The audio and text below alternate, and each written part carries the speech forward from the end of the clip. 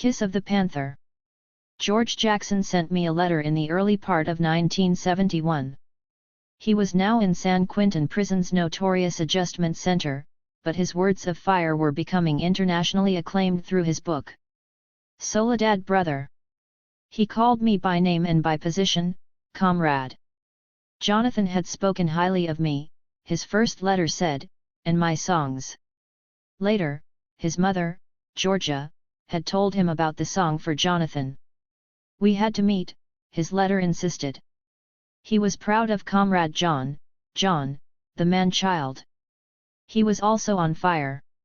George had been down since he was 18 years old, convicted of a $70 robbery. That had been over 10 years earlier, when California liberals had traded with the establishment.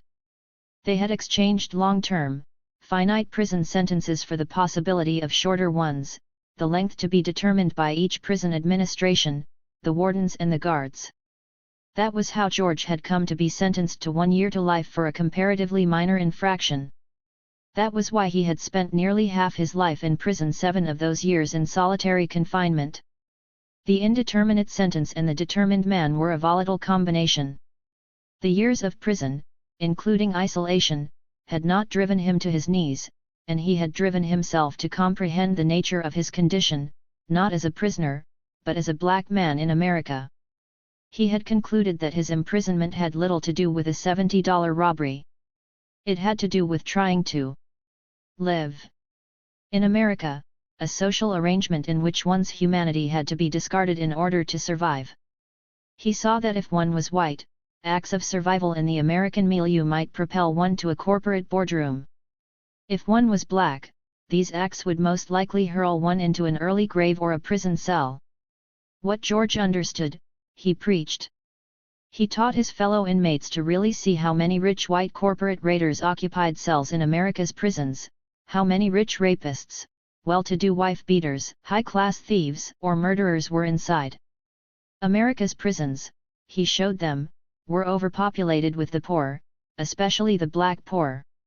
In 1971, more than 50% of the inmates in America's prisons were black, more than 5 times the population ratio of blacks. Prisoners in America, George taught, were part of a larger class that was locked in a larger prison. He exhorted others to join him in changing their condition. He organized them around demands for reform, but challenged them to see that, in the end, prisons could not be reformed. Change had to be more fundamental. Change was revolution. Not since Malcolm X had one man appealed so strongly to the hundreds of thousands of black prisoners in America. Not even Malcolm had done so from behind the walls. Not even Malcolm had issued a call for revolution. George Jackson would serve the maximum of his indeterminate sentence, it was determined. And redetermined in 1969 after a handful of black prisoners from Soledad Prison's notorious segregated unit, O Wing, had been thrown into an exercise yard with a handful of white prisoners. The predictable racial fight was settled by 4 bullets from a guard tower. 3 killed 3 of the blacks, the 4th wounded a white. 3 days later, after a legal ruling of justifiable homicide, a white guard at Soledad was beaten to death. George was charged with that murder, along with 2 other black militant prisoners, Fleta Drumgo and John Clutchett, the case of the Soledad brothers. George's was not a prisoner letter. I knew prisoner letters, I had received thousands, for the Black Panther Party was revered by black inmates in America. Our 10-point platform and program, written in 1966, specifically called for new trials for all black men held in prisons and jails. We believed blacks were, on the whole, the victims of crime, not the perpetrators of it. How could a man be said to steal to live the life that had been stolen from him, we reasoned. Blacks had been denied jobs and housing, education and health care, even a place to be buried, by de jure racism. That was grounded in the Supreme Court's dictum in the case of ex-slave Dred Scott, a black man has no rights a white man is bound to respect. Through the Black Panther Party and the writings of George Jackson, blacks in prison had come to see themselves not as criminals but as men whose potential was to form the backbone of an army to free our people. Black prisoners had begun building prison chapters of the party. They had begun pledging themselves to our struggle. The hero of all of them, the standard-bearer of that prisoner movement, was George Jackson. Breathing political fire into the hearts of thousands of angry black inmates across America, he was the dragon of Ho Chi Minh. He was the field marshal of an army still in formation. That was the title Huey had conferred on George when they were both inside the prison system. They never met, but they saw each other's photographs and communicated through mutual friends inside. Their vision of each other created a powerful bond. As I talked with Huey about George's first letter, I realized that George was, perhaps, the only man Huey really loved. There was a connection between them stronger than I could comprehend. When he spoke of George, Huey spoke of his brother, of his better self, of his ideal of a man. George Jackson was Huey's hero. Huey was not really jealous of George's letters to me, in spite of the intimacies coloring his words of fire and the secondary subtleties inside his continuing demand that I arrange to visit him. It became a funny game, though, between us, among us. Huey would have given me to George, if such a thing could be said or done. It was only a funny game, mostly between them. Gwen Fontaine had moved into the penthouse. Her lipsticks, perfumes, and leather purses filled the rooms. Huey had made the transition smoothly. On my arrival in Oakland, Huey had showed me a large bedroom in David's house where there was a new bed with new sheets purchased for me. He had taken me to the penthouse, where new furnishings and a large telescope had put his mark on the room's pre-perfumes, including the bedroom where we stayed that first night in Oakland. He spent hours that night talking to me about how really useful the penthouse could be, as both office and home. He laughed about the Bert Schneider business, about my $12,000 pussy. He talked on through most of the rest of the night about love and revolution, and about how fucking had little to do with either. And he told me about Gwen, how he had reassigned her to work as his personal secretary in his office home. It was not a job for me, he explained, as I sobbed. I was more than a secretary mistress who arranged his calendar and cooked his food and took care of his clothes and cleaned his house and fucked him any way he wanted, anytime he wanted, and who got out of his bed on demand when he brought in all the others. We were not merely man and woman, he said, we were partners, revolutionary soulmates. I came to a grudging acceptance of Gwen's presence, mostly because I came to feel a kind of admiration for her. Perhaps it was pity I felt, or maybe empathy. She did indeed do everything for Huey. She stayed up long hours with him, filling requests for exotic food or sex. She hosted the men, the rough underground men and street partners who were coming, more and more often, for 1- and 2-day nightmares, bringing Huey cocaine and cognac like myrrh. She served lunches to the legions of white intellectuals and journalists who wanted to take notes on the revolution of the dashing Huey P. Newton. She kept track of all the names, addresses, and faces of the rich and nearly rich who donated checks to the party in exchange for a few hours with Huey, including Bert Schneider, who was becoming Huey's new best friend. She served tea or champagne to the other women, the ones brought in for a night. She maintained his daily life with grace, and usually with a smile. Yes, she was stronger in a way that I never intended to be, I came to feel. It was not a job for me. My job now was editor of the Black Panther newspaper. That was how Huey actually gave me to George, to find the proper format for, and publish the poetic power of, the words of his hero. Huey had installed me in that position by simply ousting the current editor, Big Man. Besides my greater skill in the English language, my editorship gave Huey control over the party news organ. The absoluteness of my loyalty to Huey alone was clear, whereas Huey did not. Really? No Big Man? Huey did not intend to know Big Man, any more than he intended to know the majority of our comrades. He rarely saw them, leaving his penthouse less and less, never going to the party's national headquarters or other facilities. Besides, from Huey's point of view, most of them could not be trusted, the possible silent partners of the Cleaver faction. that was still struggling to disrupt the party. Though the voice of Eldridge himself was barely heard on United States shores, it was quieted by the personal dilemma his loss of party affiliation created for him with the Algerian government. Huey did not want to know the comrades.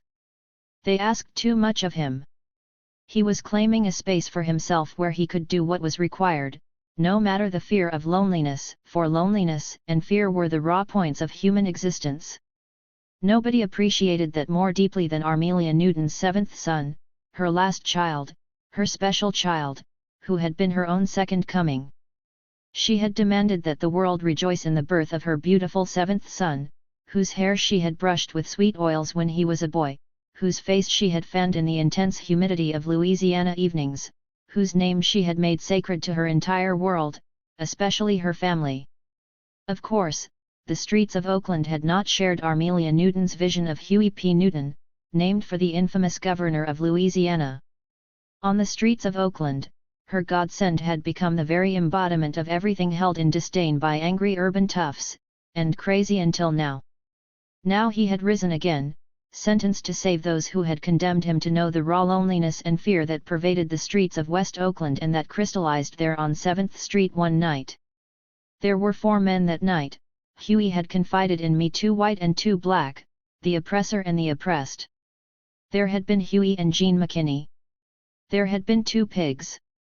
He and Jean had been driving down the liveliness of 7th Street's bars and barbecue joints and gambling dens and dance halls, seeking the best barbecue in Oakland. Like the rest of the pigs, the 2 who stopped the car that night had come to see Huey, with his high yellow arrogance that taunted them, as the personification of what they hated about black men.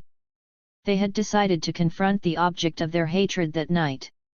The sequence of events was unclear. The results were not. The white cop had been killed by bullets from his white partner's weapon.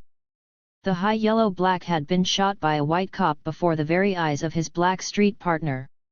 Only the 4 knew, but everybody else had a theory. The black men, the others from the streets, acclaimed Huey.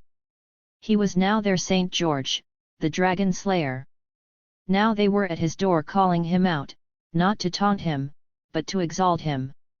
Now he played the game with them, as he always had, even inviting them to his penthouse door. There was Jean from 7th Street, and others from other streets. There was the Bishop, from San Francisco. There had been the Jackal Dog, now mysteriously dead. There was Big Booker, from the prison years. There was June Hilliard, the party's new and more violent chief of staff. David had indeed been convicted and gone to prison. There were John Seal and Big Bob from Boston, and the others who had stood in opposition to Eldridge, including Steve, the vicious new leader of the Southern California chapter's underground. As he gathered them to him more and more, he ventured out less and less. There were usually no women at Huey's penthouse stronghold unless one counted Gwen or me. Bobby Seale, conspicuously absent from the penthouse, was, I saw up close in Oakland, duplicitous. With David gone, Bobby had taken over administration of the party's newspaper. He hated my presence at the newspaper the minute Huey placed me there, though he never dared challenge Huey about it. Despite being chairman of the party, he no more dared question Huey about my editorship than he dared question why he was never asked to the penthouse. Big Man was Bobby's man. Big Man published all of Bobby's poorly worded diatribes, his pieces of puff, which Emory Douglas, Minister of Culture, then had to dress up with his graphics. Once I replaced Big Man as editor, I virtually eliminated all of Bobby's submissions. I had insisted that Joan Kelly, working in the Bay Area, be reassigned to work with me on the newspaper staff. I needed a literate friend there. In the beginning, Joan and I had had to spend nearly 2 solid days each week trying to rework Bobby's hopeless prose. Finally, tiring of trying to make something out of nothing, I stopped printing most of what Bobby sent for publication. Bobby was boiling somewhat understandably, though he never confronted me directly about any article. He decided to confront the issue from the rear, under cover of his title. I appealed to Huey. He's an idiot, I insisted to Huey on a visit to the penthouse. He's driving me crazy with his stupid orders. Every week he changes the deadline, and then, of course, he and big man fuck with me to make sure the paper's late. He's the chairman. Huey smiled sardonically, walking back and forth along the walls of windows that led to the balconies 25 stories high. He was sipping cognac, shirtless. We have to let the chairman be the chairman, he chortled with a sarcasm that I did not think was funny. Look, you're smart, you can get around Bobby. But definitely don't give him any pussy. He laughed. I grimaced. All right. Just remind Bobby I put you there to do the job, and to let you do it. But the problem with you is, he continued, still chuckling, that you don't appreciate history. I mean, Bobby started with me. You should have seen him in Sacramento. You know I didn't go. I sent Bobby. I wrote a little statement for the press and sent Bobby and the other brothers, half of whom were just our partners from the street. And Bobby was fantastic. He did the thing right. Showed up at the legislature with his black leather and beret, a cool cigarette hanging out of his mouth and his .45 strapped on, and read our statement beautifully. It was true that Bobby Seale had been working hard for the party a long time, and long before the time I even knew I was black. He had been in the leadership of the party through the hard years and had never wavered, not in a courtroom in Chicago nor in a cell in Connecticut. You're right, Huey. And I'm sorry. But what can I do about? And Bobby stayed true to me and the party. Just look at Eldridge if you want a reference point. I looked down. Okay. Now that you see my point, go on back and try to work with Bobby, he said seriously. Then he laughed at me. But we really can't have Bobby actually running the paper. I put you there to do it. I rolled my eyes at him, and he laughed again. Then he spoke softly. Anyway, I promised George you would make sure no one would tamper with his articles. I suffered Bobby a few weeks more. Joan and I stayed up longer, taking 20, then 40 milligrams of Ritalin a day to work against time, to edit and rewrite, to step around Bobby and Big Man. What sleep we stole was in the wooden chairs in our second-floor office at National Headquarters. I saw very little of my child, who was living in one of the houses in which we collectively cared for the party's children. I was tired all the time, even with the Ritalin.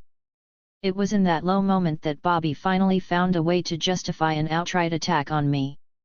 The newspaper had to be ready for the press precisely at 12 noon on Wednesdays, Bobby suddenly ordered. After that, Bobby, accompanied by a few security people, began showing up on Wednesday mornings with last-minute articles. Bobby would waste time looking at Emery's layouts and criticizing everything. He would demand that an article be pulled, leaving a big hole. Then he would add insult to injury by standing over us at the layout tables until we finished, threatening discipline for failure to get the paper out on time. One morning, we were an hour late. Bobby began screaming at me. It would cost the party money, he complained to everyone he had brought with him. Too much time had been spent editing, he shouted, looking at me. I was the editor, and I was responsible, and I was subject to discipline for that.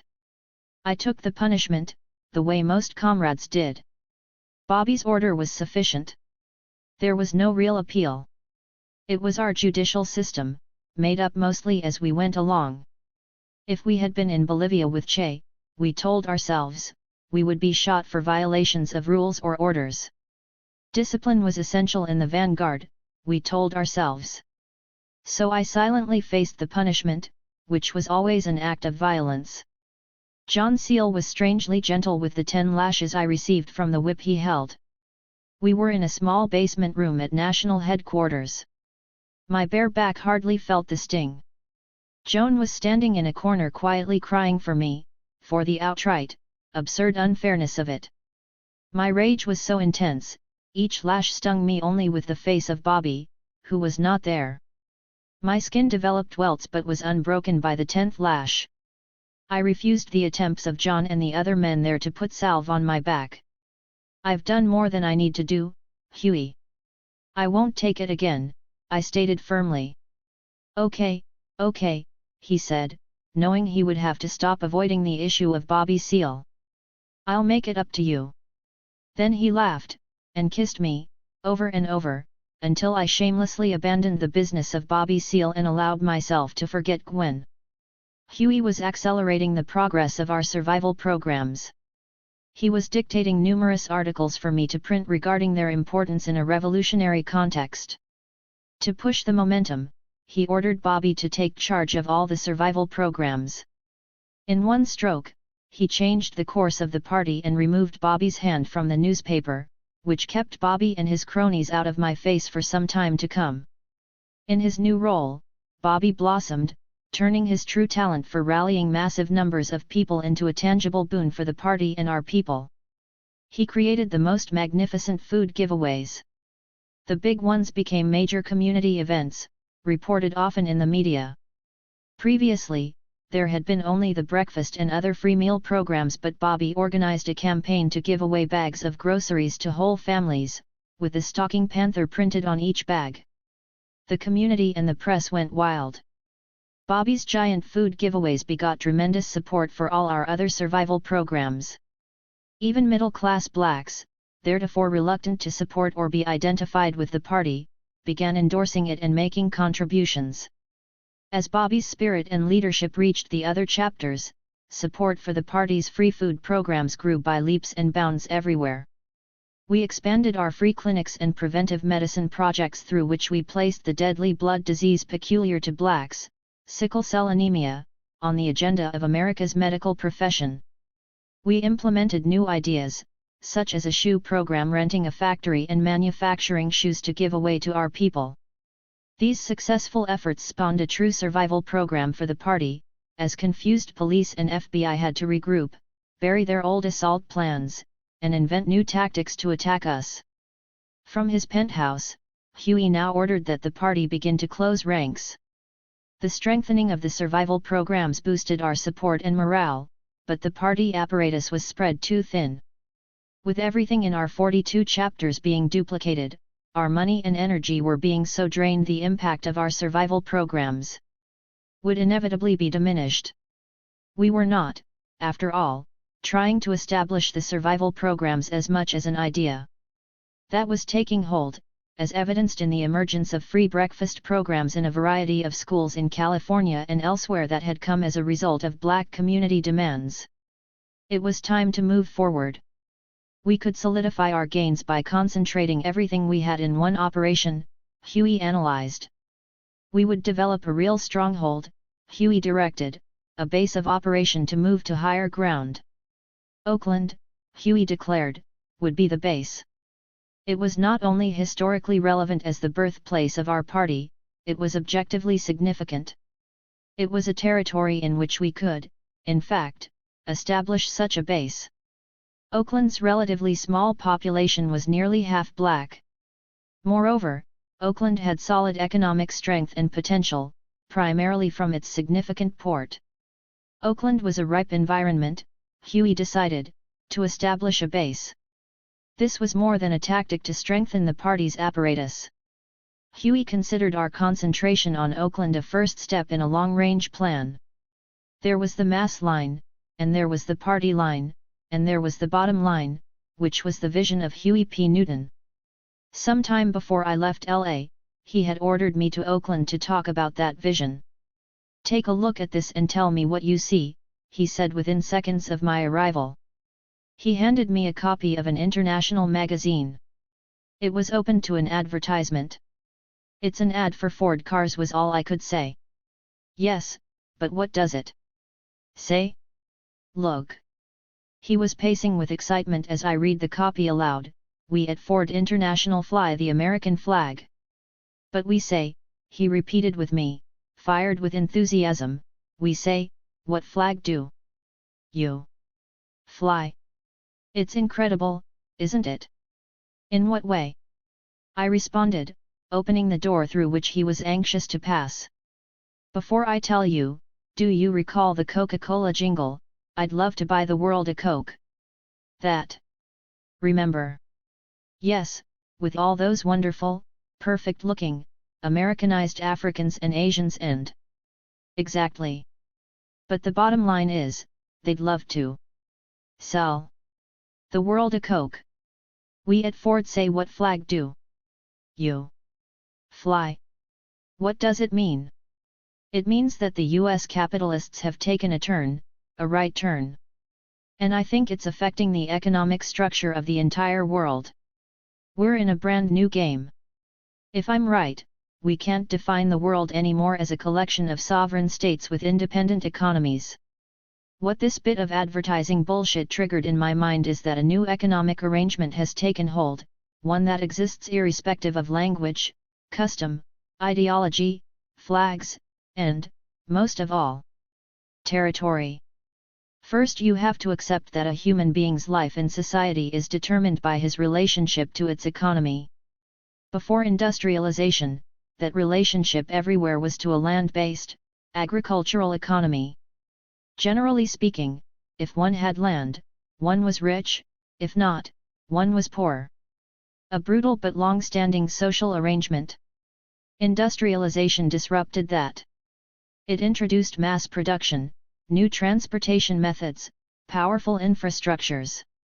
It transformed the structure of society because it spurred the rise of capitalism, which killed the feudal landlord by opening the doors of wealth to a new class, the bourgeoisie. Wealth came to be determined not by landholding but by industrial-based profit. Most of the people in the countries that became industrialized, however, only left oppression in the field for oppression in the factory. Of course, none of that meant anything to people in the non-industrialized countries. This shift was completed by the end of the last century. But I think the change was only quantitative. Because the social structures under both feudalism and capitalism were rooted in national economies. Now I think a shift has occurred that is more profound than the transformation from feudalism to capitalism, a qualitative shift. Modern technology has introduced a global economic structure that has wiped out capitalism. We've always accepted the Marxist analysis that our oppression was grounded in the rise of capitalism. For blacks here, of course, going from the post-Civil War fields to the industrial centers didn't put many of us into the industrial proletariat. Racism precluded that. But that's our class relationship in the US, and defines our present, post-agrarian enslavement. So we concluded that socialist revolution was the road to our freedom. I don't believe that means anything anymore, if a global economic arrangement has succeeded in overwhelming capitalism. After the Russians sent up Sputnik, the US poured every dollar it had into technological exploration in space and other military adventures, notably by diverting billions of dollars from resolving the internal social ills US capitalism had created. The government and the capitalists built what Eisenhower called the military-industrial complex. As US technology mushroomed, and the US became, in fact, the most militarily powerful country in the world. The US capitalists found their production capacity becoming manifold and unlimited. Up until then, they had followed the line of the other imperialist nations. To increase profits, they had to rip off raw materials and free or cheap labor from the darker continents. But the technological advances reduced the need for both labor and raw materials. The problem is, you can't sell shit if you don't have people with salaries to buy it. If they can produce more than the US market can bear, they've reached the limits of profitability. They need to develop new marketplaces. The American way of life, capitalism, is no longer threatened by communism. Soviet inroads into the undeveloped Third World are irrelevant. The US capitalists are threatened by a limitation of marketplaces.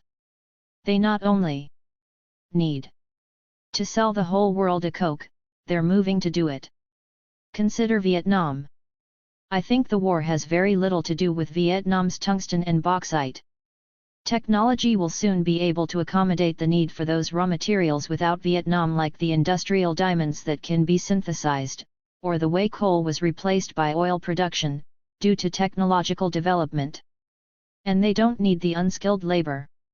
They need the marketplace.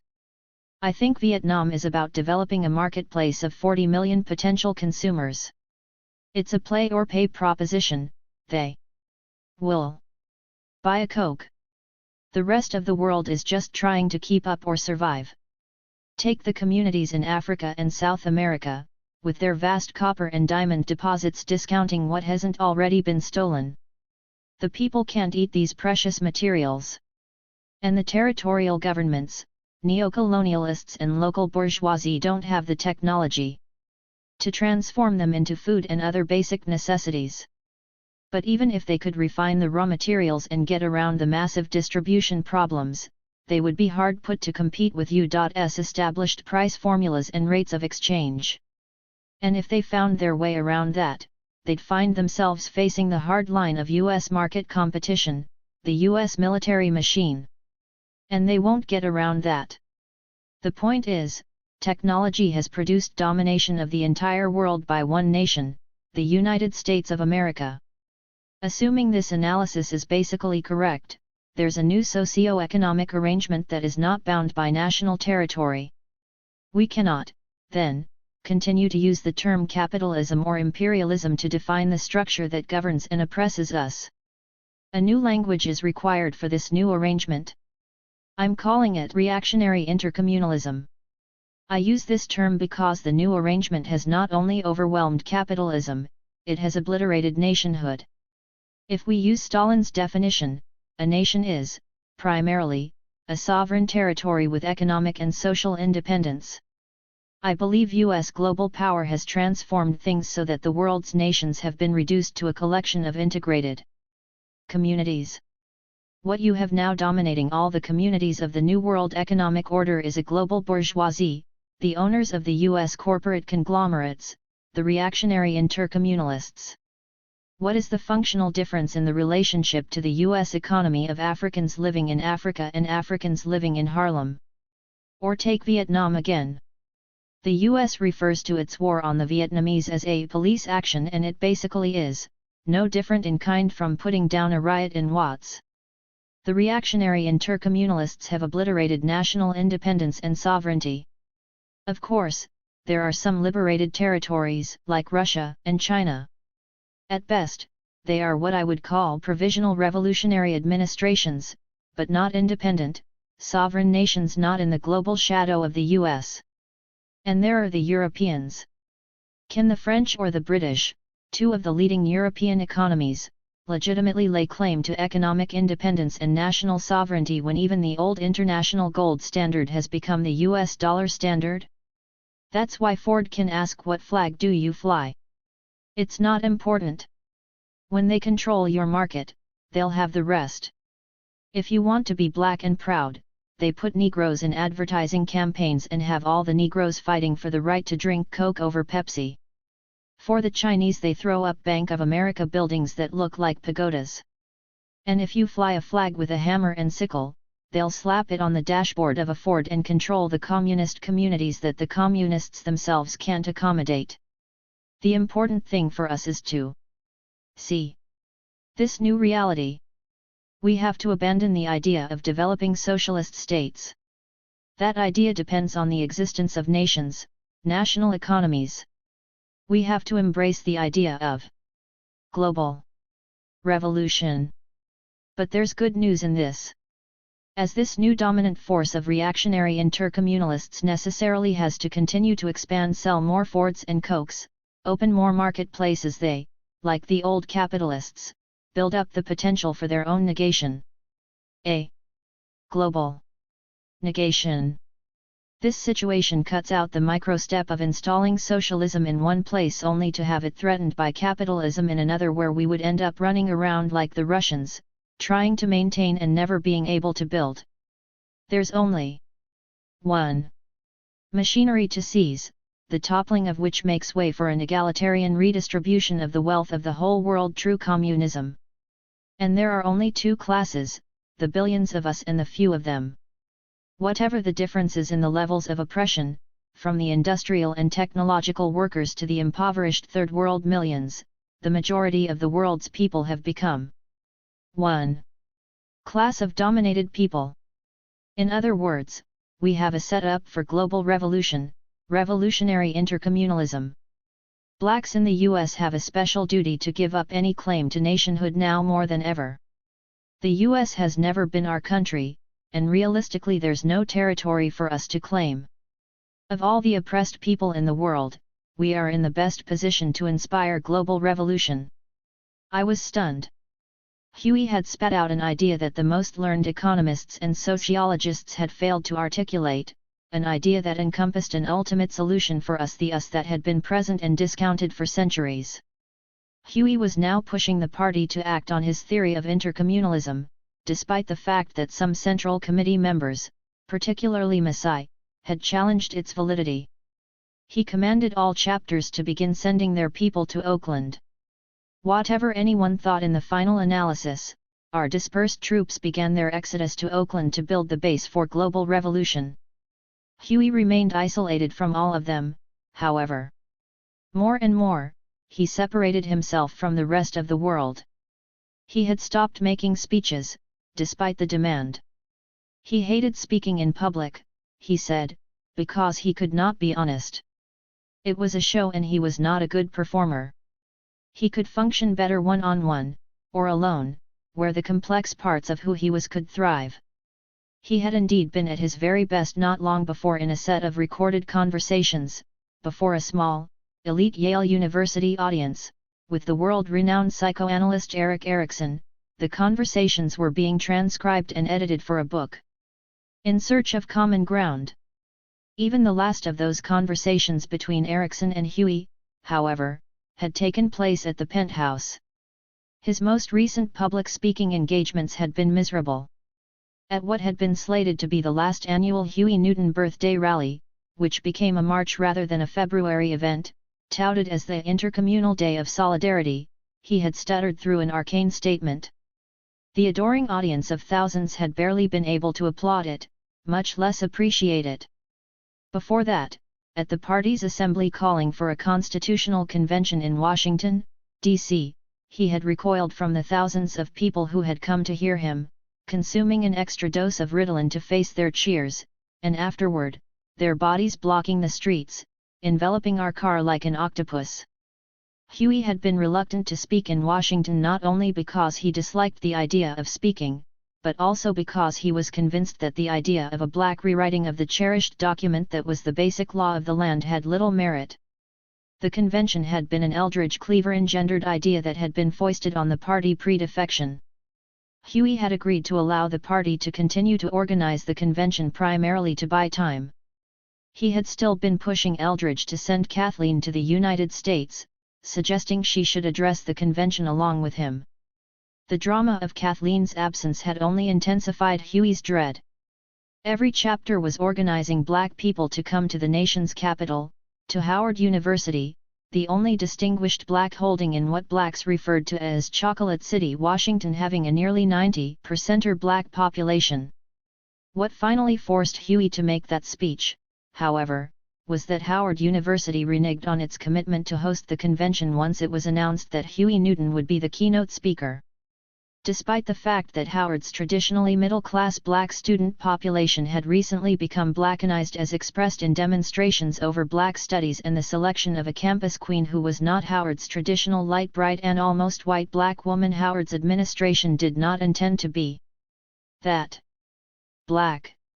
Having Huey Newton bring his Black Panther message to its distinguished grounds was out of the question. Before Huey reached the point of going to Washington and tearing down Howard's administration buildings and administration members, I advanced an appeasement. It had come to me, as ideas do, out of the necessity of the moment, and also out of an echo of the past. It appealed to Huey's fondness for linking past harm with action for the future. It had to do, first, with the fact that my father's father, Emmett Scott, had been a major financial contributor to Howard University. Secondly, as my mother had reported to me a year or so before, my father, Horace Scott, had died. I had long stopped contemplating my contempt for him and my teenage promise to spit on his grave when he died. When I learned of his death, I only felt sad. When Howard's administration closed its doors to Huey, it occurred to me to pull my father's dead hand from the grave to do something positive, something that would allow me to seize a piece of my lost heritage. Huey loved that. I called the office of Howard's president. After suffering some bureaucratic shucking and jiving, I was finally allowed to speak with the president of America's largest black institution of higher learning. My opening question as to whether he knew the name Dr. Emmett J. Scott was met with a warm Negro yes, ma'am response. Indeed, Dr. Scott's contribution to Howard was memorialized in some statuary on campus, he said. In that case, as his granddaughter, I was requesting, on behalf of our family, that the university change its hard-ass position on hosting the convention. His intellectualized circumvention of my personal family request was cut short by my hanging up the telephone. I was now on the case, though, the case of doing something for Huey, for the party, and for making my father do right in death. My mother advised me that there was one living sibling of my father, his sister Evelyn, who was married to a well-known Chicago attorney, Aaron Payne.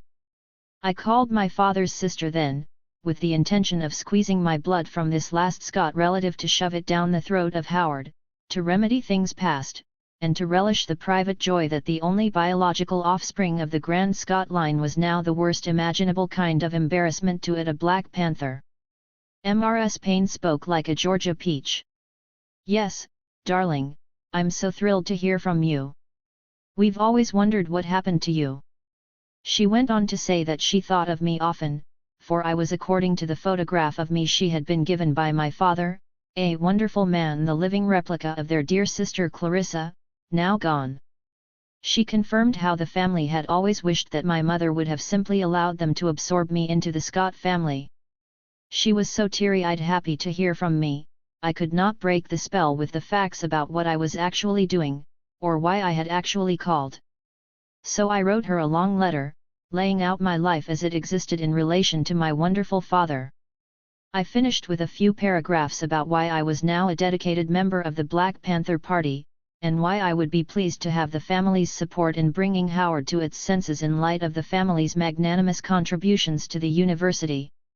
As Howard remained unyielding, I called Mrs. Aaron Payne a week or so later. Her husband answered the telephone and immediately advised me never to call or make contact with his wife or their house again. His wife had nearly fainted upon reading my ugly words about her brother and the unmentionable work I was presently doing. How could I dare seek to involve her in such ugly business? My weak attempt to insist on speaking directly to my aunt was thwarted with an absolute refusal, and a final warning that, as she was his wife, and it was her family, and therefore his, I was messing with, he would see me in hell before he would allow me to connect myself to them again. The telephone connection was abruptly severed. Huey had to put his arms around me again, as I cried to him about it, hurt by what seemed the final rejection of my father, even from the grave, stunned by the frustration of being unable to accomplish what I had set out to do, disgraced by how weak and needing I was. Then Huey made me laugh, telling me how another location for the convention had been found after he personally advised the Washington, D.C., chapter leadership that they had better take care of the matter immediately. Then he told me one of his insights, one of the poems he wrote in the moment of realization, not a poem but an insight which would introduce his second book. Revolutionary Suicide. By having no family, I inherited the family of humanity. By having no possessions, I have possessed all. By rejecting the love of one, I received the love of all. By surrendering my life to the revolution, I found eternal life. That was the full expression of Huey Newton, which, while it bound me to him, was not a rousing idea for a public speech in Washington, D.C. or anywhere else. Most people did not want to experience ideas at Huey's level of truth. And he had neither the patience nor the ability to dress up those ideas for public consumption. If he continued trying to place them in a big arena, people would, he predicted, ultimately come to hate him and worse, the ideas. Most people preferred fantasy truths and fantasy heroes, and he hated the former and refused to be the latter. That was why Washington became one of his last major speeches, and why he now, less than a year after his release from prison, virtually locked himself inside his prison penthouse. Now he held the party reins alone from the 25th floor, and sent out his orders and directives. He virtually stopped convening central committee meetings, where ego-haggling over minor issues generally resulted in indecisiveness.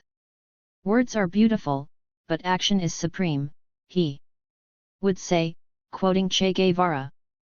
If he had an idea, he would spend days, weeks, struggling with it, usually alone, and then make a decision to act. A visit to the penthouse had become an awesome experience. It was where truth was both explored and extracted, the house of redemption or damnation. When the men with cocaine came, Huey laughed with them and snorted with them, for as long as they could stand it. When the intellectuals came, he wound them up with hours of debate. When the women came, he addressed their loneliness and his. When the rich came, he gave them absolution in return for their contributions to the party. When the few party members came, he offered enlightenment, sometimes with the back of his hand, or worse. I became generally indifferent to the penthouse comings and goings. Huey had finally built the world in which he needed to function, and I was happy for that. I worked hard to produce the newspaper, had my own visits with Huey, stayed clear of Bobby Seale still busy with his survival programs, and stayed on the spot of higher ground that Huey had reserved for me. There were more people at the penthouse the night of Huey's meeting with Farrakhan than I had ever seen, however. There were quite a few Panthers, about 10 men, all armed, and, of course, Gwen. It was 2 a.m., and the 25th floor's open windows were making all of us, except Huey, shiver. Perhaps it was the nature of the meeting Huey was about to have, I thought as we waited for the arrival of the bastard heir to Malcolm X, the Nation of Islam's Louis Farrakhan. Farrakhan had been Elijah Muhammad's anointed replacement for Malcolm after Malcolm's defection had rocked the world of the black Muslims, after Malcolm's assassination had been reputedly carried out by members of the nation. Farrakhan had also been, strangely, I thought in retrospect, one of Malcolm's bodyguards. Louis Farrakhan, who had grown up in Boston as Gene Walcott, was a handsome man by any standard, glib of tongue, fearless in rhetoric, arrogant in style. He had built his reputation within and without the nation on his denunciation of Malcolm X. Farrakhan would have a posthumous reputation for maligning the Black Panther Party, Huey had said, organizing this middle-of-the-night meeting at the penthouse. Farrakhan had been running around the Northern California Bay Area, where our base was being built, incorporating foul little formulations subtly denigrating the party into his speeches. He was a speaker who generally drew relatively large audiences, not entirely Muslim. To denounce the party, even subtly, was a travesty worthy of harsh punishment. To do so in our base territory was a gauntlet thrown down. "My brothers and sisters," Farrakhan had been saying, "we in the nation say that a man is what he eats." Now, some people, on one hand, denounce others as pigs, while, on the other hand, they themselves eat the pig. We say that if a man eats the pig, he must be the pig. Farrakhan arrived with about 20 members of the FOI, the Black Muslims' infamous security force, the fruit of Islam.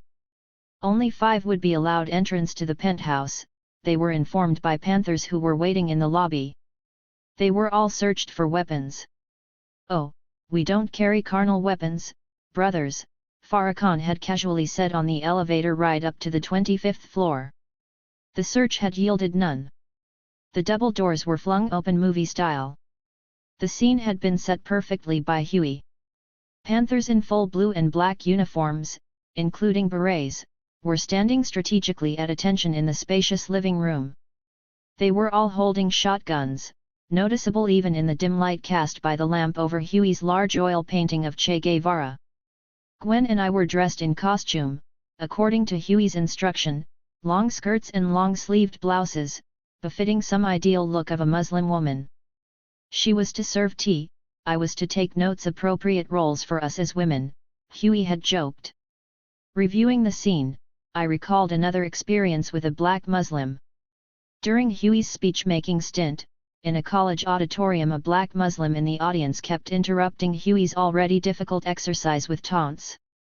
He said something to the effect that the party was not providing a proper image for the black man and needed to embrace Allah. Huey had ignored the man for his entire speech, but 2 seconds after he had finished, he had jumped off the stage and walked through the audience to confront the man directly. "Is Allah your God?" he asked the Muslim, inches away from his face. The audience was stunned into immobility. "That right, brother. Well, man is my God and I hope your God will save your ass from the wrath of my God." Within a breath, Huey was all over the Muslim, pummeling him up and down the auditorium aisle. Huey showed Farrakhan to a chair at one end of his massive, highly polished, ebony dining table. He sat at the opposite end. Interestingly, Huey and Farrakhan looked to me like mirror images of each other. The striking handsomeness of their faces seemed to say as much about each man as his reputation. Gwen poured tea from an elegant pot, taking great care to serve each of Farrakhan's 5 lieutenants seated along one side of the table. She then poured for each of the party members seated on the opposite side, including John Seale and June Hilliard. The movie began as I took pen and notebook in hand to approximate my role, sitting slightly behind and to the right of Huey. "My brother," Huey began, with diplomatic formality, "I appreciate the time you've taken to meet with us." "The Imperial us," I noted, eyes appropriately downcast. "We welcome the opportunity to speak with our good brother in struggle," Farrakhan responded. "We in the Black Panther Party have always appreciated the teachings of the Honorable Elijah Muhammad," Huey went on without batting an eyelash. I swallowed very hard, wondering how Huey could open his mouth to make such a claim. It was true that the party's 10-point platform and program had been shaped by the nation's doctrine, as printed on the back of every issue of Muhammad Speaks. However, notwithstanding Huey's own atheistic opinions about all religions, the party had always aligned itself specifically with Malcolm X, a proclaimed enemy of the nation, before and since his assassination 6 years before. "At the same time, my brother," Huey added, before Farrakhan could turn a smiling response into a verbal pat on the head, "we identify completely with the principles taught by Minister Malcolm X." That was when I thought the FOI seated at the table would jump up and initiate the inevitable battle. "Indeed," he continued, adding insult to injury, "that was why I personally took charge of Sister Betty Shabazz's security when she came to speak here in the Bay Area some time ago after Malcolm's murder." Nobody alive and black did not know about that time when Huey and other Panthers carrying shotguns had marched up to the airplane in the San Francisco airport to escort Malcolm's widow. Out of the corner of my eye, I saw a shotgun jump when he said that. The dangerous FOI at the table sat up dangerous men, it was said, not merely because they were purportedly martial arts experts, but because they were true believers, men pledged to be ready at any time to meet Allah in paradise for their beliefs. And I knew Huey was prepared to send them there that night. "Yes, Brother Malcolm was an interesting man, though misguided," Farrakhan responded, his eyes motioning away the potential of his men's angry response. "He lost faith, though, and—" "Yes, well anyway excuse me, my brother," Huey interrupted, "but I actually did not ask you here to speak about the dead past. I wanted to talk with you about a little thing you've been saying recently which has given me great concern, my brother." There was a barely detectable bit of sarcasm. "Speak on it, brother," Farrakhan said, leaning forward with clasped hands under his chin, an emperor listening to the plea of his subject. "First, I want to be sure I have understood you correctly. I believe you say that a man is what he eats, is that correct, my brother?" "That is what we say, brother. You have also said that if a man eats the pig, he must be the pig. Is that also correct, brother?" His tone was very confrontational. "Ah," Farrakhan said, understanding. "Yes, that is so. You see, we in the nation believe the pig is a dirty animal, and to eat any part of it is a sin against Allah." "I understand, my brother. I accept what you say, and I appreciate your saying it. I have, however, another question." "Speak, brother. Are you a man?" Huey threw back his head in anticipation of triumph. Everyone looked puzzled, including Farrakhan. Why, of course, Farrakhan said, leaning back in the expensive ebony chair at the head of Huey's table. Is that your question, brother? He added, given Huey's silent contemplation of his answer. Yes. Well, not quite. Here is my question: if a man is what he eats and you are a man, what part of the man do you eat? With that, Huey dramatically slid to the edge of his chair, leaning forward to look directly into Farrakhan's eyes, waiting for an answer. The shotguns no longer looked sufficient to me. The FOI left behind were surely climbing the sides of the building by now, secreting themselves in the dark corners of the balconies. Having heard everything on small electronic devices, I wildly imagined, that had not been detected when their brothers were searched. I could see the morning newspaper reports of the carnage created by men who did not carry carnal weapons. The pause between Huey's last word and Farrakhan's resumption of breathing ended. Farrakhan fell back in his chair, threw back his head, and laughed heartily, genuinely thankfully. That's a good one, brother, Farrakhan said, still laughing. You got me there. I understand you completely, my brother. And I assure you, we'll be more careful in our references. It was not an outright apology, but it sufficed. Huey talked pleasantly with Farrakhan for the next hour or so, the open penthouse windows cooling the heat that lingered. The brothers were prouder of their hero than ever, as the story circulated later, somewhat exaggerated, as stories become, passed among men like a joint or a new pistol or a new woman.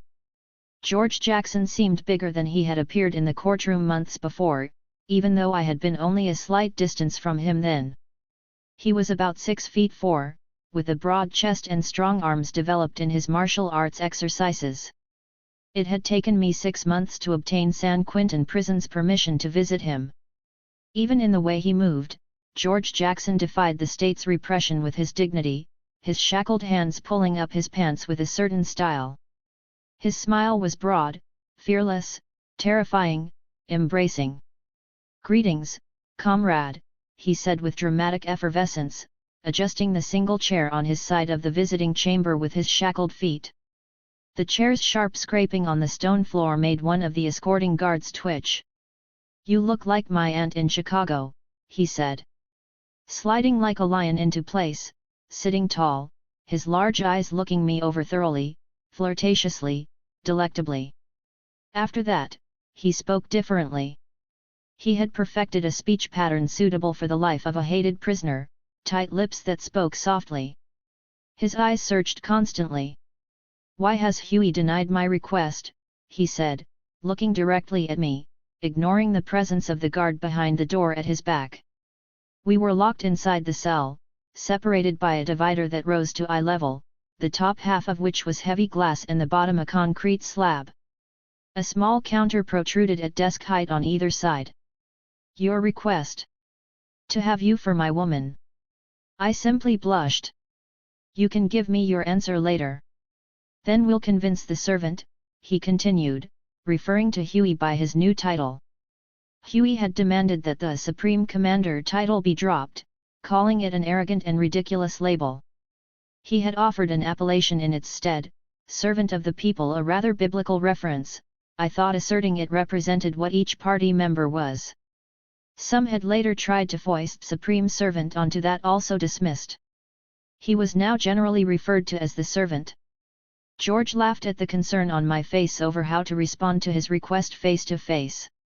I had played the game in letters all along, and in lavish fantasies. Now I had to adjust words and fantasy to the reality of this incredibly big man who was looking at me, whom Huey, the man I loved more than any man, loved more than any man. There was 1 hour to make some kind of adjustment. "Do you know Angela?" he asked, in a tone the meaning of which I could not interpret. Yes and no. When Bunchy was alive, she was in the party, in L.A. She was driven away by the stupidity of niggers. They attacked her because she was too light-skinned and too well-educated, which they translated as too bourgeois. Deacon Alexander, Franklin's brother, head of the Communist Party's Little Dubois clubs operating out of L.A., stole her away with a few acts of kindness. Then the CP used her for everything she was worth, exploiting every line she was getting in the press in connection with her fight with UCLA. I haven't seen Angela since then. John thought she was wonderful, he said. He and Angela communicated, he went on. They wrote letters from prison to prison. Angela had been in jail for months by then, charged with conspiring with Jonathan, by allegedly supplying the guns he used that August 7th. She could not get bail. She was as wonderful as John had said. I'm just trying to convince her to leave the CP. She needs $10,000 to do that. It's a ransom. Ask the servant if we'll pay. I did not have the courage to ask more about this exotic business. My second visit, a week later, on August 19th, seemed shorter than 1 hour. I would see him before the next week's visit, I reminded him before leaving. He had a pre-trial hearing set for the following Monday, August 23rd. As I rose to leave, he looked at me conspiratorially with his broad smile. Wear something next time so I can see your breasts. I want to remember them in my cell. I responded with a smile and left the visiting cell. But I cried as I walked past each of the 2 San Quintin metal detectors, and all along the winding roads to the parking lot, and driving away from the Romanesque prison, which looked like a castle as it disappeared in the rearview mirror of my car. It was such a painfully pathetic request from such an extraordinarily strong man. I rushed to the closet in the national headquarters where my clothes were now kept to see what was there. It was pointless, of course. 2 days later George was assassinated. It was on August 21, 1971, nearly 1 year to the day from the date of Jonathan's death. Joan and I had been laughingly trying to create a newspaper article out of a submission from one of our comrades. It was a typically banal piece purporting to expose police brutality, perfect fare for the stockpile of cynicisms we had developed about the black misery stories we received. The early afternoon sun filled our workroom, crowded with 2 desks, stacks of papers and a useless file cabinet. Dust particles were flickering in the sunlight as we tried to locate sense in the rhetoric. When we were halted by the voice on the small radio as it spat out the first news bulletin. There was a riot in progress at San Quintin, it said. It was centered in the adjustment center wing of the prison. George was surely in the heart of it. He was the center of everything they did. I was imagining George knocking down the enforcers of the petty bureaucrats with his self-trained hands and feet, as he had in a courtroom in San Francisco, and at Soledad and before. They always came for him, to control him, 8 and 10 at a time, rooting him out of his cell under some pretext. It happened all the time. It was simply another attack on George, who would demonstrate that the spirit of a man is greater than the suppression of his body, even by 10 men. The radio did not report how a marksman's bullets pierced the brain of George Jackson. It reported that shots had been fired. Shots had been fired at Soledad, and had killed 3 black inmates, but not George. He had survived that. The first shot from San Quintin's rifles hit George in his foot, causing him to stumble and fall. The second bullet, the deadly one, came minutes later, after he was felled. It pierced the top of his head, ripping through skull bone and brain tissue and brilliance. Huey and I sat in his bed in the penthouse. We sat there for nearly 2 days, teenagers at a pajama party talking about our friend George. Huey had been at a bar with some of the men when I reached him. He had dropped the telephone the minute he heard the horrible words and immediately picked a fight with some fellow chosen randomly. He had broken his arm smashing the man's head into a table in the bar. His arm was in a cast now, the other lifted a glass of cognac. We laughingly played the game for the final time, arguing over whether I would have given George some. We tried to imagine why George thought $10,000 would somehow free Angela of the CP, and why he wanted to do it. We tried to figure out what had really happened that afternoon.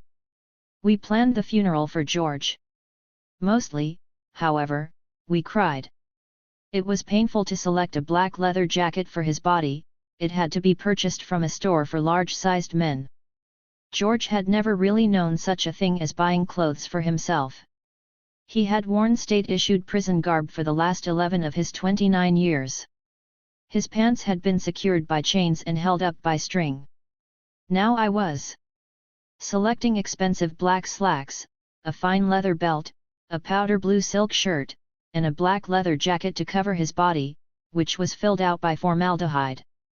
Nothing was more painful than accompanying Mrs. Jackson to the mortuary to see the body of her first son, the second to die in 1 year. Where had the bullets entered his body, she wanted to know, and wanted to see, her hands wringing, her sleepless eyes wild. Were there more than 2 bullets? She asked over and over. She wanted to touch the body of her boy, which they had refused to release to her for 2 days, driving rage forever into her blood. She wanted to take pictures of her child's body, to prove something, to write something. I had asked Steve Shames, a photographer who did a great deal of work for the party, to meet us at the mortuary, had taken 2 Librium and driven her there. Fortunately, even the mortician was against her seeing the body of her only remaining son. He told her the scalp had been pulled back already. The body was in no state to view. She finally agreed to let Steve work alone, demanding he take pictures of everything. I let the Librium take charge of me. Father Neil allowed us to bring shotguns into his West Oakland church. They were for the honor guard. All the hundreds and hundreds of Panthers, including Huey, for the first time since I had known him, wore the full Panther uniform. 10,000 came to the funeral of George Jackson. I sang for George as I had for all the others, and Huey delivered the strongest speech I had ever heard him make. His lips were tight as he stood like a stone statue and eulogized George. He pledged his life to George's memory and swore that the pigs would never defeat us. The oppressor is very strong and, he might beat us to our very knees, he might crush us to the ground, but it will be physically impossible for the oppressor to go on. At some point his legs will get tired, and when his legs get tired, then George Jackson and the people will tear his kneecaps off. 1 month later, several hundred brothers at Attica State Prison in New York tried to resurrect George as I considered it, as I wrote about it in numerous articles for our newspaper. Like thousands of others, the prisoners at Attica had read George's book, or read about his book, or been touched by his words of fire. Black prisoners throughout California and the country had made protests of varying kinds over George's assassination. The prisoners at Attica, blacks and Puerto Ricans and a few whites, did that, and then took over Attica. They seized control of the prison to extract a variety of demands, the kinds of demands for better prison conditions around which George had organized California prisoners. Huey sent Bobby to Attica on the first available flight, to be part of the prisoners' negotiating team, as their leadership had requested. The prisoners had organized themselves into a ragtag army and demanded that the state deal with them as men. We held our breath. Nelson Rockefeller, governor of New York, ended the 4-day protest by ordering death and destruction. Nearly 40 men, including 10 guards held as hostages, all unarmed, were murdered by the Army of New York State Police under Rockefeller's command. Nearly 90 others were wounded by the hundreds of bullets Rockefeller had rained on unarmed men. Not much later, George's second and last book was published. Blood in My Eye. 14. Sanctuary. There was something pleasantly civil in the Conservative Order of Ottawa. Had the Chinese government not recently opened its first embassy in the Western world there, I would not have been in Ottawa. Huey had suddenly ordered me to arrange a trip to China for him and me. At the last minute he told me that his bodyguard, Robert Bay, would be accompanying us, which I considered an intrusion. For Huey, the trip to China was a road out of the penthouse. It was an attempt to grasp life, a last chance for fulfillment, for heroes, it seemed, were headed too quickly toward death. There had been death at San Quentin less than 2 months before, death at Attica weeks before. It was autumn. Winter would come soon enough. The Chinese ambassador offered me a cigarette, as we sat down after exchanging formal greetings. He had been in China's diplomatic corps for some time, and had been the chief negotiator on behalf of the Koreans at Panmunjom. He poured 2 large cups of black tea for us. You have been to China before, he affirmed, rather than asked, through his interpreter. A secretary was poised to take notes. Yes, Comrade Ambassador. It was little more than a year ago. He poured more tea as the secretary wrote me a small note, which said that their embassy was under U.S. electronic surveillance. Therefore, we would not specify dates or routes regarding Huey's trip to China. We would like Comrade Newton to be our guest, said the next note. We were verbally discussing the ballet. Did you bring your passports? Said the following note. I presented the 3 passports as I praised China's leadership in elevating the role of women in political and military affairs. They could not hide their confusion. Our communication with them had indicated we were seeking permission for only Huey, leader of the Black Panther Party. The title given to them was Minister of Defense, and me, editor of the party's news organ, to visit China. Now that they were offering to make us their guests, we were adding a third person. I wondered if my face indicated my half-hearted attitude about that addition. When the ambassador rose from his chair in the richly decorated sitting room to indicate our discussion had ended, he advised me I would be contacted very soon. That was all. I indicated, gently, that I was hoping to spend only 2 or 3 more days in Ottawa, as we were planning to leave immediately. Nixon has announced he's going to China. He's issued some kind of fucked up statement about opening up avenues of diplomacy, meaning trade, of course. I have to get there before Nixon. Huey was excitedly exclaiming into the telephone. When are we leaving? He was a child. We have to wait a few more days, I said, with the hope that it was true. Huey called me 3 or 4 times a day over the next several days. When the call finally came, I went to the embassy again. An envelope was handed to me. Inside were our passports and visa papers along with 3 tickets to Hong Kong. There were also instructions on where in Hong Kong we were to obtain the tickets for Beijing. We were to leave in the next 48 hours. I scrambled to call Huey. Gwen informed me that he and Robert were already on their way to Ottawa. The airline reservations clerk was swearing she could not find a third first-class seat for our flight to Hong Kong. Huey had decided to upgrade the tickets the Chinese had given us. I felt Robert should sit in the coach section anyway, but I said nothing. The rage was building up in Huey. I knew that rage well as I knew the love and the brilliance. Huey was now pacing the area in front of the counter. I implored the clerk to review her records one more time. Perhaps she understood my eyes or his. She finally found another cancellation for first class. She obligingly moved 3 single seats around so that we could sit together. Huey's satisfaction lasted seconds. A well-dressed white man anxiously rushed to the check-in counter right after we received our upgraded boarding passes. The same clerk sold the man a first-class seat on the same flight. He did not seem to have a reservation. You know why he's getting a seat in first class with no problem? Huey virtually shouted. They had to change plans when we did. He's a pig. He's the FBI. Yeah, servant, he looks like FBI, Robert uttered, in what I felt was his simpleton voice. He better not get on this flight, Huey shouted at the desk, turning to walk very fast toward the first-class boarding lounge. Robert and I hurried after him. Even if he is the FBI, Huey, I whispered to him as we were escorted on board, what can he do? You do not understand anything, he chided, dismissing me. The clerk and fate were unkind. Huey sat down in his window seat.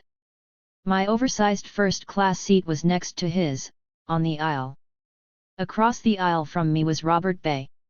Seated next to Robert, at the window, was the FBI agent. Now, perhaps, you understand, Huey said to me, looking out the window as we took off. They follow me everywhere. Not you. Me. He was, of course, right about his being followed, about the FBI surveillance to which he, more than any of us, was always subjected. It even occurred to me for a fleeting second that he was probably right about the passenger in question. But the man in the window seat was rendered harmless by the situation. The only harm that we could experience in the next 18 hours would come if Huey acted on his rage. I was really becoming annoyed with him, for perhaps the first time. "I know they follow you, Huey," I said softly, "but there's nothing we can do now but try to relax on this trip." "Relax? With a pig in my face? Go to the pilot and tell him to have that pig seated somewhere else. Out of my sight." He was actually waiting for me to move. "Huey, please. Let's just have a drink and try to ignore him. He can't hurt you here." I was thinking I could work verbal magic, thinking I could strike a bargain with fate. "You don't think he's a pig, that's the problem. You're not with me. You know, of course, that that's not true, Huey. Please." The conversation continued for a while, as the airplane reached cruising altitude and bottles of fine wine were opened. "You know, if you think he's so harmless, why don't you sit with him?" Huey finally said to me. "That's probably what you want anyway. In fact, I want you to sit with him. I don't want you near me." He leaned over me to look at Robert. "They. Get up. Sit here. Let her sit with her pig friend. Get up," he ordered me. I could not distinguish between fear and sorrow. Huey had never been angry with me before. We had all those hours ahead and 2 weeks in China. I was not afraid of Huey in the conventional sense, not like the others in the real sense. Secure in my other world, where Huey's fists were arms and his rage was love, I had looked away from the others. I was afraid of Huey. I was afraid of falling from grace. I was afraid of being dismissed by him into a void. Life beyond Huey and his party would not be life. Life beyond Huey was a nothing little nigger girl. I would have ridden into hell with him to avoid the abyss. His misplaced hostility would subside, I told myself, and I would be welcomed home. I had become, after all, the most important woman in the party. I was indeed the second most important person in the party, given David's imprisonment. Eldridge was a bad memory, Bobby was irrelevant. There was no one else. That alone had allowed me to accept Gwen and Bobby Seale and cocaine. That alone had closed my eyes to the rot Huey had brought down on the others since his emergence from prison. I saw only the man who had greeted me at the airport, the man who created survival programs and intercommunalism. I refused to see the man who extracted heavy prices for minor frailties and infractions. I did not acknowledge his more and more frequent orders to violently discipline comrades and others, or the discipline he personally inflicted. I had not even looked at the way he had brutally put down the Eldridge faction. I was happy that he had driven the hard men to their knees, for his intuitive ability to develop ideas for change for the better, would have been otherwise crushed for all time. It was by its own desire that the Central Committee had become a euphemism, a body of men with titles but no power. If there were no more Central Committee decisions, it was because they had begged Huey to lead them, guide them, take charge of their party and their lives, the way men always do with their gods.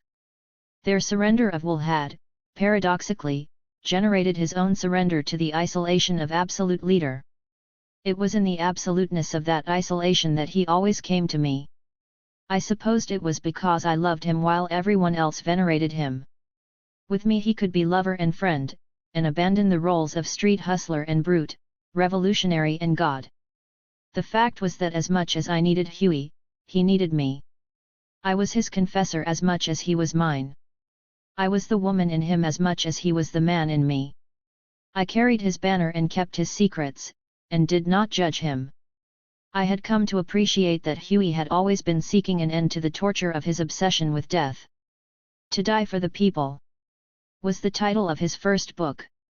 The one he was writing now was called Revolutionary Suicide. It was not dying that tormented him. It was living with the lingering knowledge of death's finality. That reduced the business of life to mere folly. Thus, he agonized over and sought ultimate answers to ultimate questions.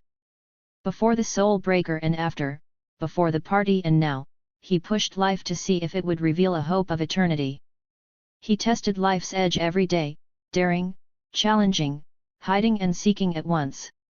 It was his best and worst attribute. It was what elevated him and diminished him.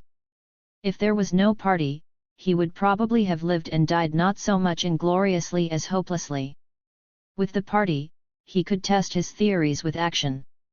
He could turn his fantasies into realities. He could write and rewrite the rules, recreate the present, and shape the future. His dabbling with cocaine was an aspect of the testing, a ritualistic requirement in a brutal man game through which he could hold on to the power that allowed him to hold on to his life. And beneath that, it was another private test of his will. Would death devour him through cocaine, he seemed to ask, or could he defeat death once more, as he had on 7th Street, as he had in the Soul Breaker, as he had in West Oakland? Death, he had said, whispering, as I shivered in the cold of the 25th floor one night, is X, the unknown factor, like God. As we gain knowledge, X is diminished. There would surely come a time, he insisted, when man's knowledge would deliver up the ultimate answers, expose the face of God and destroy the power of death. Until then, Huey believed, man could not truly be happy.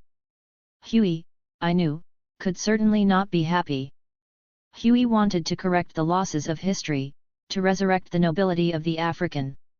He wanted to be involved in eliminating the alienation between human life on the planet and the rest of nature. He wanted to join the searches for life beyond this planet. He was consumed with frustration over being locked in a time in which it was impossible for him, or any other black in America, to reach for his best. He longed for freedom, the freedom to choose and to know all the choices. The depth of his profound sorrow over life embraced my own, and I had been able to find a happiness with him in his party. I felt I was participating in a glorious experiment, the outcome of which might elevate the world. There was the headiness of defying the odds and seizing history by the throat, to throw off our accursed lot. There was expanding the vision of life with new designs for the way we might live. And there was, also, my place in the scheme of things.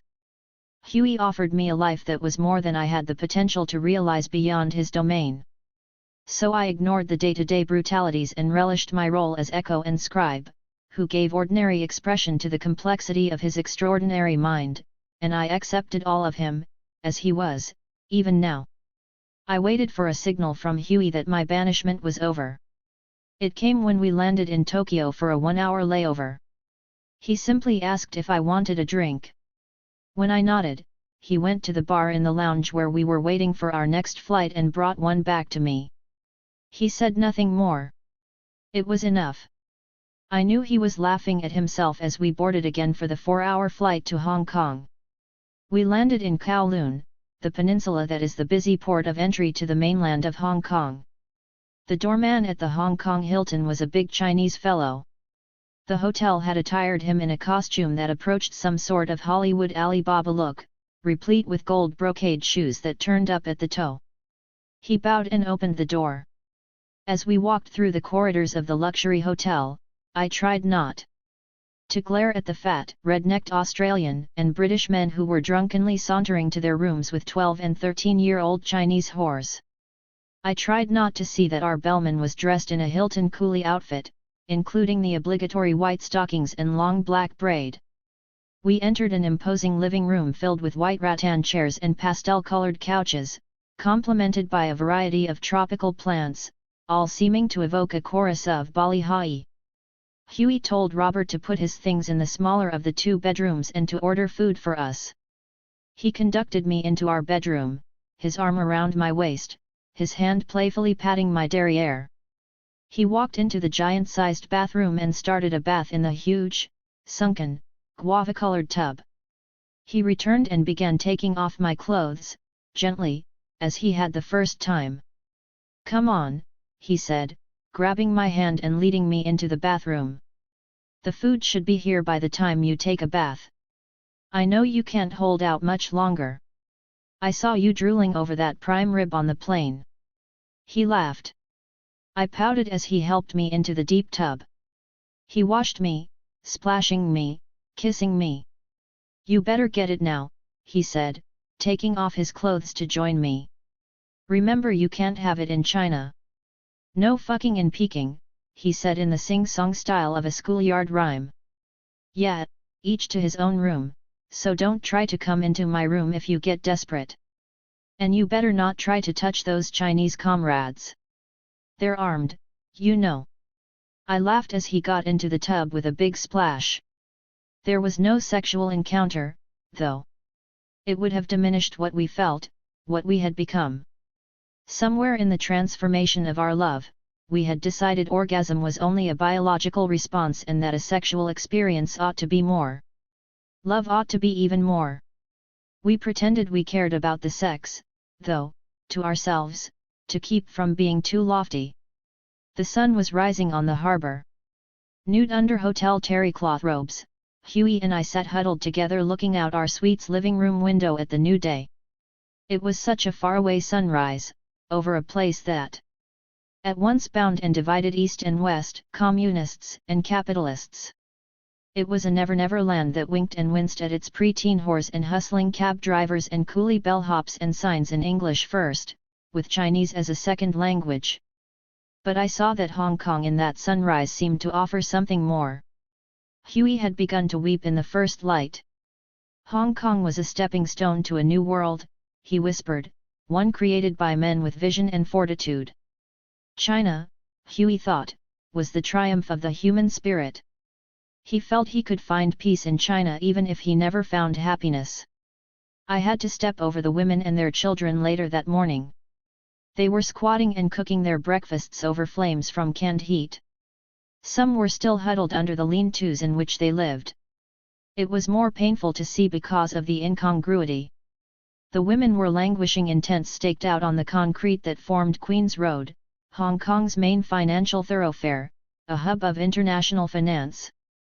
If there was something other than a lifetime of destitution for those women, I thought, it might lie in the hope of 1997.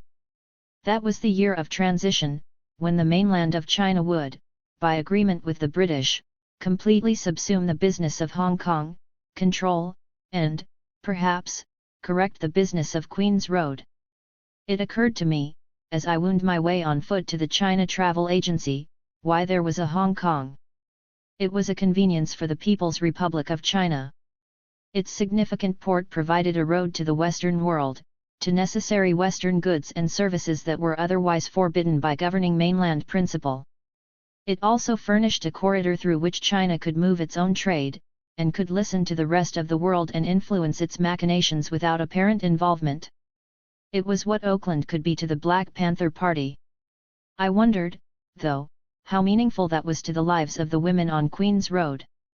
I thought about the many daily sacrifices my mother had made to put together a decent meal or pay our meager rent. The impact of social movements never seemed to reach down to Queen's Road or York Street, at least not in some lifetimes. The freshness of autumn in Beijing the next day heightened Huey's sense of freedom. The tests and the sorrow were set aside. He was exuberant. He wanted to dress like the Chinese, eat Chinese food, be absorbed by Chinese life. Every morning, Huey rose early, waiting for the old men and women, the children and the families, to appear on the streets, to begin the day with the national exercise, Taichi-Chuan. He wanted to understand everything. He read Mao's poems at night, recognizing the Buddhist philosophy interwoven in revolutionary verses. When we met Zhou Enlai, he bowed. The blacks we encountered in the hotel dining room one morning were from Mozambique. Huey sent me to their table to arrange a meeting. They told me they had such a busy schedule it was not clear when we could get together. When I relayed their response to Huey, he leaped up and went directly to their table, beckoning me to follow. He introduced himself and said that he would really appreciate it if they would accept copies of our newspapers and other materials we had brought. As they could not have tea with us, he was happy for the opportunity to just meet them, he told the apparent leader. They responded to his enthusiasm and offered to adjust their schedule to meet with us that afternoon. They were surprised by what Huey told them when they came to his room. First, they had not realized he had officially expelled Eldridge Cleaver from the party. They were also not familiar with the party's survival programs and the political line that Huey espoused. They had thought we lived by the Cleaver rhetoric they had heard in Algiers. After a while, their leader, Samoram Mackal, began to open up to Huey. He told us how he had been a military leader of their struggle and was now the head of Frelimo, the revolutionary organization that was guiding the Mozambican struggle to throw off Portuguese colonialism. Before we parted, we agreed that when the inevitable day came for the Mozambicans, we wanted to be there to share the joy of victory. Huey was more convinced than ever that the success of our struggle was tied to an internationalist philosophy. With the support of our comrades in China and Mozambique, and elsewhere, we might really be able to lay the groundwork for the overthrow of the U.S. government. We might really make way for the institution of a new order. The party's character had to change, Huey concluded. We had to elevate our survival programs to models for alternative institutions, as the Mozambicans had. Mackal had emphasized that the mass of their people had been inspired and educated and, ultimately, incorporated in their armed liberation struggle primarily because of Frelimo's establishment of schools and hospitals. We had to develop mass organizing mechanisms, as the Chinese had. We had to do everything possible to embrace more and more of our people, if we were to become a serious revolutionary force in the world. On the airplane that returned us to the United States, I wrote Huey's press statement. We had contacted June on our stopover in Hong Kong to organize a press conference for our arrival in San Francisco. First, Huey wanted to denounce Nixon and his devious intentions with respect to his upcoming trip to China. He also wanted to promote the idea that Nixon had been allowed into China only after our visit. In addition, Huey wanted to praise the Chinese Revolution and its ongoing success. We would then reiterate our internationalist position. We would emphasize our bond with the struggles of all oppressed peoples throughout the world and the importance of unity in the worldwide struggle against U.S. imperialism. A large body of press greeted us in San Francisco, along with hundreds of our comrades. At the last minute, Huey had decided that I should read his statement, in conformance with what he identified as a Maoist manner of making public statements. Before that, I was to make Huey's other announcement. Only June Hilliard would not be surprised. My name is Elaine Brown. I will read the statement of Huey P. Newton, Minister of Defense of the Black Panther Party, with respect to our visit to the People's Republic of China. First, however, I would like to make an announcement. The Black Panther Party acknowledges the progressive leadership of our Chinese comrades in all areas of revolution. Specifically, we embrace China's correct recognition of the proper status of women as equal to that of men. In that context, I hereby confirm, on behalf of the entire Black Panther Party, that I have been elected to the Central Committee of the party. As such, I am the first woman member of the Central Committee, filling the vacancy of the renegade Eldridge Cleaver as Minister of Information. Steve's first blow struck all the glory out of that moment. It was only weeks after the press conference, and I was still basking in the comfort of Huey's validation. Months before, I had begun some kind of relationship with Steve, albeit in the loosest definition of the word. He had come to Oakland from LA to discuss security matters. LA had become so dangerous for Panthers after the Cleaver Rift erupted. Huey had finally reduced the entire Southern California chapter to an underground operation, which Steve headed. On Steve's last day in Oakland, a number of us from LA had gotten together. Though we were splintered, we LA Panthers still thought of ourselves as a rather select group, and the gathering that day was a kind of reunion. Steve and I had slept together that night. The next time was in LA, where I had gone at Huey's demand. Huey had commanded me to make another album of songs. Simply deciding that a black-owned company like Motown Records had a duty to record my songs, he had ordered me to make another album there. After a few telephone calls, and with the help of a white supporter of the party I had known in LA, Ed Michel, I had, rather amazingly, been able to secure an appointment to meet with an executive at Motown at the company's new headquarters in Los Angeles. 2 members of Steve's Underground had escorted me to the meeting. When the Motown executive saw my 2 bodyguards, he became so terrified he told me right off that he realized Ed Michel had made a mistake. He was not the man I needed to see. I had to see the head of Motown's creative department, as all decisions to make an album at Motown, he stuttered, were made only by the head of that department. Where is he? I had demanded, standing. Steve's Underground escorts followed suit. It's she, he said quickly. Her name's Suzanne de Passé, and her office is right down that hall. I had to stay 2 more days with Steve in Los Angeles bickering with the male secretary of the head of Motown's creative department to arrange to see her. Suzanne de Passé had not been terrified of the bodyguards. Indeed, she had seemed quite oblivious to the reputation of the Black Panther Party. She sat down comfortably in a booth with me in the restaurant where we met for lunch. The men with me kept their distance, standard procedure, sitting a table or so away from us. She was very white in a bourgeois way, I thought, seeing myself of not so long before. Her skin was that caramel color that seems to permeate the ranks of the black bourgeoisie. Her hair was soft, its last curls, vestiges of African ancestry, had been blow-dried away, as mine would have been but for the Black Panther Party. I knew the armed men with me detested women like her, like us, and I felt a sudden need to protect her. We sat together in the restaurant for 5 hours. She started out by telling me she had heard my first album and liked what she heard. T-Boy Ross, Diana's brother, had loved it and had given it to her.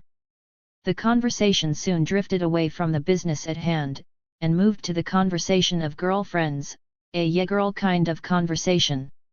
It was funny, we thought, that we were both only children, the only daughters of our mothers, who had both tried to make princesses of us in the middle of Black America in Harlem and North Philly, and despite the absence of our fathers. She had missed my ballet lessons, and I her equestrian lessons. We laughed. There were Jewish schoolmates and friends in both our lives, and we had to laugh about how much we really, secretly loved Jewish things, from bagels and lox to canopied weddings. We eventually laughed at each other, at our defensiveness over the absurd rumors, about Panthers being no more than a new kind of mafia and Motown being a front for the real mafia. Those rumors were signs of the changing times of power to the people, black people.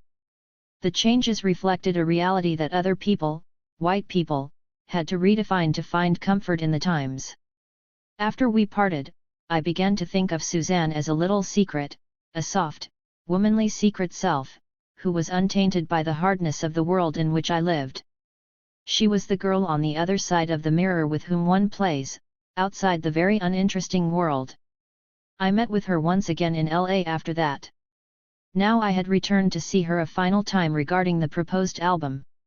As I had no lead sheets or demonstration tapes to give her, I had to present the songs to her in person, which now included a song for George.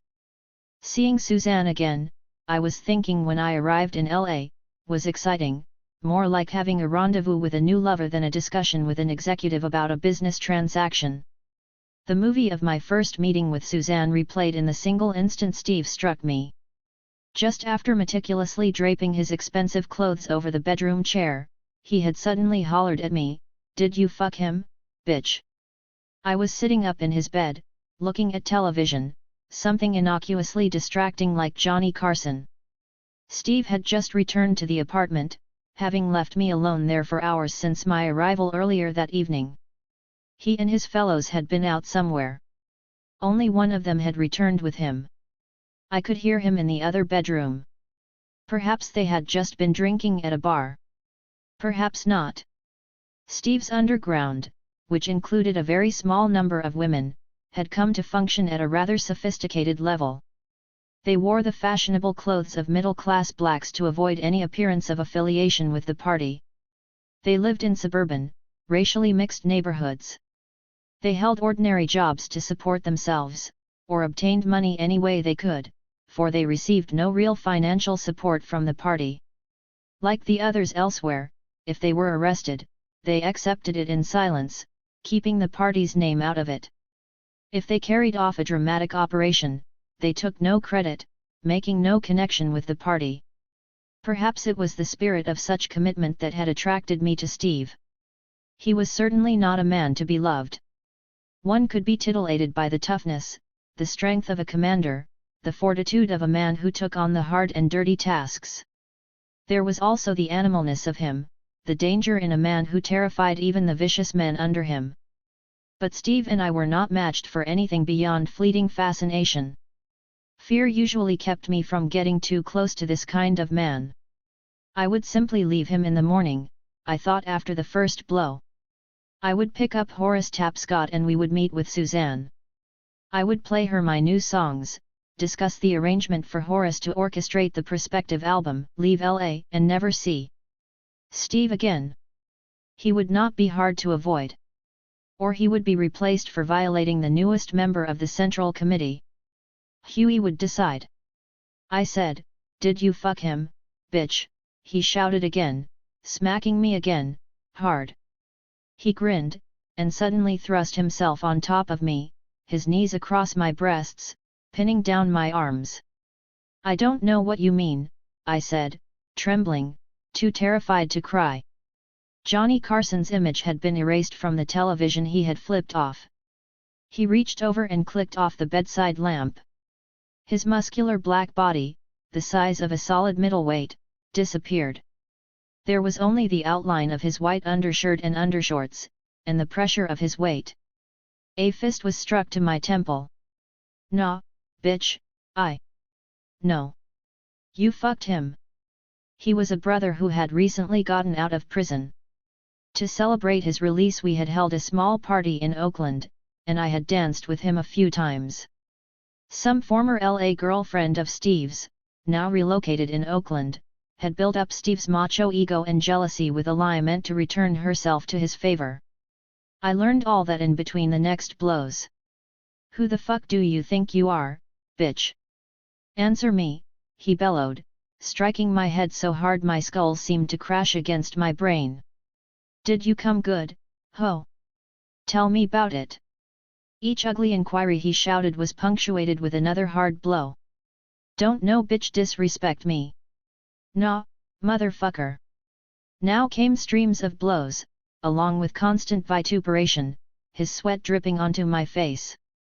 His large fists alternately pummeled my temples and ears and the back of my head, and then my kidneys, as he turned my listless body to accommodate him.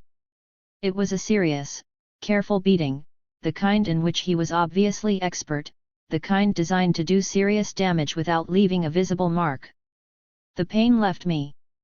The restrained tears dried up into a glaucoma haze. I lay there realizing I was being beaten senseless, grateful to be still conscious. As my body rocked under the force of each blow, my brain tried to find a way to survive, to summon the memory of survival. He got up to go to the toilet, fooling me into thinking it was over. My body could not move as I listened to his urine splatter into the toilet water. I was stricken anew with terror when he returned, reinvigorated.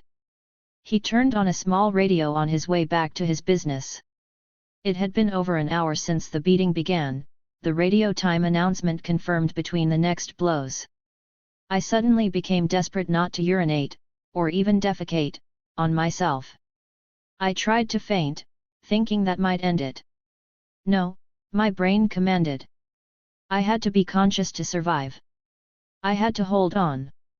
I separated myself from my face and ears and temples and kidneys and pain.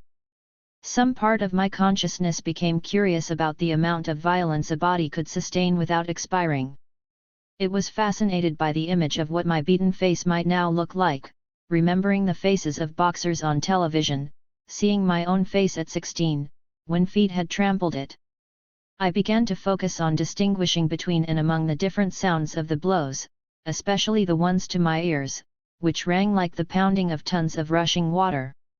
In the corner of my mind that was holding on, I began to wonder exactly how many blows I would have to suffer before he stopped. I began to count them. He would continue to fool me, though, pausing only to rest, and then resuming the beating with increased rage. There were no more insane inquiries or invective. Now he was just beating me, with so much force and vigor he was actually tiring, requiring rest more and more. I noted that, holding on. Suddenly, I stopped calculating. I had to pull all my energy together to resist him.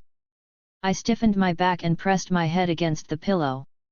He was trying to reach under the pillow. His .44 Magnum pistol was there. "Why do you want to kill me?"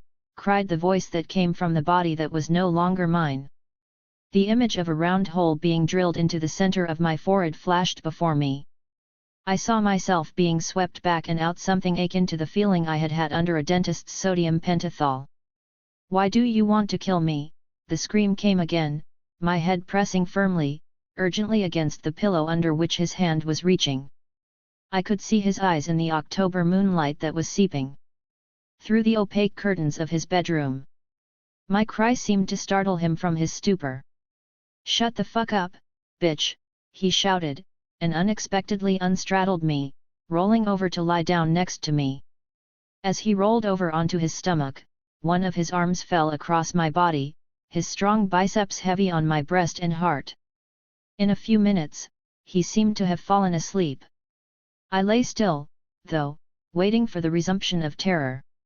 It was almost 3 in the morning, the voice on the radio announced.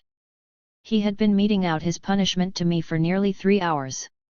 The soft baritone of an all-night disc jockey announced that the radio broadcast's jazz hours were ending. Now there would be early morning gospel programming. I lay there for the next hours motionless, listening to the choirs and hearty voices singing about glory, listening for any twitch or new sound to emanate from the monster beside me, listening for the birds to announce the break of dawn. Dawn comes late in October. My entire body became numb as I waited. I devised and dismissed numerous plans of escape during those hours. If I jumped up and leaped from the window of his second-story apartment, I might break a leg or an ankle. I would not be able to run, and he could shoot me from the balcony. If I tried to crawl away quietly, I would wake him as I stumbled through the apartment's unknown terrain, and he would shoot me. I finally found the courage to ease his arm off me, and did not move again. My hope was in the dawn, when I might be able to walk out of the apartment on my own 2 feet. I was left to concentrate on the meeting I would have with Suzanne de Passé, and on the songs I would present to her. As I thought about those songs, all my songs, it occurred to me that most of them had been written to men and for men. That realization made me wonder what exactly there was in my life that had made me come to rely so on the power of men. I began to wonder if that was why I was really in the Black Panther Party, with its men and its guns. People were oppressed, and I was one of them. The party held some solution to that, and I was part of it. Huey was the best of men, and I was part of him. It was a perfect formulation for my life, except that in those 3 hours of pain I had endured, I had felt more than physical pain. I had felt the weight of my aloneness. And I had seen the core of my fear, which was loneliness. This was the deepest truth of why I was in the Black Panther Party, of why I smothered my life with Huey Newton. Life was as lonely as death. Huey and his party had built a bridge over that chasm. Huey offered God deliverance, omnipotence that could allay loneliness like unconditional father love, like unbroken wedding vows, like Jesus in the shadow of death. I had been in the shadow of death for 3 hours. But I had always been there. Life was the shadow of death. And I was still alone in that. There was no father, no God, no man to stand between me and death, or me and life, not if I wrote psalms to them forever. I held on to that until dawn, and thought about the girl on the other side of the mirror.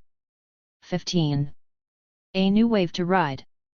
I rose from Steve's bed just after dawn broke. His regular snoring was my signal of safety. I made a quick assessment about clothing, what I would wear and what I would forfeit.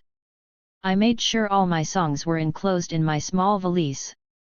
When I was ready, I gently woke him. One of his cars had to take me to the meeting. The other brother in the apartment, who was to be my driver, was still asleep. I would have to get rid of him later. I was casual with Steve. I was a demure, good woman, one willing to forget the ringing in my ears, the mandibular pain. I smiled inside at my performance, the image of the woman in an old Billie Holiday tune, "If I get beat by my papa, I sure won't call no coppa." I was thinking of vindication. After Steve woke the other brother, he began chatting. Waiting for the driver to dress, he offered his opinion about the possibility of my making an album with Motown. He asked if I liked his new .44 Magnum pistol, grabbing it from under his pillow to show me.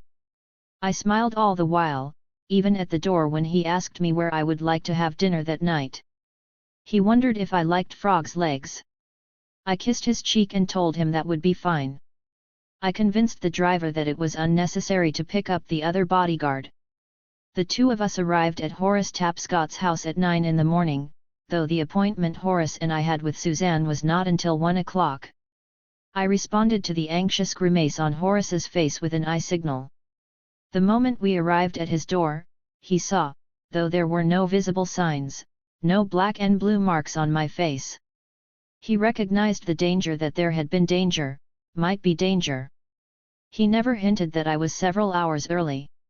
He dressed himself quickly and took up the hours before our meeting with Suzanne by having me go over the songs with him. He discussed every detail of his ideas for each arrangement.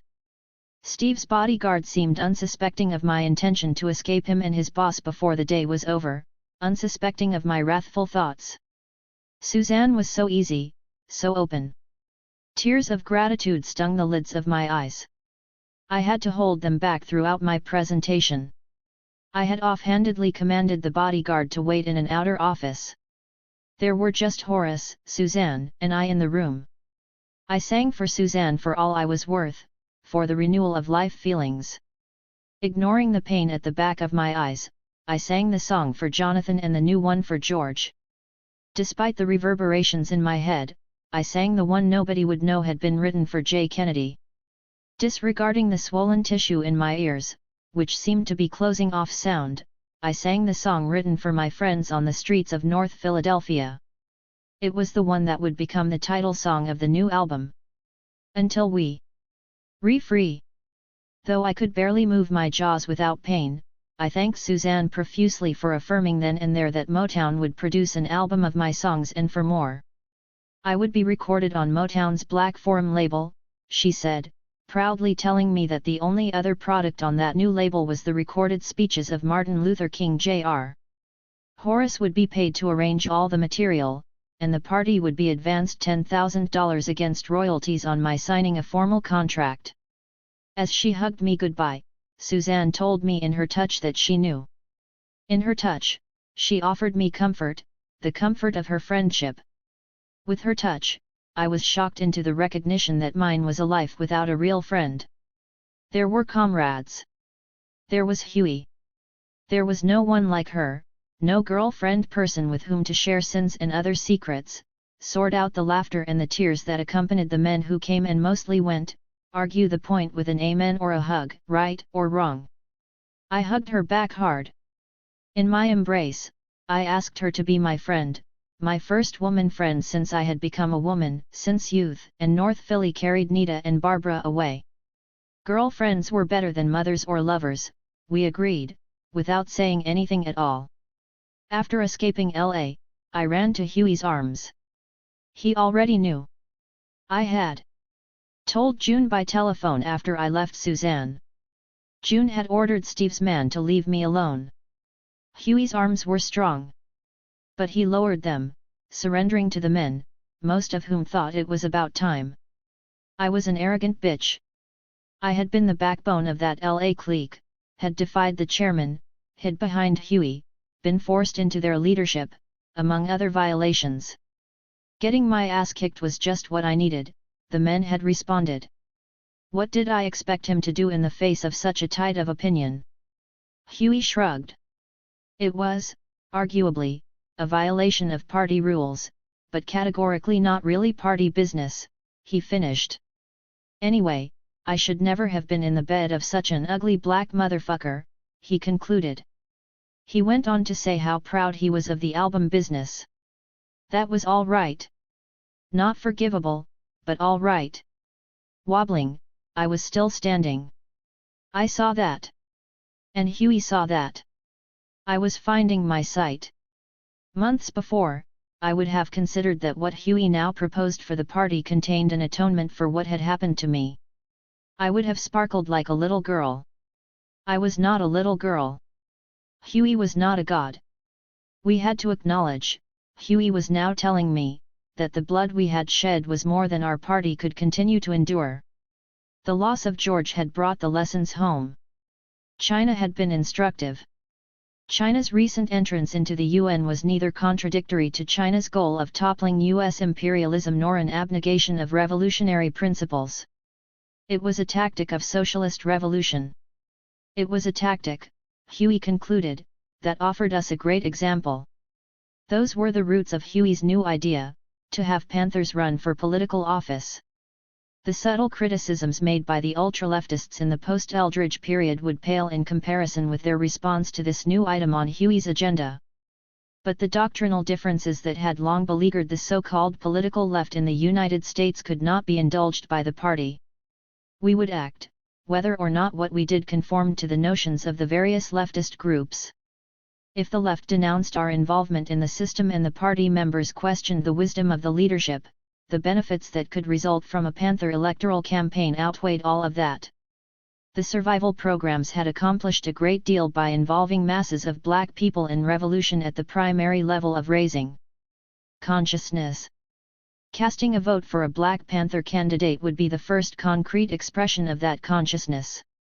Years before, Eldridge Cleaver had nominally placed his and Kathleen's names on an election ballot, under the Peace and Freedom Party banner. To imagine the effectiveness of that effort would be to consider the percentage of people in the United States registered as members of the Peace and Freedom Party less than zero. The new effort, Huey said, would be a serious assault, not an elite educational game. Bobby Seale's name was highly recognizable in and beyond Oakland. That was a prerequisite for an electoral campaign in the United States. We would, Huey declared, run Bobby for mayor of Oakland. I waited, without comment, for my instruction, the one I knew would be forthcoming. And just to make the thing sweeter, if you don't mind my saying so, he added, as though on cue, I want you to run with Bobby, for a city council seat. You'll not only soften the blow, you can keep Bobby in check. No, Huey. No. I'll orchestrate the thing if you want. I'll manage the campaign, even. But don't put me face to face with Bobby every day. If you believe in me, you'll do it. He laughed. And if you think about it, you'll see the wisdom in it. I can't let Bobby go out there alone. And can you see me running for office? Huey had a point. Besides his distaste for public speaking, he inevitably made statements that were either too academic or too antagonistic. Nevertheless, to forestall the inevitability of days and nights with Bobby Seale, I reminded Huey of how he had shown on a television broadcast not that long ago. It was on a program hosted by rightist William F. Buckley. Buckley's first question to Huey was whether he intended to overthrow the United States government. It was a question to which either answer would have been damning. He told Buckley he would answer his question honestly if Buckley would first answer a question of his with honesty. Buckley agreed. Huey asked, if Buckley had been alive at the time of the American Revolution, circa 1776, on which side would he have fought? Buckley stuttered, then laughed, then called it a draw. Only Huey could have made such a clever response, extemporaneously. I was good, wasn't I? Huey responded. But you know I'm not running for office with Bobby. You are. I said not another word. So I see you agree, he filled in with a laugh. A few days later, the rest of the members of the Central Committee, including Bobby, were informed of Huey's new plan. The end of the past was not so easily marked. There were those who were still committed to the Eldridge Cleaver view of what the Black Panther Party should be, a terrorist organization. While the most outspoken and dangerous of them were trapped behind the bars of California's prisons, trapped with them was Johnny Spain. Johnny had been an unknown lieutenant in George Jackson's army. He had become known to me through a letter I received just after we buried George. I had ripped into his introductory letter because his handwriting so resembled George's. I imagined for a moment that it was a letter from the grave. In this letter, Johnny told me he had been at George's side at the end. Now Johnny was facing trial on charges of conspiring with George to murder 2 San Quentin guards on the day of George's assassination. 6 had died that day, George, 3 guards, and 2 white trustees. Other guards had survived the slitting of their throats with crudely fashioned implements. Afterward, Johnny and 5 other inmates, now collectively known as the San Quentin Six, were charged with an assortment of crimes relating to the bloody events of that day. No one was charged with the crime of murdering George. Johnny had rushed into the yard outside San Quentin's adjustment center with George, dodging the same bullets. When everything was over, he had been beaten and dragged nude across the prison yard, the skin ripped from his face and chest. He had healed in isolation. He was now allowed to exit his cell only in relation to the trial, and only while supporting 25 pounds of chains, from his neck to his wrists, waist, ankles. He was holding up to these ordeals bravely, and he was proudly wearing the badge of the Panther passed to him by George. The party had put forth the most radical and forceful demands on behalf of all black prisoners in America. We had given body to our rhetoric with free busing to prisons and free legal aid programs. We published articles about prisoner injustices, set up a correspondence network between inside and outside, sent reading materials, money, and other things necessary to at least survive years of life in prison. The Black Panther Party provided a voice and hope for thousands of black inmates. Many of them, however, had used our political line to justify their personal crimes on the street, rape and mindless killings, and to excuse the capriciousness of their prison violence. When Huey denounced Eldridge's long-distance proposals for terrorism and expelled him from the party, a vociferous number of black prisoners were shocked. The party's political clarification of revolutionary violence had, at best, confused men who basically lived by the sword. That suited the government's aims. With George's murder, the government did more than eliminate the one man who could have molded the prison contingent of Black Liberation Forces. Through its COINTELPRO operation, using prison snitches and other propagandists, the government parlayed its very assassination of George into the breakdown of those forces. Government-promoted rumors and cleaverism struck a chord, particularly in the California prisons, an atmosphere rife with gang mentalities on both sides of the bars. They converged on the same point, that George Jackson had rejected the party and the party had rejected him. In death, of course, a man can become what his friends and enemies make of him. In life, George had foreseen this, having written to Huey only months before his death, "Be very careful of messages or any word that was supposed to have come from me. People lie for many reasons." In life, George had summarily denounced Eldridge Cleaver and his rhetoric. He had pledged his life to Huey and the party, of which George was field marshal until the day he died.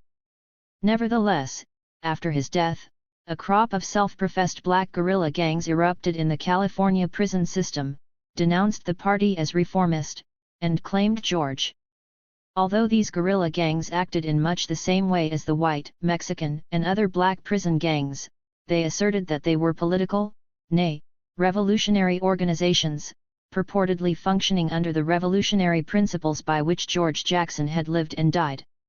They now deemed the multiple stabbings and beatings of white, Mexican, and other black inmates, suspected of opposition, as revolutionary acts, just as they clothed themselves with the term political prisoner.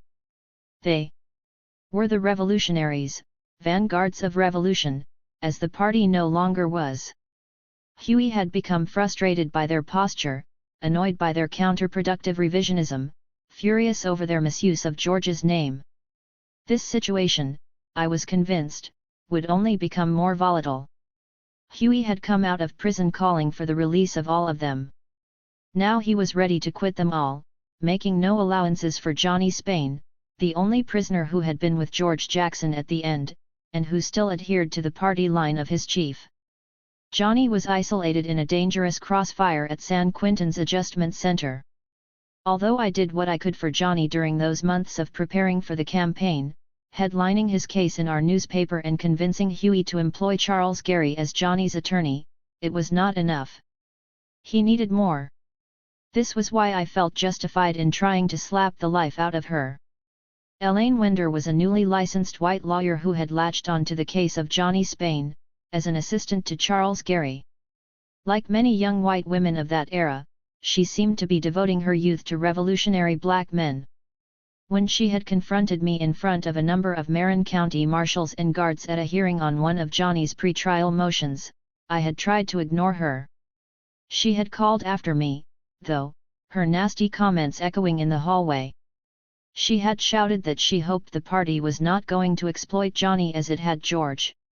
I had walked over to her and advised her that I would gladly accept whatever charge all those pigs might impose on me for assaulting her on the spot if she uttered another word to me about George or anything else. Now she had opened her mouth again. I was sure Huey would tell me it was the exact kind of petty dispute we could no longer indulge in. I decided not to speak with him about it. The problem had to do with publication of Johnny's poems. I was preparing for the great electoral leap forward. I was overseeing the newspaper with Erica Huggins, who was slated to replace me as editor during the campaign. I was trying to fill the motherhood gaps I was leaving in my own Erica's young life. I was finishing an album of songs in between. I was exhausted. And the fact was, I really detested the Elaine Winders of the world. I viewed them as comfortable white women who infringed on our struggle and our men.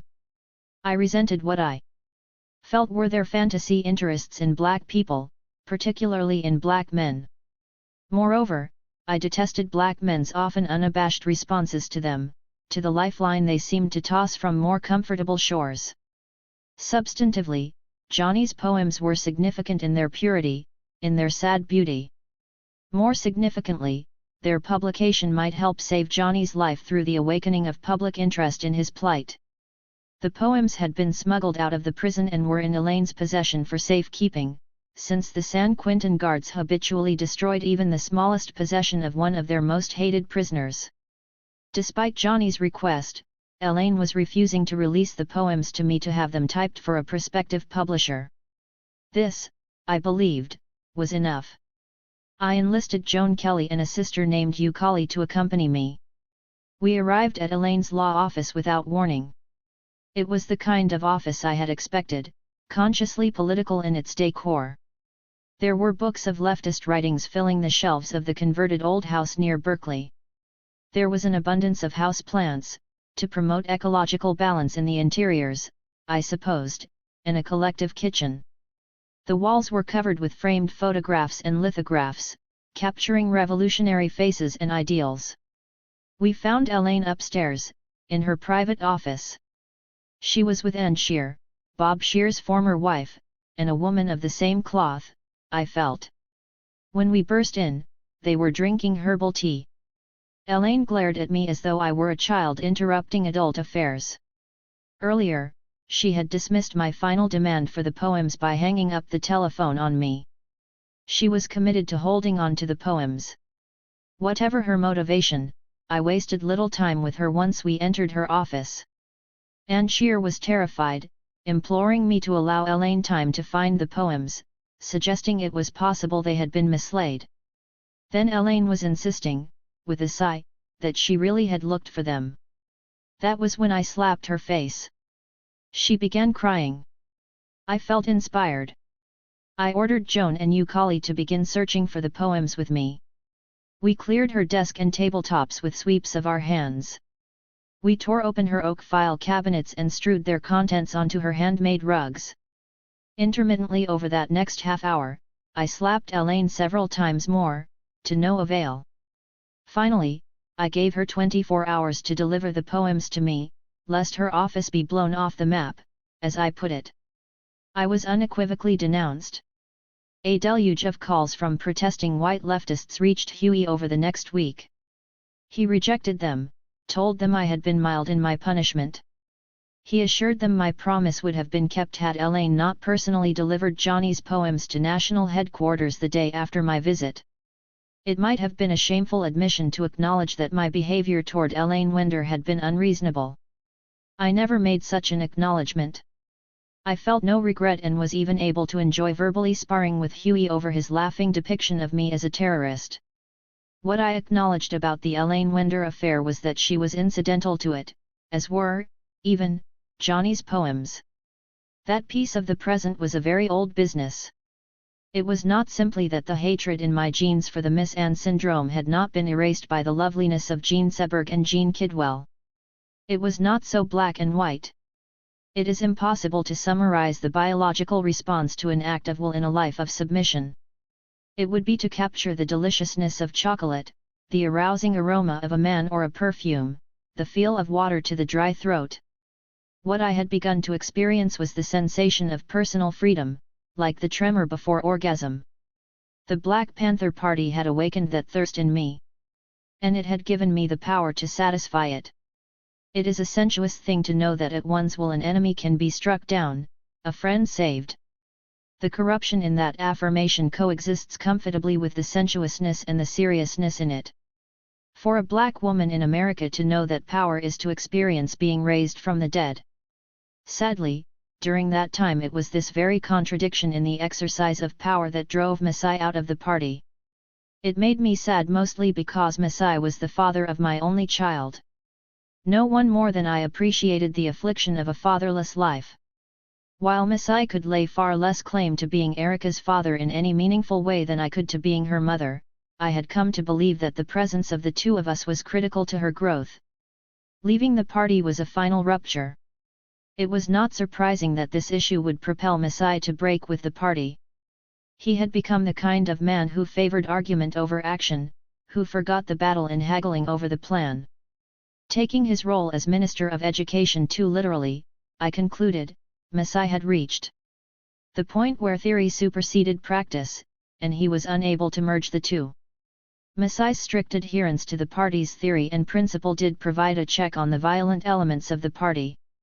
On the other hand, his obsession with democratic detail resulted in the kind of indecision that could stifle the revolution itself. Also, troubling was the way he could twist a square reality into a round principle. While Masai could invoke every revolutionary sentence against the abuse of women comrades, for example, he had looked me in the face and repeated to me that the beating I had suffered in L.A., though awful, was too personal a matter for a party decision. Generally, though, I appreciated Masai because, in the main, he tried to live by his word, because he usually made cogent arguments, because his voice tended to soften the hard men and, very subjectively, because he was Erica's father. Even Masai accepted the fact that the party was not a democratic organization, either in principle or in fact. Specifically, we operated under democratic centralism, whereby a central body dictated the work of the whole in its interest. That centralism had been essentially reduced to one man, Hughie Newton, though the Central Committee still influenced the governance of the party, since its members held individual fields of sway. There was no doubt that some Panthers conformed to the discipline as a result of blind faith in the leadership. There were some who accepted our internal scheme because their personal agendas coincided with the party's. There were those afraid to act alone. There were those with gang mentalities. The bases of individual adherence to the party's centralized structure were as varied as the members. In a Central Committee meeting I did not attend, Masai brazenly stated, like the boy who announced the emperor was nude, that the party operated on the basis of Hughie's will. The Central Committee had become no more than a rubber stamp for it. The party had to address that weakness, to allow for a true consensus of will, at least the will of the Central Committee under the principles of democratic centralism. Hughie had reduced the governing body of the party to little more than glorified members of the rank and file, Masai added. He concluded by claiming that he was not in truth, therefore, a member of the Central Committee, as were none of the rest. He looked to the rest for agreement. Their silence muffled his appeal and amplified Hughie's response. Hughie asked Masai if he was not truly a member of the Central Committee, of what committee did he believe he was a member? The rhetorical question was immediately answered by Hughie. He declared that Masai should be what he deemed himself, a member of the rank and file. Everybody laughed and agreed. Huey then assigned Masai to sell Panther newspapers on the street from that point forward. It was only a matter of weeks before Masai packed his things and left the party. I tried to keep him from leaving.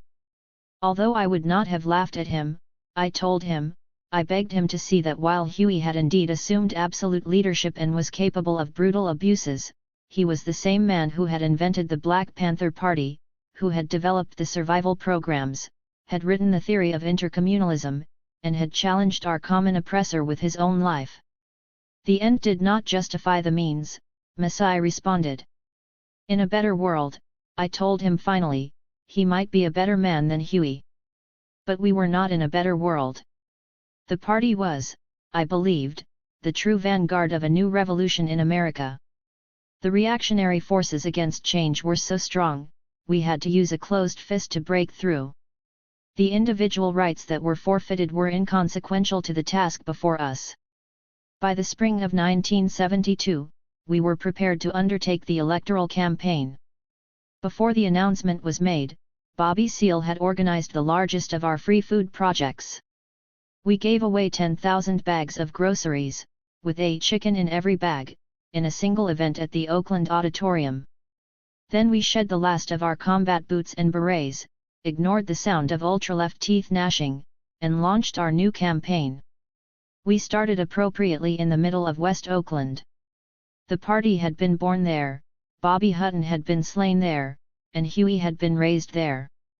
West Oakland's shabby wood frame housing had been hurriedly thrown together to accommodate Henry Kaiser's World War II project. When Oakland's massive port had demonstrated its capacity to produce instant war profits for Kaiser, particularly if he had the support of cheap labor, he sent out his call. The blacks came. They came from sharecropper shanties in the south in response to Kaiser's promise of good wages on the wharfs and docks of Oakland. The blacks came as blacks had come to other industrial centers since the onset of the Great Migration in 1915. Like the others, the blacks in Oakland found that the end of war brought a return to joblessness, a return to the realities of racism, a return to abject poverty in most cases. Our campaign was designed to inspire our people to take control of their own destinies, without reliance on the Henry Kaisers. Our campaign was to engender the idea of revolutionary change. This was an idea my mother had once briefly embraced, I reflected. It was during those few years when she was really young, between high school and the burdensome birth of me. She and her brother Grant had espoused communist doctrines then.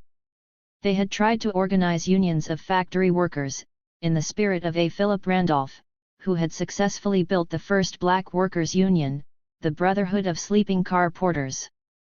They and their friends would come together in political discussion groups, like thousands of other blacks in America at the time, seeing hope in Moscow's embrace, idealistically seeking any means to right centuries of wrongs. It was an exciting time, my mother had told me. Despite the despair of being black in America, there was a general feeling of hope. My mother actually had dreams for herself then. After joining the New Negro Theater, she dreamed of one day becoming a dramatic actress. For the moment, she was content to participate in the dynamic productions of the New Negro Theater, sometimes assisted by great artists like Paul Robeson. They were dramatic warriors urging an end to a long train of barbarities, the most urgent of which at the time was the rampant lynching of Negroes. The liberal Roosevelt White House kept a chilling silence on the Southern tradition of lynching. Moreover, FDR, a supporter of J. Edgar Hoover, expanded the FBI's reach to include spying on American citizens. One result of this was that Congress began actively seeking out and attacking members of the New Negro Theater. One by one, my mother and her friends were subjected to the tentacles of the Dies Committee's frightening investigations of un-American activities. Large numbers of blacks began losing the meager jobs they had struggled so hard to obtain. When even the Communists abandoned the cause of blacks, the Communist Party withdrawing its powerful support from all race issues, there was a loss of hope. Along with the others, my mother resigned herself to what Huey termed the spiritual death of our people. Our campaign would, of course, have no impact on the dashed hopes of the past. It might not help realize the dreams of the next generation. Yet when Bobby Seale and I launched our campaign on the streets of West Oakland, I could see on the faces of our constituents something I had never seen on my mother's face. I saw a resurgence of hope. Whatever the outcome of the campaign, that alone gave it worth. Along with the hundreds and hundreds of black people cheering our announcement, there was a host of local, national, and even international press. Entrance into the U.S. establishment's game by its most vehement opposition was news. Dressed in a handsome business suit, Bobby Seale, chairman of the Black Panther Party, declared that he was going to run for mayor of Oakland in the next city election. Similarly dressed, I announced that I would run with Bobby for a city council seat. Questions shot out at us about the Panthers' new image. The press wanted to know whether our running for office was a sign we had become part of the system. They asked if we still believed in armed revolution. They took photograph after photograph, flashing Bobby Seale's image all over the country. National and international media carried major stories about the new image of the Panthers. Editorial analyses abounded as to what it all meant. In Oakland, great public debate arose about the new Panthers, about whether we had decided that power grew out of a ballot box rather than the barrel of a gun. That the voting process had never changed the disposition of real power in America never seemed to occur to the powerless majority. For blacks in America, voting had always been an exercise in futility, notwithstanding the 15th Amendment to the Constitution. The year slavery was finally abolished was the year America created the Black Codes, which denied constitutional rights to blacks, including the right to vote. Blacks, in the South particularly, were murdered attempting to vote. They were legally kept from voting by grandfather clauses and literacy tests. Blacks who actually made it to the ballot box found their votes decimated by the might of white political machines. Thus, blacks had come to the realization that black votes, like black lives, were always extinguished by the majority rule of whites. Voting for Black Panthers was another matter. Our agenda was to overthrow the United States government. It was to defend the humanity of our people with armed force. It was to institute socialist revolution. That was not the program of the Republican Party. It was not the program of the Democratic Party. It was not the program of the traditional white-endorsed, black-faced candidates. It was not the program of the NAACP or the Urban League. It was not even the program of the Black Nationalists or SNCC or the Radical Peace and Freedom Party.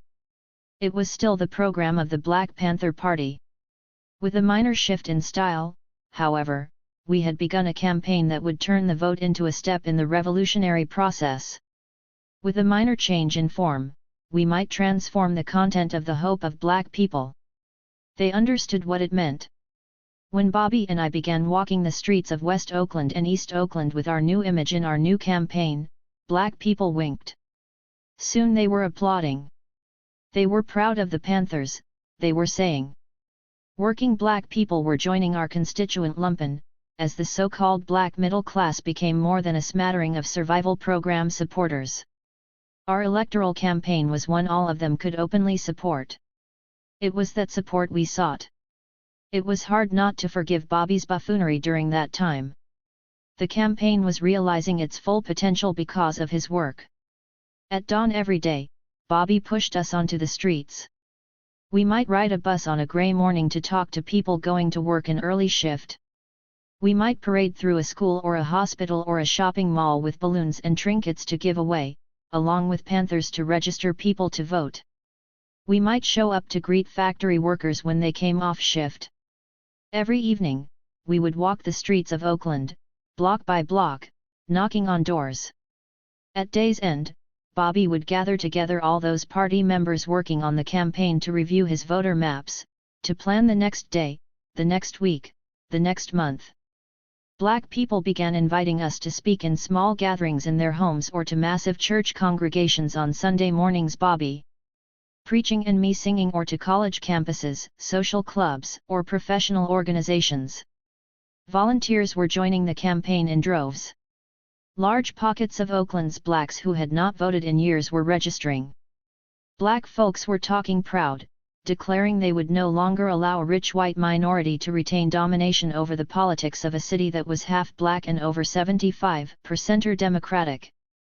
They were becoming citizens, ready to change the nature of things, to install Panthers where there had been only Republicans for the last 3 decades.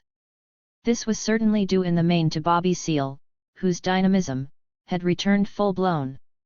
He was turning his elevated national image and his genuine commitment into a powerful boon to the campaign. I was truly gratified by his work, despite the difficulty of being with him day in and day out. A major irritation was Bobby's refusal to use standard English, even though his speeches were always strong and spirited, delivered with passion. Generally, I felt it was important for us to promote the use of standard English, as this language had been a tool of our oppression. Through denial of access to the skills of reading and writing English over so many years, we had been kept ignorant of the machinations of those who dominated us. I believed we had to know the oppressor in order to overcome him. Bobby liked playing the fool, however. His verbal clowning had always elicited foot-stomping responses from black people. That had, presumably, eliminated any desire on his part to learn to speak the language well. Now, because of the critical eye of the national media, because political campaigns in America were in truth media events, Bobby's nonsense phrases threatened to make our campaign a sideshow. Bobby would announce each day that we had shooken the hands of so many potential voters and tooken so many press photographs. He liked the rhyme of shooken with tooken. It made my back arch, especially when Huey only laughed at my frustration over being unable to get Bobby to change. "I know you right, Elaine," Bobby would say, only to go through the next day telling the troops and the people and the press how many hands and photos he had shooken and tooken. There was also Bobby's insistence that the large cooperations in Oakland would, if we were elected, have to pay a capital gains tax, his version of a campaign proposal developed by our legal advisor, Fred Heastand. Huey finally admonished Bobby to stop the clowning and deal seriously with the national image of the campaign. For 1 whole year, however, I would have to stand by Bobby's side listening to him say over and over that when he became mayor, the big cooperations were in for beaucoup trouble. By the last months of the campaign, we had begun tearing down the existing government foundation in order to install a building block of our own. We had attacked every institution in the city of Oakland. There were the relatively small issues of poor city services, such as garbage collection and public transportation. There were the more sweeping problems, such as the poverty of the labor market in a city built on the solid economics of its port, a small city that was, interestingly, home to several Fortune 500 companies. We exposed not only the glaring failures of the present government but also the hidden ones, the means by which a clique of rich white men held on to control of the city. We showed our people that the port's vast resources were technically the property of the city and therefore of the people. Through a variety of legal machinations, all the port's funds had been diverted to the authority of an appointed board of men who had vested interests in the port. If we were elected, we promised that the port's economic benefits would be returned to the citizenry, in whose name it had been established. Our most dynamic effort was our 2-pronged assault on Oakland's educational system. First, we attacked the system itself. At the outset, we began attending each and every school board meeting. As the meetings were always held at a time and place that made them virtually inaccessible to most people, especially blacks, we publicly denounced the board for hiding from the people. After that, we provided busing and free meals to people who would join us at the board meetings. Eventually, we forced the board to change its schedule to accommodate mass participation. Then we attacked the board's misuse of its discretionary funds and lambasted it for failing to provide decent curricula, facilities, and materials. Soon, because of media attention to our campaign, we succeeded in arousing black people to denounce the board. They even called for the resignation of Marcus Foster, the black man who was superintendent of Oakland's schools. Building on the momentum, we introduced the second part of our effort. We held a press conference to announce that the Black Panther Party was opening a school, the Intercommunal Youth Institute. Our school would demonstrate how black children ought to be educated. The institute was Huey's creation, his private dream. Huey's had always been an untutored intellect.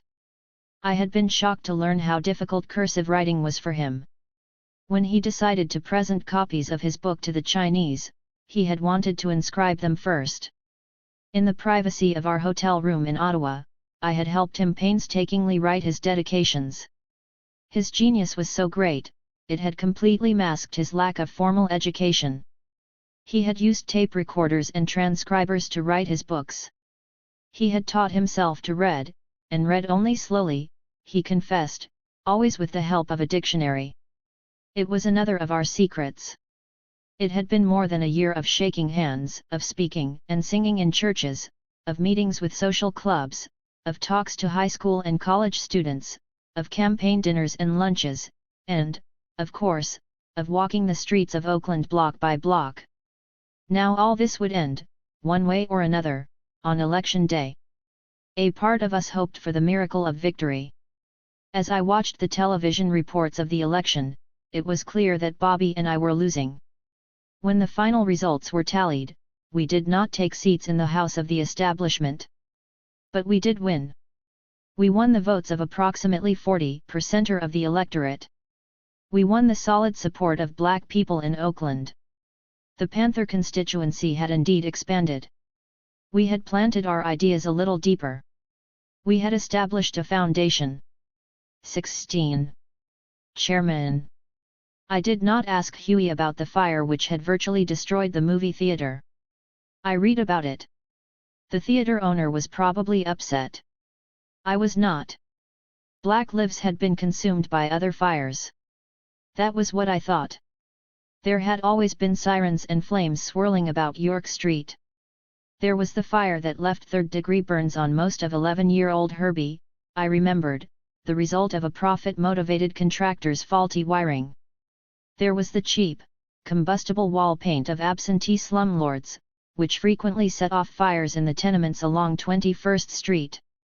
I recalled my mother's frenzy about my schooling after the antiquated heating system at Cleghorn Elementary erupted and burned half the children in an overcrowded second-grade classroom. There were also the murderous fires, the ones that spread from black household to black household, fires ignited by the Christian torches of God-loving racists. There was something menacingly familiar about fire and black life in America. The theater fire was an abstraction to me. It represented the destruction of the insured property of a racist. Its only significance lay in the message it may have burned into the cold heart of the theater owner and his brothers. He had reneged on our contract. Our lease, the lease of Oakland and the World Entertainment, Inc., a subsidiary of the Stronghold Corporation, was valid. After the theater owner discovered the party was the actual lessee, he had tried to back out of the lease. Huey had bolted into the man's office in a rage. He had demanded the lease be honored. He had even pleaded. He had warned. The income from the movie runs at the theater paid for supplies and services at the Intercommunal Youth Institute, paid for sickle cell anemia tests, and other treatments at our free clinics. But that was not the point. The point was that a promise to the Black Panther Party had to be respected. We would not go to a court of law to argue the point. The point was that, in Oakland, a higher law was emerging, outside the established order. It had been a mistake of the ultra-left. And the right to presume that the legitimacy we had exhibited in our recent electoral campaign characterized our party. We had no respect for the laws of the United States, a cloak of fork-tongued legal idiom that disguised the most iniquitous acts. It had always galled me, personally, how much faith black people placed in the law and the so-called judicial system. Blacks and liberals had spent nearly a century simply trying to overturn the racist separate but equal doctrine expressed in the case of Plessy v. Ferguson. Had no one noticed that no one had been able to truly enforce the meager dictates of Brown v. Board of Education? Thousands of blacks had, in the meantime, lived and died under the disgrace of Jim Crow laws in the South, and under the deplorable conditions created by legal discrimination in the North. We Black Panthers disregarded the law. We were, indeed, as newspaper headlines frequently suggested, outlaws. The newspaper's implications that the party had set fire to the theater to extort money from the owner were beyond my field of concern. Like the legal system, the Fourth Estate was but a tentacle of the power broker's octopus. In the American press, feeding the poor was condemned as communism. The priority of profit was deemed democracy. Thus, we ignored their characterizations of the incident and focused on our own losses from the fire. The movie theater had provided income of a couple of $1,000s a week. We needed the regularity of that money. Without it, we would have little ability to keep our promises to our people. We would not be able to serve their basic needs. We would have difficulty demonstrating the merit of our vision. Fortunately, the Lamp Post was beginning to show a profit. The Lamp Post was a cocktail lounge and restaurant Huey had leased not very long before. The owner, though a distant relative of Huey's, had been a reluctant lessor. Huey had asked him to rent to us at a reduced price, so that we could realize enough income to support our survival programs. The owner had challenged Huey's reasoning that blacks like him who had gained an economic foothold in America had a duty to assist in elevating their brothers and sisters. He told Huey that he had earned his and owed nothing to anyone. He had clung to that position until faced with the prospect of having nothing. His survival was dependent on the support of the black community. It was bad business, Huey had explained to the Lamp Post owner, to turn his back on that community. Showing at least business acumen, he had capitulated and finally leased the Lamp Post to us on favorable terms, along with an option to buy. Only Panthers worked there now. Panthers were assigned work according to their abilities. There being no such thing as private income, a party member's labor was rewarded through the redistribution of our collective resources in the form of food, clothing, housing, medical care, transportation, and personal expense money. We thought of this system as a model socialistic arrangement by which each member, our party, and our people were all served. Panthers worked as cooks, waiters, and managers of food distribution for our breakfast programs. Panthers worked in our clinics as maintenance people, records clerks, drivers and liaisons with medical professionals. Panthers sold the party's newspaper on the streets and distributed batches of newspapers to the various stores and businesses that stocked them. Panthers provided necessary security for all our facilities. Panthers worked at our daycare centers and school. Panthers worked at the Lamp Post. We had assigned pretty women as cocktail waitresses. We had placed good cooks in the kitchen. We had trained bartenders. We had outlined posts and schedules for security men. The Lamp Post was a complete Black Panther Party operation. Everybody who came to the Lamp Post seemed to like that. Blacks were proud of it. There was really no place for blacks in Oakland as attractive. The better restaurants and clubs catered exclusively to whites. The thick red carpeting at the Lamp Post was always vacuumed. There were immaculate cocktail and dining tables, adorned with bright red tablecloths, starched and pressed, and candles flickering inside red, beveled glass holders. The soft couches and chairs were of tufted red leather. Disciplined Panthers provided excellent service. The highest quality food was offered at prices far below average. More important, however, the Lamp Post represented something, a black community place, where profit was shared, returned to the same community. That was why the Lamp Post was becoming so profitable and the fact that Huey Newton was usually there. It had become the only place outside the penthouse where Huey felt at ease. He went there for dinner nearly every night. He dressed himself meticulously for these outings, usually in a silk shirt, a rich blazer, sharply pressed pants tight on his narrow hips, shined Italian loafers.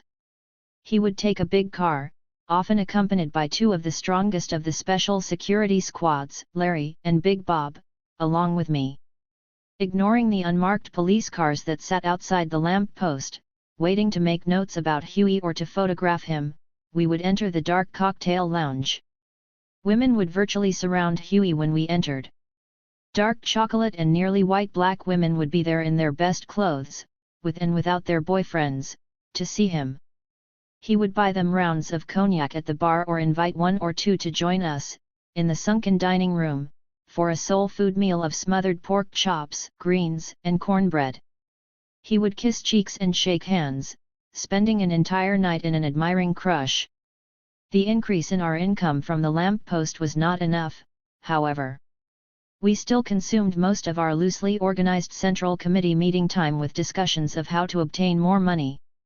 Of course, in addition to our other income, there were the regular contributions we received from various wealthy people. Primary among them was Bert Schneider. There were also other stalwarts who gave or lent us large sums of money, couples like Tom and Flora Gladwin and Herb and Shirley Magidson, and a new generation of rich kids like Molly Doherty and her brother Chris. There were the cherished contributions of professional services by people like Arlene Slaughter, a progressive realtor, doctors like Bert Small and Richard Fine, and lawyers like Tony Klein and Fred Heastand. We knew, however, that our party could not continue to be dependent on the goodwill of our friends. We needed an independent mechanism to maintain our operations. Memories of the Bill Boyer boycott spawned the idea.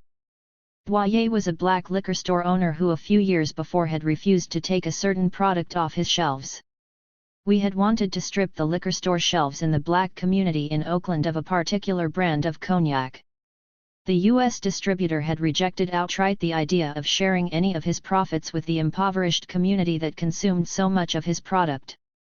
He had turned a deaf ear to the mild appeals of several local black businessmen to make contributions to scholarship funds or sports and recreational programs for children in West and East Oakland. He had flatly refused to discuss his racially discriminatory employment and business practices. The businessmen had appealed to the party. Together, we had decided that a halt to all distribution of his product in Black Oakland would change his mind. Boyer and several other black liquor store owners refused to cooperate. Sales of that cognac were too profitable. We thought it would be easy to isolate Boyer with a little boycott of his 2 stores.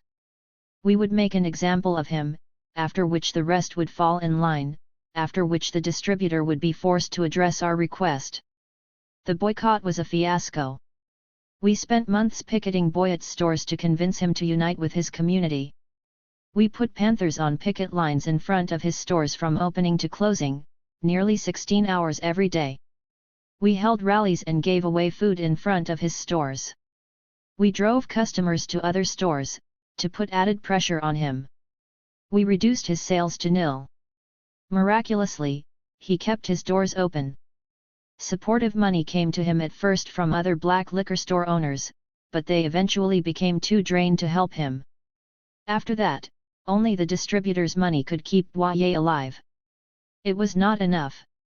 Boyer was facing financial ruin. The fight was so drawn out, however, it hardly mattered when he finally removed the cognac from his shelves.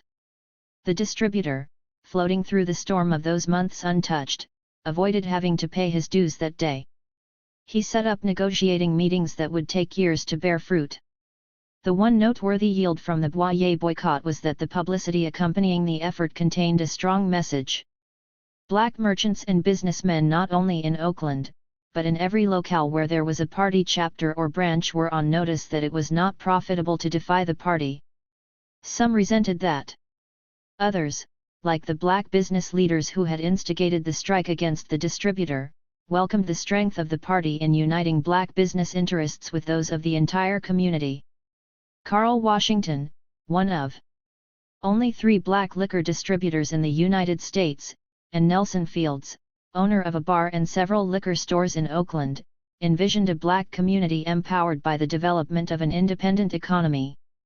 That was not incompatible with our goals. It was in this spirit that Huey instructed men from the special security squads to begin visiting Oakland's after-hours clubs. The question of black unity sat begging outside the doors of those popular cabarets, where liquor was sold after hours and drugs and gambling were offered all the time. The owners were rogue businessmen who paid off police to maintain themselves, drained the pockets of their poor patrons, and slapped around anybody who did not like it. We decided that they would have to become part of the solution or be deemed part of the problem. We offered them liberation for the former and damnation for the latter. They resisted.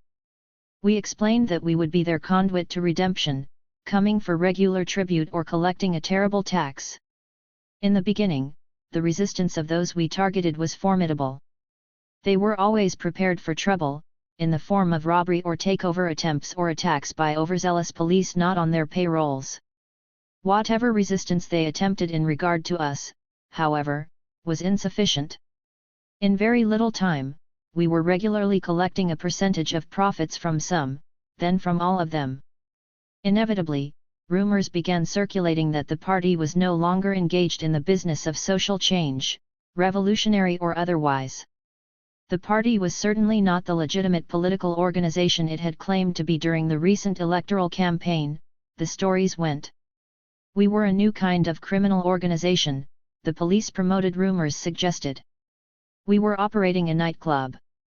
And extorting payoffs from petty criminals and legitimate businessmen, solely to make a profit for ourselves. Bobby Seale and I remained, however, examples of a new, more moderate panther. It was generally believed that we had no knowledge of or relationship to the kicked indoors or shot-up facilities of reluctant after-hours club contributors. Indeed, our electoral campaign had created the illusion that Bobby and I were so separate from such rough activity, it was as though there were two arms of the party, the militant dark side and the more moderate, reformist side. I felt we had achieved a state of perfection. Bobby was confused. The truth was, Bobby had no real knowledge of the after-hours operations, as they might have been called, while I endorsed them for the contribution they provided to our programs. Bobby was usually not privy to information about this kind of activity because he was incapable of placing it in perspective. At least, that was how Huey felt. It was one of the reasons he rarely invited Bobby to the penthouse, and it was also why he rarely discussed anything substantive with Bobby, despite his nominal leadership. Bobby's superficial role left an unfortunate gap in the party, however. The electoral campaign having ended, the chairman of the Black Panther Party had nothing to do. Actually, after the campaign, it had been hard to suddenly shift our energies. Most of us, especially Bobby and I, had been absorbed in the process in anticipation of Election Day, finding exhilaration in gaining on the resolution of something. With the campaign banners folded, tedium suffused the days and weeks. From the inception of the party in 1966 until the decision in 1972 to seek political office, the party had operated largely on an emergency basis. We had always been beset by assassinations, jailings, long legal trials, and had always had to rally our forces around one crisis or another. Now, primarily because of our election campaign, we were faced with the prospect of the long haul. We were faced with the unfamiliar arduousness of building the revolution without being directly confronted by police attacks and arrests, heavy bails or funerals. Our campaign had seemed a first step toward institutionalizing the idea of revolution. Paradoxically, it had created the present dilemma. I was able to resume managing and editing our newspaper. That provided me with a valuable routine. Huey was, of course, embroiled in his various ventures to raise money, as well as in drafting the next steps in our long-range goals. Most other Panthers were busy in their thousand duties, enhancing and expanding our survival programs. Bobby seemed to have neither a function nor an interest. Publicly, Bobby was Huey's other half and partner. In reality, nothing was further from the truth. Huey was the creative thinker, the dynamic personality that invigorated and directed the party. Bobby had gone to Sacramento because Huey had ordered him to go. He had held on through his Chicago and Connecticut trials because Huey had demanded it. Bobby had spit out the speeches that echoed Huey's ideas. Bobby had sparkled when he had been charged by the public spotlight and the challenges of the past several years. He had thrived in boosting the survival programs and excelled on the campaign stage. Now, with the lights of the campaign turned out, and no crisis around which to rally, Bobby was a puppet at rest.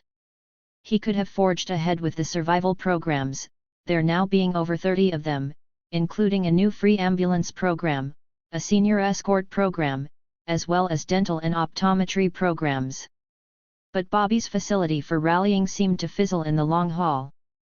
He could have developed the new Oakland Democratic Organizing Committee, the mass mechanism created as a result of the campaign. Over 1,500 people, black and white, had come to the first post-election dinner, to sustain the campaign's momentum, to organize around the local disparities between the people and the power. Our newspaper was headlining those disparities in a new supplement. Oakland. Base of operation. Most glaring among them was Oakland's new revitalization project. The proposed city center was a sprawling, 41-acre development in downtown Oakland initiated by the progeny of the Founding Fathers. While investment packages were being negotiated to reshape Oakland's downtown area, blacks in adjacent West Oakland were being moved out by the city government to make way for progress, spelled PROFITS. Major non-local investors had pledged to join the locals in transfusing blood into the decrepit heart of the city if a proposed freeway extension was constructed to lift prospective white suburban consumers over the unsightly blight of blacks in West Oakland and into the city center. Over 400 people and nearly 100 families, occupying 600 apartments and houses, were being uprooted for that freeway. Week after week, our newspaper supplement denounced the mass displacement, and called for a halt to the city center project or a community share in its profits. Bobby did nothing about this issue or anything else. He said not a word about Johnny Spain's San Quintin 6 trial, as we headlined it in the newspaper, failing even to use his impressive voice to bridge the widening gap between the prison guerrillas and the party. He offered no program for solidifying our relations with the various organizations around the world that supported the party, in Germany, France, Japan, even Israel, nothing to build support for the other revolutionary causes to which we were pledged, in Mozambique or Angola, or especially in South Africa where we were giving meager support to the PAC, Pan-African Congress, through our close ties with its UN mission representative, David Sibeko. Bobby was idling away that post-campaign period, mostly moping over our electoral loss. He had really believed he would be mayor of Oakland. It was that idleness that eventually gave birth to what Bobby termed a brainstorm. He authored a plan of so-called internal improvement. It was to be a kind of cathartic program to purify the party membership, top to bottom. Inexplicably, Bobby suggested that his idea tied in with the theories on which the party had based the creation of our new image and promulgated our survival programs. Through his program, Bobby claimed, the people would move even closer to the party. Panthers would become role models for the people. To put his idea into action, he appealed directly to Huey, in a rare visit to the penthouse. Dismissing him quickly, Huey gave his blessing to Bobby's program of internal improvement. Huey was preoccupied with raising money. We were resurrecting Oakland and the world entertainment, for the potentially lucrative business of concert promotion. We would, Huey assured the Central Committee as he outlined his new project, eventually become the sole concert promoters in Oakland. Many concerts had been performed for our benefit. Artists and entertainers from Leonard Bernstein to Richard Pryor to the Grateful Dead had helped raise money for the Black Panther Party over the years, donating both their time and their talents. Those benefits had unfortunately yielded little money once production costs had been covered. Besides, the number of artists lining up to offer us such benefits had dwindled to almost nil. Now, Huey promised, we would be the beneficiaries of our own productions. In seemingly no time at all, Huey announced that he had negotiated our first contract, a concert featuring the Ike and Tina Turner Revue. It would be a one-night performance, opened by the singing of Larry Graham and his Graham Central Station Band. A few weeks before the concert, Huey added me to the show, tying a thin political thread to the affair. Ticket sales went very well, and the Oakland Auditorium performance was virtually sold out by the day of the concert. Late afternoon on concert day, security teams were making a last sweep of the huge auditorium. Panthers who were ushers were reviewing their positions. Panthers handling tickets were getting instructions. I tested the microphones with Larry Graham's people and the Turners' road manager. I scanned the dressing rooms of Ike and Tina, as well as those of their band members and singers, to make sure the flowers, champagne, and fruit we had contracted to provide were there. We were also providing transportation, security, and $12,000 for their one-hour performance. With the exception of Ike and Tina, everything seemed in place as the hour to open the doors approached. As concertgoers trickled in, a crisis began to unfold. Norma Armour, a transfer from LA and another of my old and dear comrades from those long ago days, explained the trouble to me. She was afraid to speak to anyone else. As she was assigned to handle the ticket and concession money and other financial business of the concert, she had been the recipient of a nasty note from the Turners, who had finally arrived. Despite our having paid them $6,000 the week before, and despite Norma's having tendered their road manager $5,500 in cash when he arrived, the Turners were refusing our $500 check for the remainder due them. If every dime was not paid in cash, their nasty note threatened, they would not perform. The unfairness of it hit me hard. It was impossible to pay the $500 in cash. We needed the cash for concessions and the banks were now closed. It was simply absurd to suggest that we would offer them a bad check for such a small amount. It was outrageous that they would accept $11,500 from us, having sung not one note, and then haggle over $500. I tried to find June when I ran into Bobby coming into the auditorium with his bodyguard Carl and others. I told him about the problem. Whatever I thought about Bobby's shortcomings, he was the chairman of the party. It was his decision as to what should be done. Bobby grabbed Carl and the rest and followed me to the backstage dressing room areas. The musicians who opened the first door on which we knocked told us we had to see Ike Turner personally, indicating his dressing room. Turner, a somewhat diminutive fellow, opened the door. Bobby flamboyantly introduced himself as Bobby Seale, chairman of the Black Panther Party. He reminded Turner of how the party was dedicated to serving black people, of how much the concert meant in doing that, of our recent electoral campaign, of the fact that we were all black people who could surely resolve a small problem. "Right on, brother," Turner responded sarcastically, nastily, "but if I don't get my money, we ain't singing a note." Loud snickers and giggles erupted inside the room, coming from the members of the Ikettes, the Turners singing group. The rudeness of Turner's words paled when he slammed the door in Bobby's face. The door remained closed despite Bobby's pounding on it, again and again, imploring Turner to reconsider. Bobby waved away Carl's offer to kick in the door. The continued banging made most of us uncomfortable and a little embarrassed. Panthers were not accustomed to suffering such disrespect. With relief, I followed Bobby down the hall after he finally decided to stop knocking on the door. He sought out Norma and began vehemently chastising her for not having enough cash at hand, demanding that she get more right away. It was theater of the absurd. I tried to give Norma some comfort by defending her, but time was our enemy. I had to leave her then and there, to open the program. The auditorium was full. The small band with which I had rehearsed began its introduction to the one song I would sing. I stepped into the colorful lights that laced the stage. I could see my mother, who had come to Oakland from Los Angeles for the concert, seated in the front row with my daughter. Virtually all the faces I could see were black people, who were now cheering and stomping. I started my song on cue, despite the distractions. I had difficulty moving across the stage in the long, fitted pink gown and matching high-heeled suede shoes I was wearing.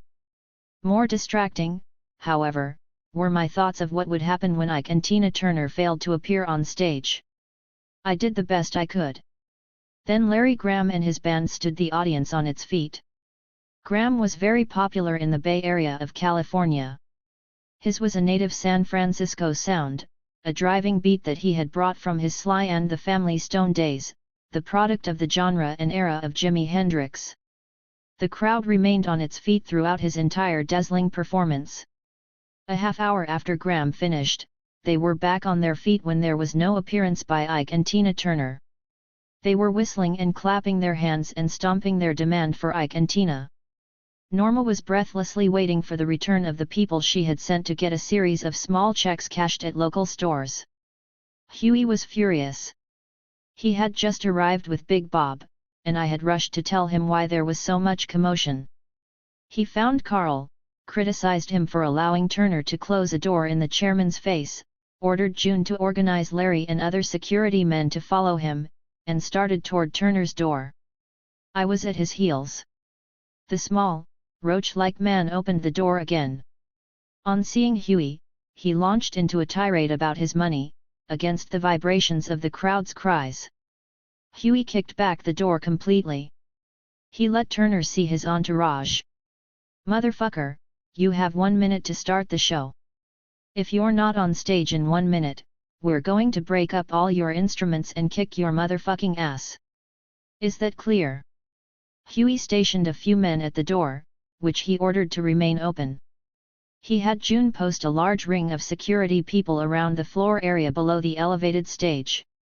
Once the show started, no one was to leave the stage, they were instructed, until a 1-hour performance had been delivered. Within a flash, the band was on stage playing the recognizable, fast-stepping overture sounds of the Ike and Tina Turner Revue.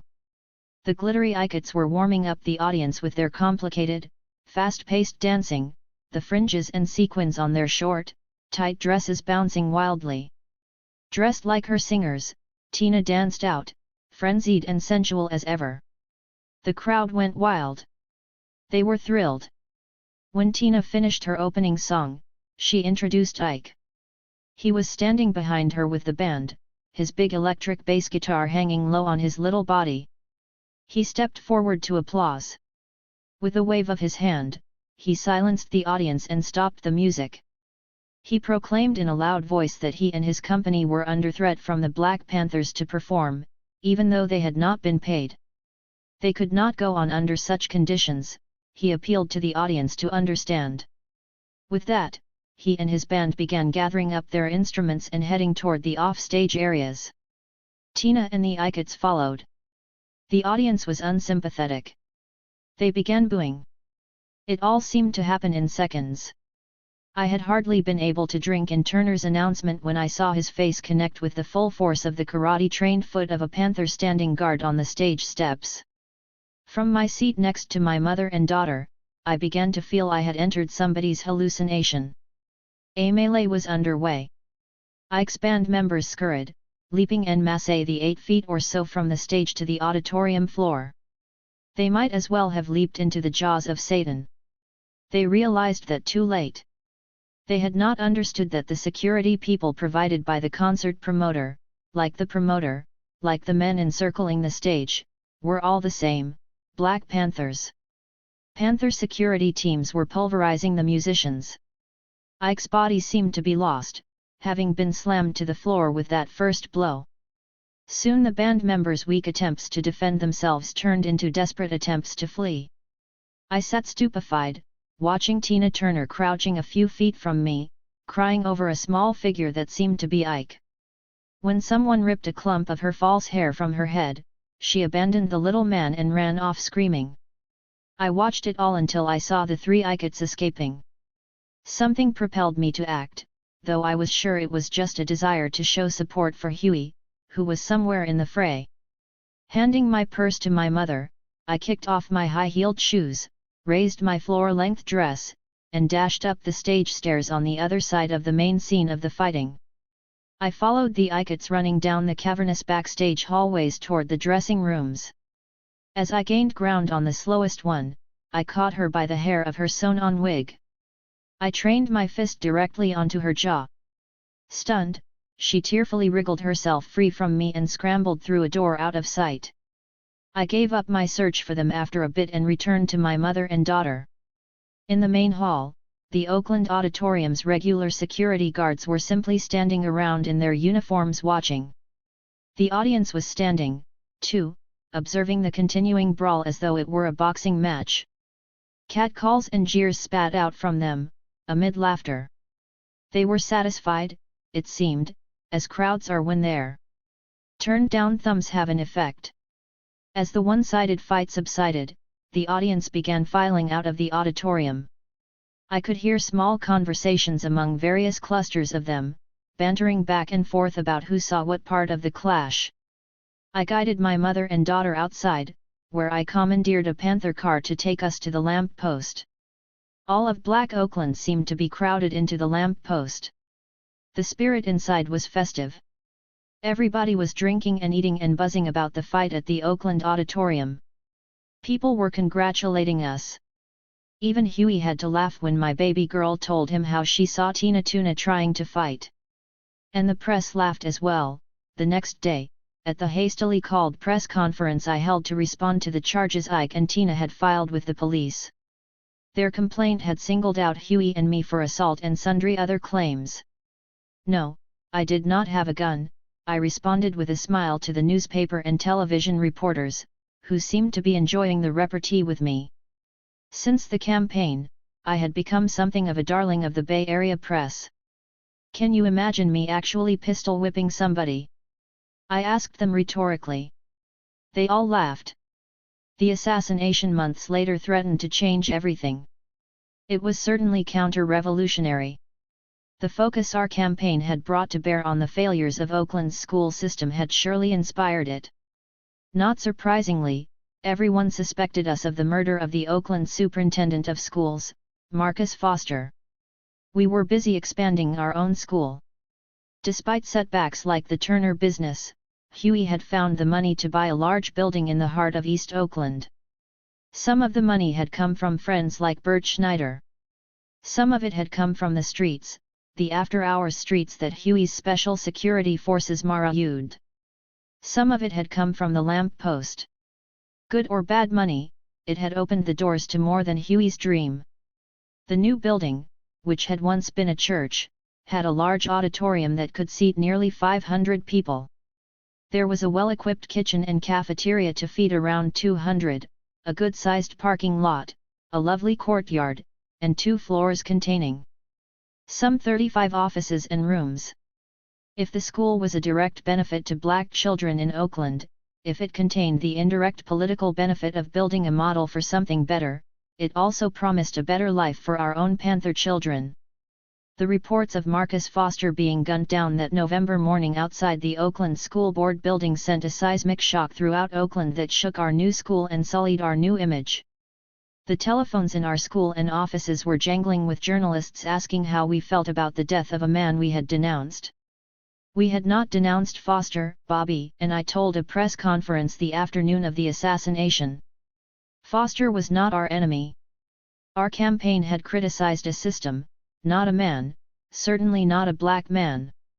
We were developing an alternative model now, we said.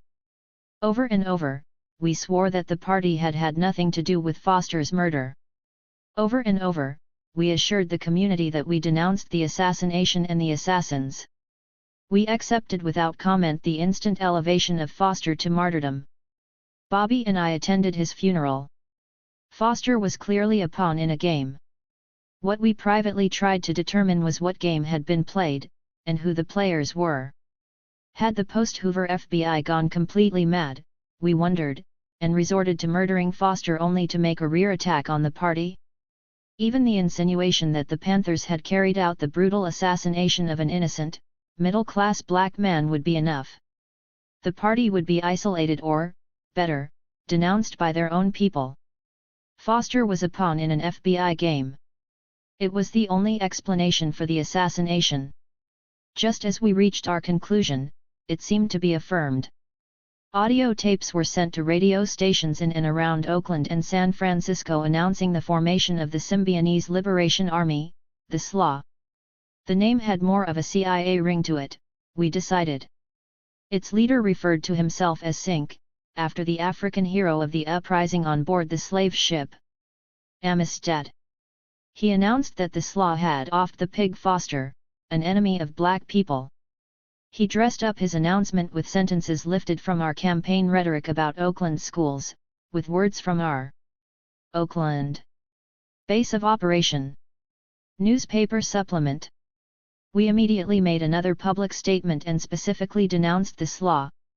The machinations of the SLA thereafter claimed the daily headlines. Led by the Black Sink, or Donald DeFries, the SLA was in fact a mostly white group. DeFries claimed he had, wondrously, escaped from California's maximum security prison at Vacaville. He had then formed the SLA. DeFries asserted that the SLA's first revolutionary act, the murder of Marcus Foster, was only a beginning. Soon, in fact, another ugly SLA drama was claiming new headlines: the kidnapping of newspaper heiress Patty Hearst. Their demands regarding her kidnapping distorted the party line. In exchange for her release, they were demanding that the wealthy Hearst family provide a free food program for the people. At that point, we believed not only that the FBI had assisted DeFries out of prison but that the SLA was an FBI invention. We considered the Patty Hearst kidnapping a staged event. Numerous pieces of information were filtering into us that indeed constructed another story about the kidnapping. The implication was that Patty Hearst was a willing victim. As that was no more far-fetched than the SLA itself, it only bolstered our conclusions. The same rumor mill soon produced what we considered the laughable prospect that the SLA had created a hit list. For publicly denouncing the SLA and backsliding on Foster, Bobby and I were purportedly at the top of that list. While that was laughable, what the SLA was accomplishing was not. It had taken very little time for the SLA, through its murder of Marcus Foster and the Patty Hearst kidnapping, to establish the illusion that it was a revolutionary organization, one that was operating inside the boundaries of our base. We did everything we could to unearth DeFries from his hiding place and struggled to otherwise overcome the SLA's tainting of the word revolutionary. After a dramatic Patty Hearst SLA bank robbery, the media became disenchanted with the SLA. The SLA slid from the headlines, as the group itself eventually slid into non-existence. Some would say it was because DeFries turned on his masters.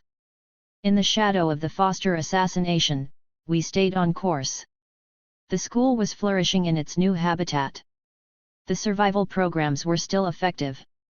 The newspaper was being improved. We had reached the point of self-sufficiency in its production and printing, and had recently installed a wonderful new CO editor, David Dubois, son of W.E.B. Dubois. Thus, it was a jolt when I was called to a meeting for the launching of Bobby Seale's new internal improvement program. I had actually forgotten about Bobby and his idea. I was mostly bored listening to him describe his program to the leadership cadres and the rank and file gathered in the school's auditorium. And I was wondering why Huey had agreed to it. Bobby was telling everybody that the party was initiating a new campaign, which he had ordained with a sloganized name, Away with All Pests. Bobby was explaining that he had designed the Away with All Pests campaign to clean up our image. He added that the emphasis was on the word clean. It was at this point that whatever minor merit his scheme possessed now vanished for me. I felt ashamed watching him prance on our stage before his captive audience of befuddled panthers. He was informing them that every panther work and living area was to be immediately made spick and span. Everything was to be maintained so, he continued, subject at all times to the meticulous examinations of his inspection squads. You know, brothers and sisters, he said, arms flailing in imitation of a Baptist preacher, when I was in the army, our sergeants would wear a white glove to inspect our bunks and lockers. If they touched anything and their white gloves showed one speck of dirt, we were in trouble. We'd be disciplined. Well, we're an army, ain't we? We got to get it together, don't we? Set an example for the people. Well, that's why we're going on this here cleanliness campaign. From now on, your Central Committee members and our brand new squads are gonna be inspecting your houses and rooms and everywhere you work or sleep to make sure everything is clean. This is what the servant and I want for you, brothers and sisters. Away with all pests. The weak applause reflected the audience's apprehension. I was outraged. It was not just the absurdity of it. It was not just Bobby's comparison of our party to the army of the very U.S. government we were pledged to destroy. It was the imposition on dedicated party members of a crazy scheme that would serve no revolutionary goal. It was the prospect of being weighed down by a project that was non-productive. It was that Away with All Pests existed solely to pacify Bobby. I had the power to exempt myself from Bobby's program, and I did. All the other Central Committee members, however, and lower-level leaders were organized into Bobby's squads. Within weeks, those squads were arriving at houses and facilities, bursting in at midnight or later.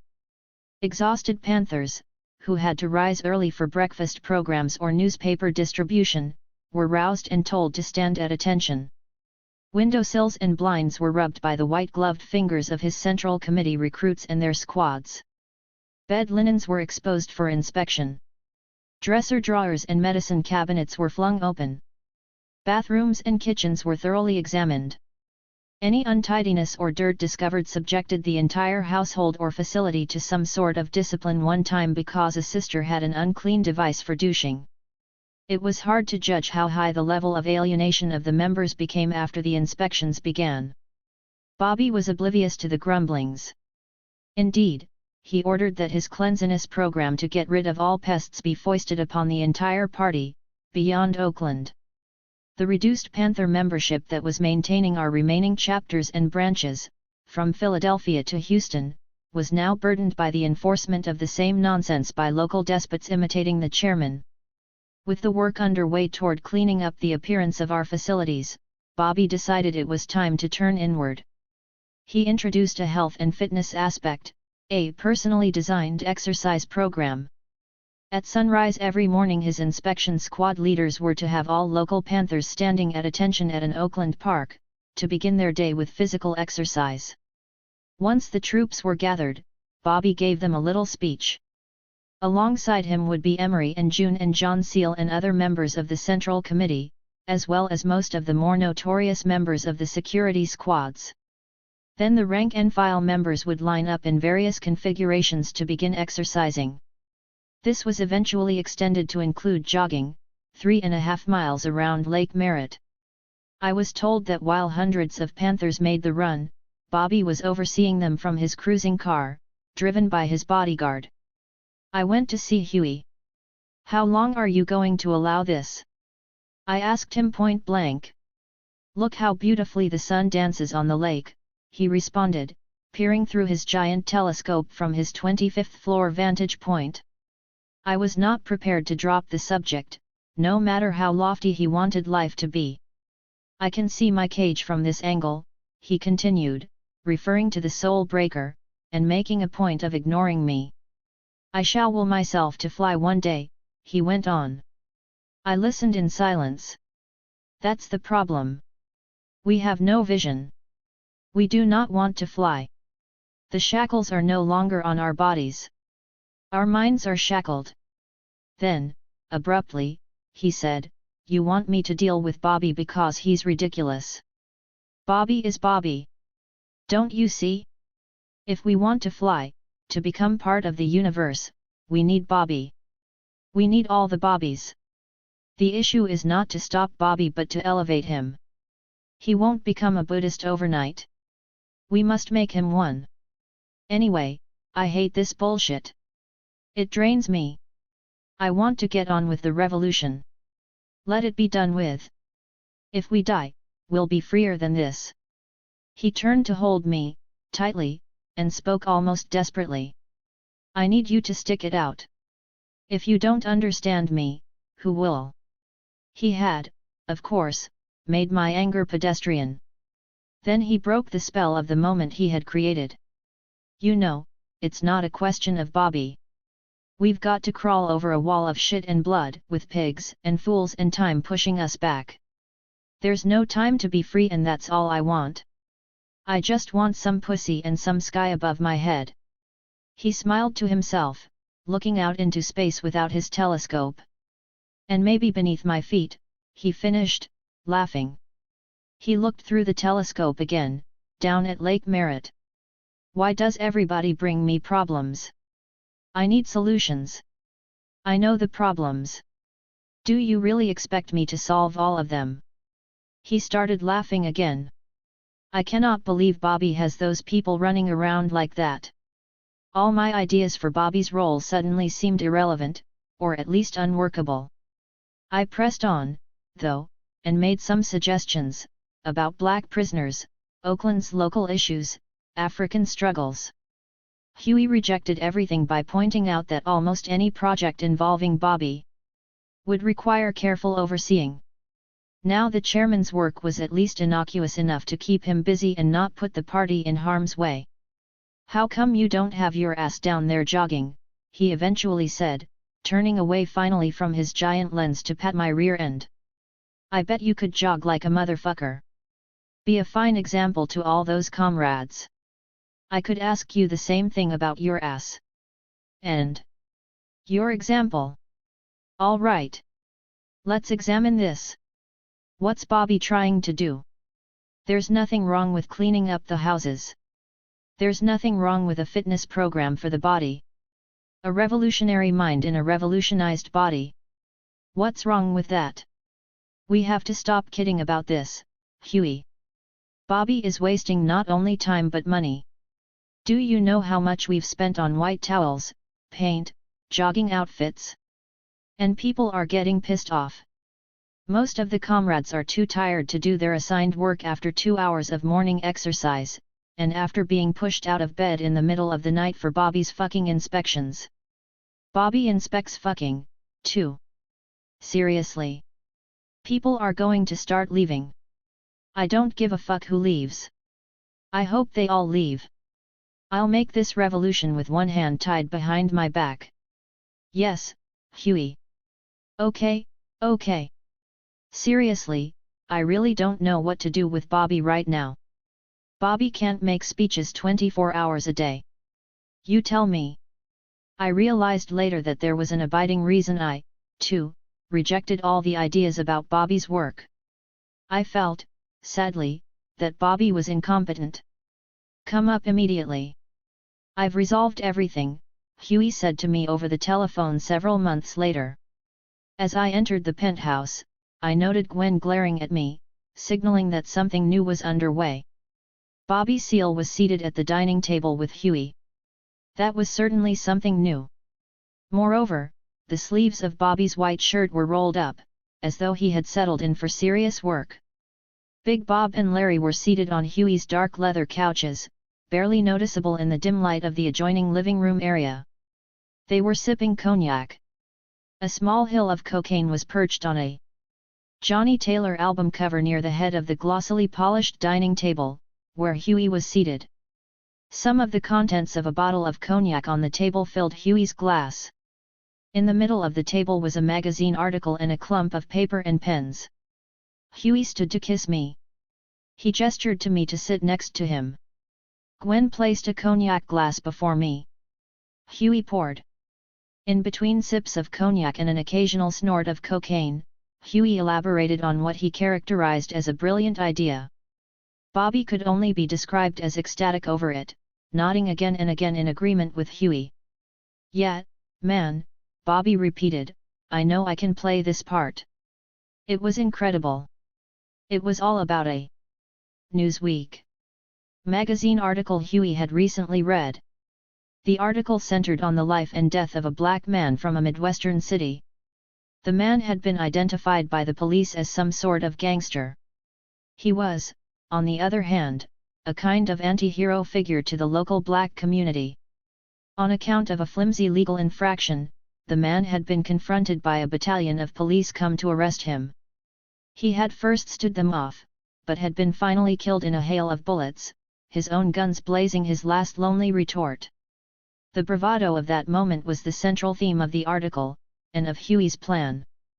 Huey decreed that Bert Schneider could produce a film canonizing the man and his dramatic battle and finale.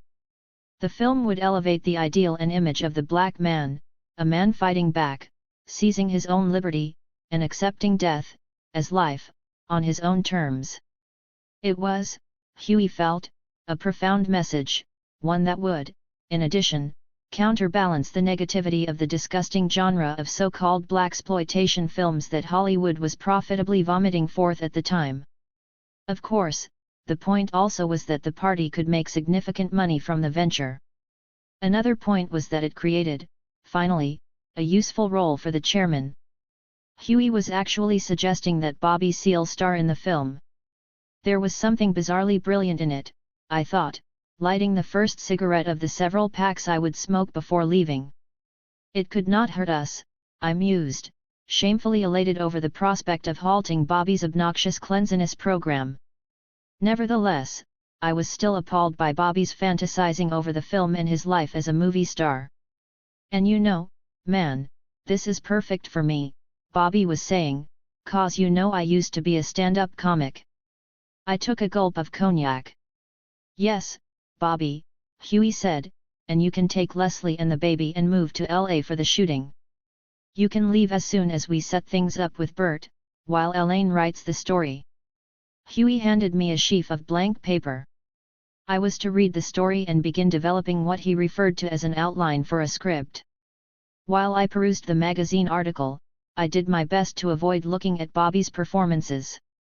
He was up on his feet demonstrating how he would play certain scenes. Huey was spurring him on with requests to see him reel to the ground from gunshot wounds or show rage over racism and injustice. Over the next 24 hours of uninterrupted discussion about the film, only Gwen's small Greek repast brought relief.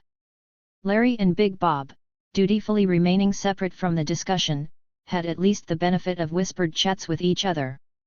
No one dared mention the idea of being exhausted.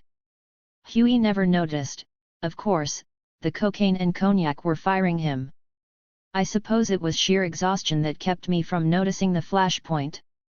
I was concentrating on keeping my eyes open and trying to conclude the marathon with suggestions about having food, or at least more cigarettes, sent up to the apartment from the lamp post. Huey seemed to hear nothing, unless it had to do with the film, the financial independence it would provide for us, the national consciousness it would spark, the positive image of the black man and the party it would produce via the role of Bobby Seale.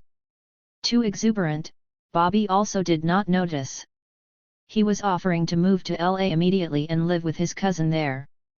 In that way, he was excitedly telling Huey, he could save the party money.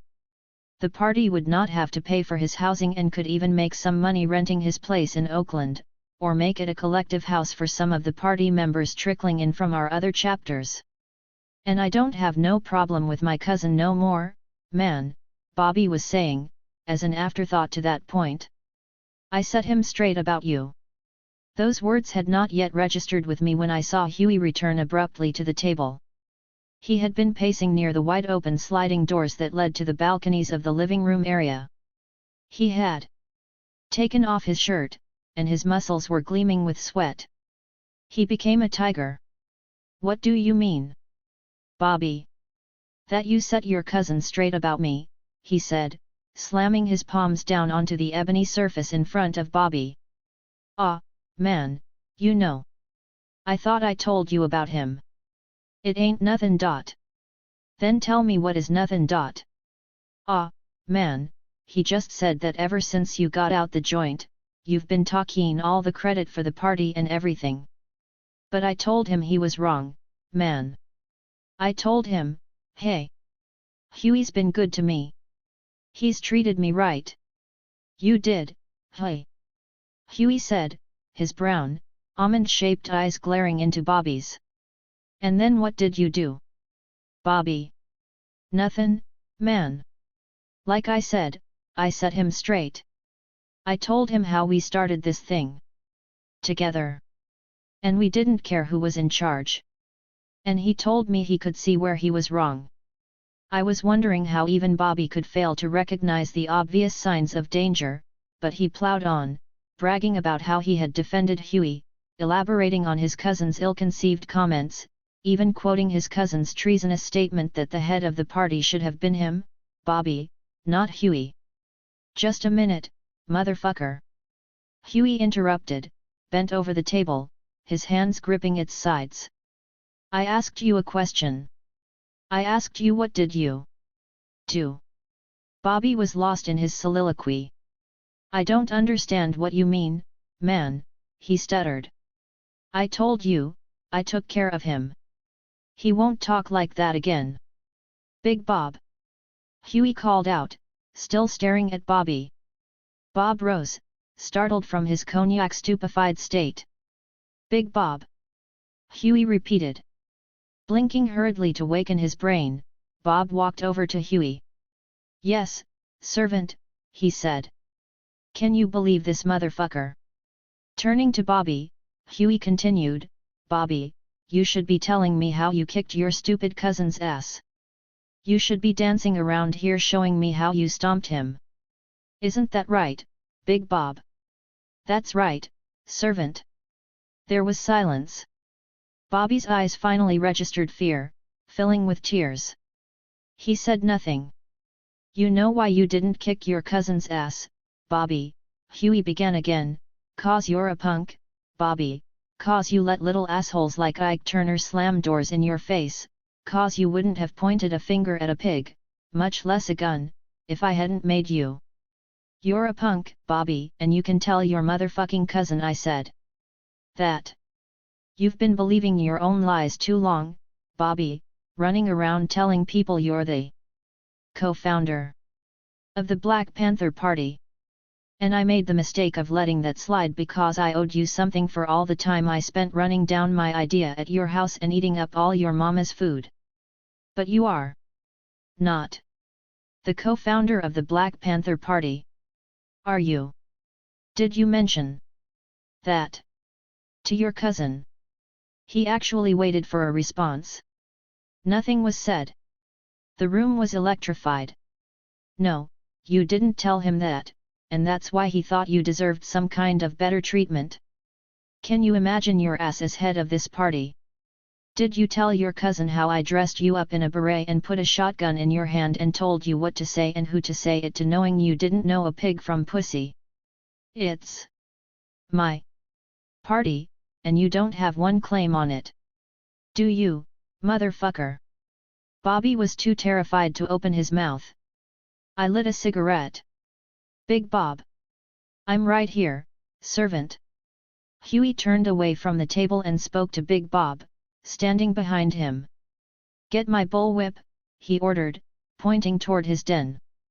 Larry got up. Huey turned to Bobby again.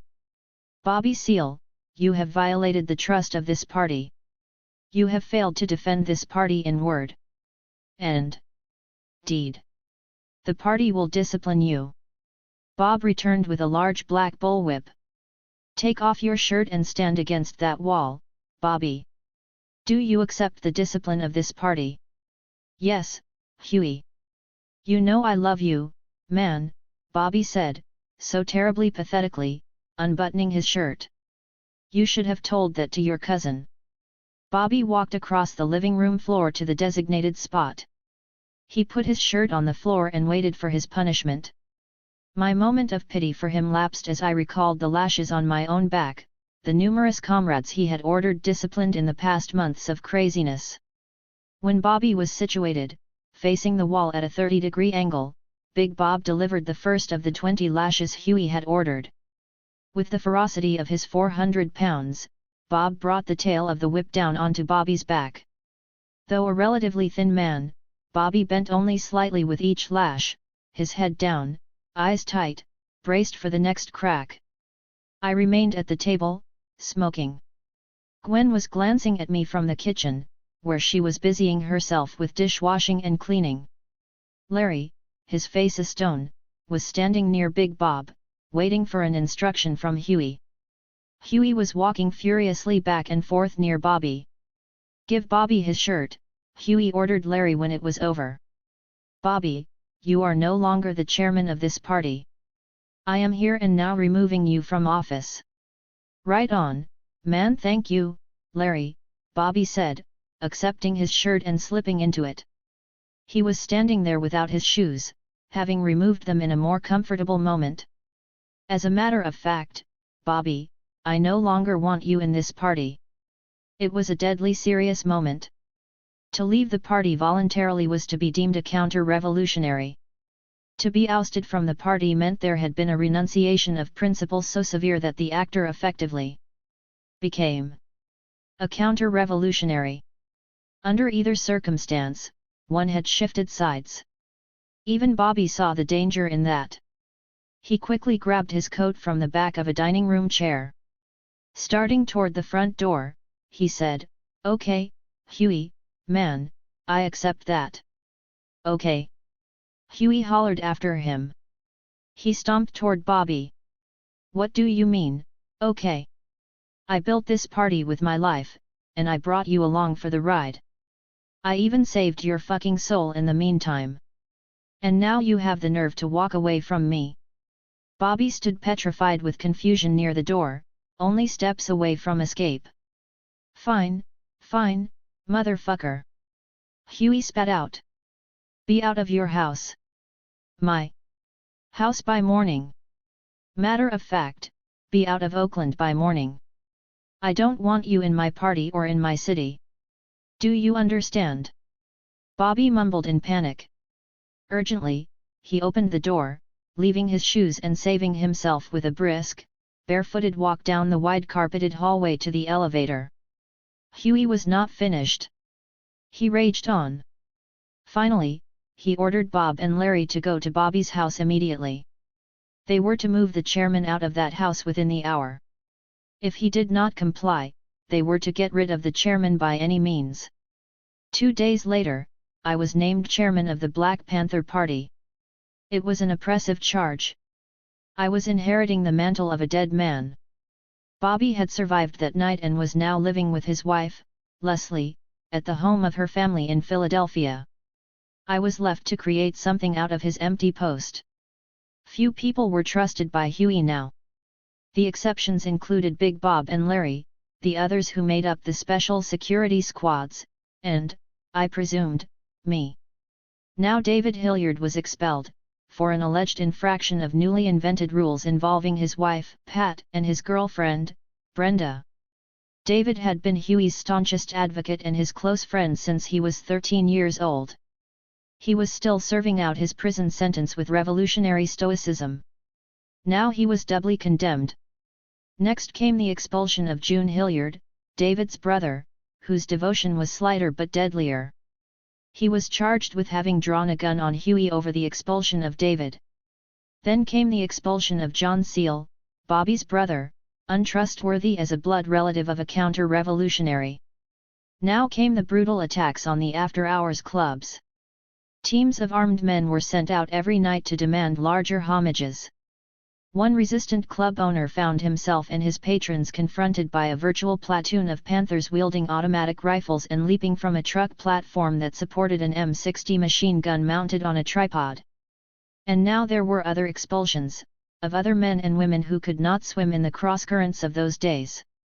Men were pistol-whipped for alleged stealing, lying, or lying about stealing, and anything else imagined by the now paranoid mind of Hughie, which cocaine and circumstance seemed to be destroying. By the time Hughie was arrested in August 1974, I had braced myself for what seemed the inevitability of an accusation against me. During that first month of my tenure as chairman of the Black Panther Party, I began to lose the thread that connected me to what I had become. Whatever I thought about Bobby Seale, it was certainly never that he was an enemy of our people or party. Bobby's condemnation had nothing to do with his competence or commitment. There was no justification for it. It had to do with a cocaine-boosted rage. I had to admit that all of Hughie's subsequent heavy-handed acts had the same foundation. I had to reckon with my own role in all of it, and wonder whether I could continue to have a role in any of it. I was not losing the thread as much as the faith. Faith was all there was. If I did not believe in the ultimate rightness of our goals and our party, then what we did, what Hughie was doing, what he was, what I was horrible. If the party had no humane and lasting value, that would nullify the loss of so many precious lives, of John and Bunchy and George and Jonathan and Fred. It would mean a disastrous mistake had been made in a Faustian bargain. I had to face the question of whether to go or to bide. I had to accept the consequences of the answer. And I had to face it alone. I could no longer hide behind Hughie. I had remained above the fray of that last month of terror, as I had my whole life in the party. Now I was compelled to confront what my participation in the party really meant. Was my loyalty determined by personal aggrandizement? Was my commitment rooted only in my private dreams? Were the songs and words I wrote simply embellishments of deeds that could be measured more by caprice than by principle? Was I duplicitous, something far worse than anything Bobby had ever really been ready to foster, what was an illusion of revolution? Alone, Thinking, rocking, I began to hear the sounds of the old, repetitive piano scales that had filled my youth. Like the other pieces of my childhood, they were morsels of life scavenged by my mother, trying to drown out the sound of scurrying gutter rats and escape. The despair. I began to taste the salt air of Atlantic City, remembering how my mother had squeezed her sweatshop salary to dress up my childhood with vacations there, to pay for a decent hotel room, even if it was not one close to the beach where hotel rooms were for whites only. I felt the cold of New Year's Day, when we watched Philadelphia's Mummers Parade, where whites wore blackface and blacks were not allowed to participate. I could smell the soap and talcum powder of summer baths on York Street, throughout which my mother sat with me to keep the roaches from falling into the tub. It was strange that such little remembrances would shock me into finally recognizing that my mother had carried me on her back all those years. With her coarse lessons and hard ways, she had tried to steal a life from me. Nevertheless, I had felt the weight of our poverty, the indignity of our lives. I had experienced the pathetic bustling joy of everybody in our neighborhood when somebody hit the number. I had heard the sorrow in the sound of bongos and doo-wops on North Philly streets produced by gangs of wine-drinking young bloods angry at all the wrong people. I had felt the degradation in the impossibility Nita and Barbara and the rest of us girls had known, trying to see beauty in our dark skin or our full lips or the texture of our African hair or even in the size and shape of our feet and derrieres. I had come to know that York Street was as American for black people as baseball at Connie Mack Stadium was for whites. I knew that millions of black mothers had tried, like my own, to gloss over the pain with piano lessons and stolen new dresses, the way they smoothed Vaseline onto patent leather Easter shoes. I knew that millions of blacks had been forced to find hope in playing numbers and relief in scotch or heroin. I knew that millions had found comfort in the strength of the Joe Louises and Jackie Robinsons and Marian Andersons and Josephine Bakers who had clawed their way out of our degradation. I knew that millions had found salvation in the name of Jesus. I had become mad. Huey had surely become mad. Perhaps that was really our bond. Perhaps it was the bond of all of us, really, our rage. Huey had hated the senseless cycles of life on the streets of West Oakland. He had wanted more for his friends, more for his family, more for his father, even more for his dear Armelia Newton, who had, like my own mother, tried to hold the head of her seventh son high above the stench of being black in America. Huey had seized a moment in the historical chain to make another bid for our humanity. From the first Africans who had leaped from slave ships in suicidal rejection of slavery, we had struggled for freedom. 1,000 slaves had slit the throats and poisoned the food of their masters, living with the singular desire to live free or find freedom in hell. 1,000 blacks had run for freedom, dodging bullets and nigger dogs, riding the third rail of the Underground Railroad to freedom. 1,000,000 blacks had linked themselves to the Harriet Tubmans and Frederick Douglasses and Sojourner Truths and Marcus Garveys and W.E.B. Du Boises and Martin Luther Kings and El Hajj Malik El Shabazes. Still, we were not free. Huey had created his Black Panther Party with both his brilliance and his madness. Now he had made me chairman of that party, calling me out. I was afraid. The question was whether I held a scepter of terror or a sword of freedom. The question was whether to go or to bide. The answer came in the echoing cries of M.R.S. Huggins and M.R.S. Carter and M.R.S. Jackson and the other hurting mothers who had given their sons to our struggle. It was in seeing the sum of the bits and pieces of my 31 years. The answer was love, the love that was inside the madness. It was about not forgetting. It was about living and about dying for freedom. This was all we could do if the Dorothy Clarks and Armelia Newtons were ever to see the other side of the mountain. I had to hold on. 17. A woman's revolution. Huey's rage was replaced by silence. He had been arrested on serious charges. Despite my fear of Huey after he had slapped me a short time before, despite my despair over his cocaine-fueled self-destruction, he still appeared magnificent to me standing inside his cell. I wished I believed in the healing of hands. I wished I could dispel whatever demons were robbing him and me and, I believed, many others of his best. Looking into those almond eyes, I felt ashamed of my fear of him. I would take care of the blood, I told him. He shrugged. Callens, the tailor, had taken the brunt of his raging anguish. Callens's blood now stained the penthouse ceilings and carpets and walls and plants, and Gwen's clothes, even the fluffy blue and white towels in the bathroom. I assured Hughie the blood would be washed away and his apartment renewed in time for his return. The bail had been paid, I continued, and he would be out soon. That was before I knew of the second charge, attempted murder. Waiting to be released on the Callens charge, Hughie was rearrested charged with the shooting of a 17-year-old prostitute several nights earlier.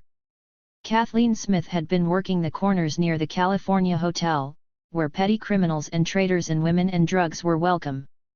She had, of course, been a victim all her life. It was the sad culmination of her existence that somebody put a bullet in her head, placing her young and empty life on hold. There was a bitter paradox in that accusation. I knew that Hughie Newton could not have shot an unknown girl from the streets. Hughie had been on the streets of Oakland most of his life. He identified with the women that worked those streets. He was one of them, he often said, locked in America's ugly reality, a world where the strong devoured the weak and everyone was on the block. And those lost black girls saw in Hughie's strength, in his leadership of the Black Panthers, someone who might free them from the block. They were his sisters, and he had no stones to cast at them. But the black community would not forgive the Hughie Newton the press began to invent. "We told you he was a killer," the morning press proclaimed. "Oh," the people cried. "We told you he was a gangster. Not a revolutionary." "Ah," the people responded. "He's no hero." "No," the crowd would begin to roar. "He's crazy. Don't you see?" Yes. Knowing what all of it meant, Hughie did the only sane thing, he relieved the party of the burden of his presence. He tried to throw off his own burdens. He left us. Now it was a matter of saving his party, Hughie's explicit request to me in the whispered telephone conversation during the first days of his exile. The task was to salvage the shreds of what had been abandoned. A woman in the Black Power movement was considered, at best, irrelevant. A woman asserting herself was a pariah. A woman attempting the role of leadership was, to my proud black brothers, making an alliance with the counter-revolutionary, man-hating, lesbian, feminist white bitches. It was a violation of some Black Power principle that was left undefined. If a black woman assumed a role of leadership, she was said to be eroding black manhood, to be hindering the progress of the black race. She was an enemy of black people. I knew I would have to muster something mighty to manage the Black Panther Party. My quick decision to get Hughie to ordain Larry Henson as the new chief of staff had been the most important step in that direction. Larry's own male chauvinism would, I concluded, be held in check by his serious commitment to the dictates of the party. Whatever problems it presented would be outweighed by his fearlessness, and by the relentlessness and even savagery with which he always carried out orders. He was capable of hoisting me above the battlefield of men who might resist or challenge my leadership. During the critical 2 weeks after Hughie's departure, before I announced my new role to the membership, Larry proved he would tolerate no disrespect of me or the orders that flowed from the Central Committee that I was quickly reconstituting. He proved he could would put down usurpers, that he could manage the military arm of the party and would unquestioningly support all party decisions with the force of that arm. With Larry behind me, I was unfaltering when I announced to the entire party that Hughie Newton was in exile and that I was taking his place. In those early weeks, I did everything possible to demonstrate to Larry that his loyalty was treasured. I introduced him to the expensive suits at the tailored man shop in San Francisco. I turned over Hughie's Lincoln Town car to him. I rented a beautiful apartment for him in the stylish Lake area. I guaranteed him unlimited access to the party coffers for his personal use. Eventually, I sealed our bargain, as it seemed to be, with a kiss. Larry was a sensual man. His bedroom eyes were alternately hazel-colored and gray. His large hands were at once soft and strong, usually held at his side. His thighs and arms, like his entire body, were brawny. His skin was smooth and dark. It was not difficult to be attracted to him, but there was no way to determine exactly why I became his lover. Perhaps it was the simple pleasure of being with him. Perhaps it was because of what I recognized as my recurring fascination with dangerous men. I was sure I needed him as co-pilot. Above all, I loved his loyalty. His was a toughness not molded on murderous urban ghetto streets. Larry had been raised by a hard-working father and adoring mother in Flint, Michigan, a small town that could only claim distinction as being not too far from Detroit. There he had been raised in semi-rural, working-class poverty. Flint was a place where black families clung together mainly out of necessity. It was where black fathers were the sole supporters of their families, through a lifetime's work in automobile manufacturing plants, and where black mothers were in the kitchen all day long. Flint was a world where black men ruled their women and said they never struck their wives with a closed hand. It was a universe in which black men spent their weekends in small bars, if their paychecks included overtime, brandishing knives in brawls, drinking Four Roses whiskey straight, and dancing nasty to honky-tonk music with girls in tight red dresses. Flint was a town where everything hinged on one industry and black life hinged on getting past racism and into that industry. Larry had vowed he would die before having to work for that industry. Larry had watched his father leave home for work around midnight. For 30 years, never missing one shift. His father often plowed through Flint's brutal winter storms to reach work. Finally, Mr. Henson retired with a gift of a blanket and a commendation in the company newsletter.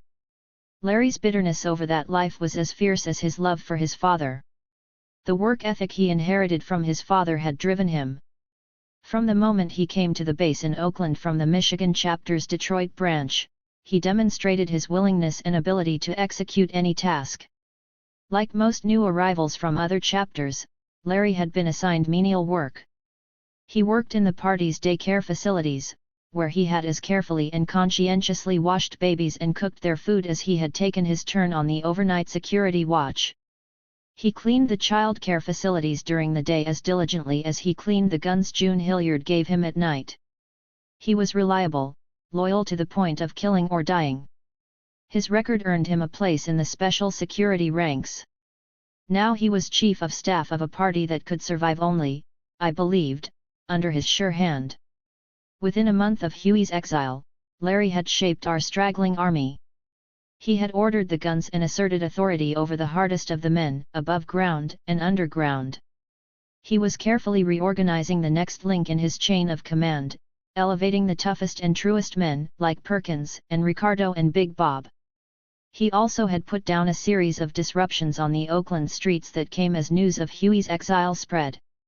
In the month before his exile, Huey had provoked a vicious hostility toward the party on the streets of Oakland.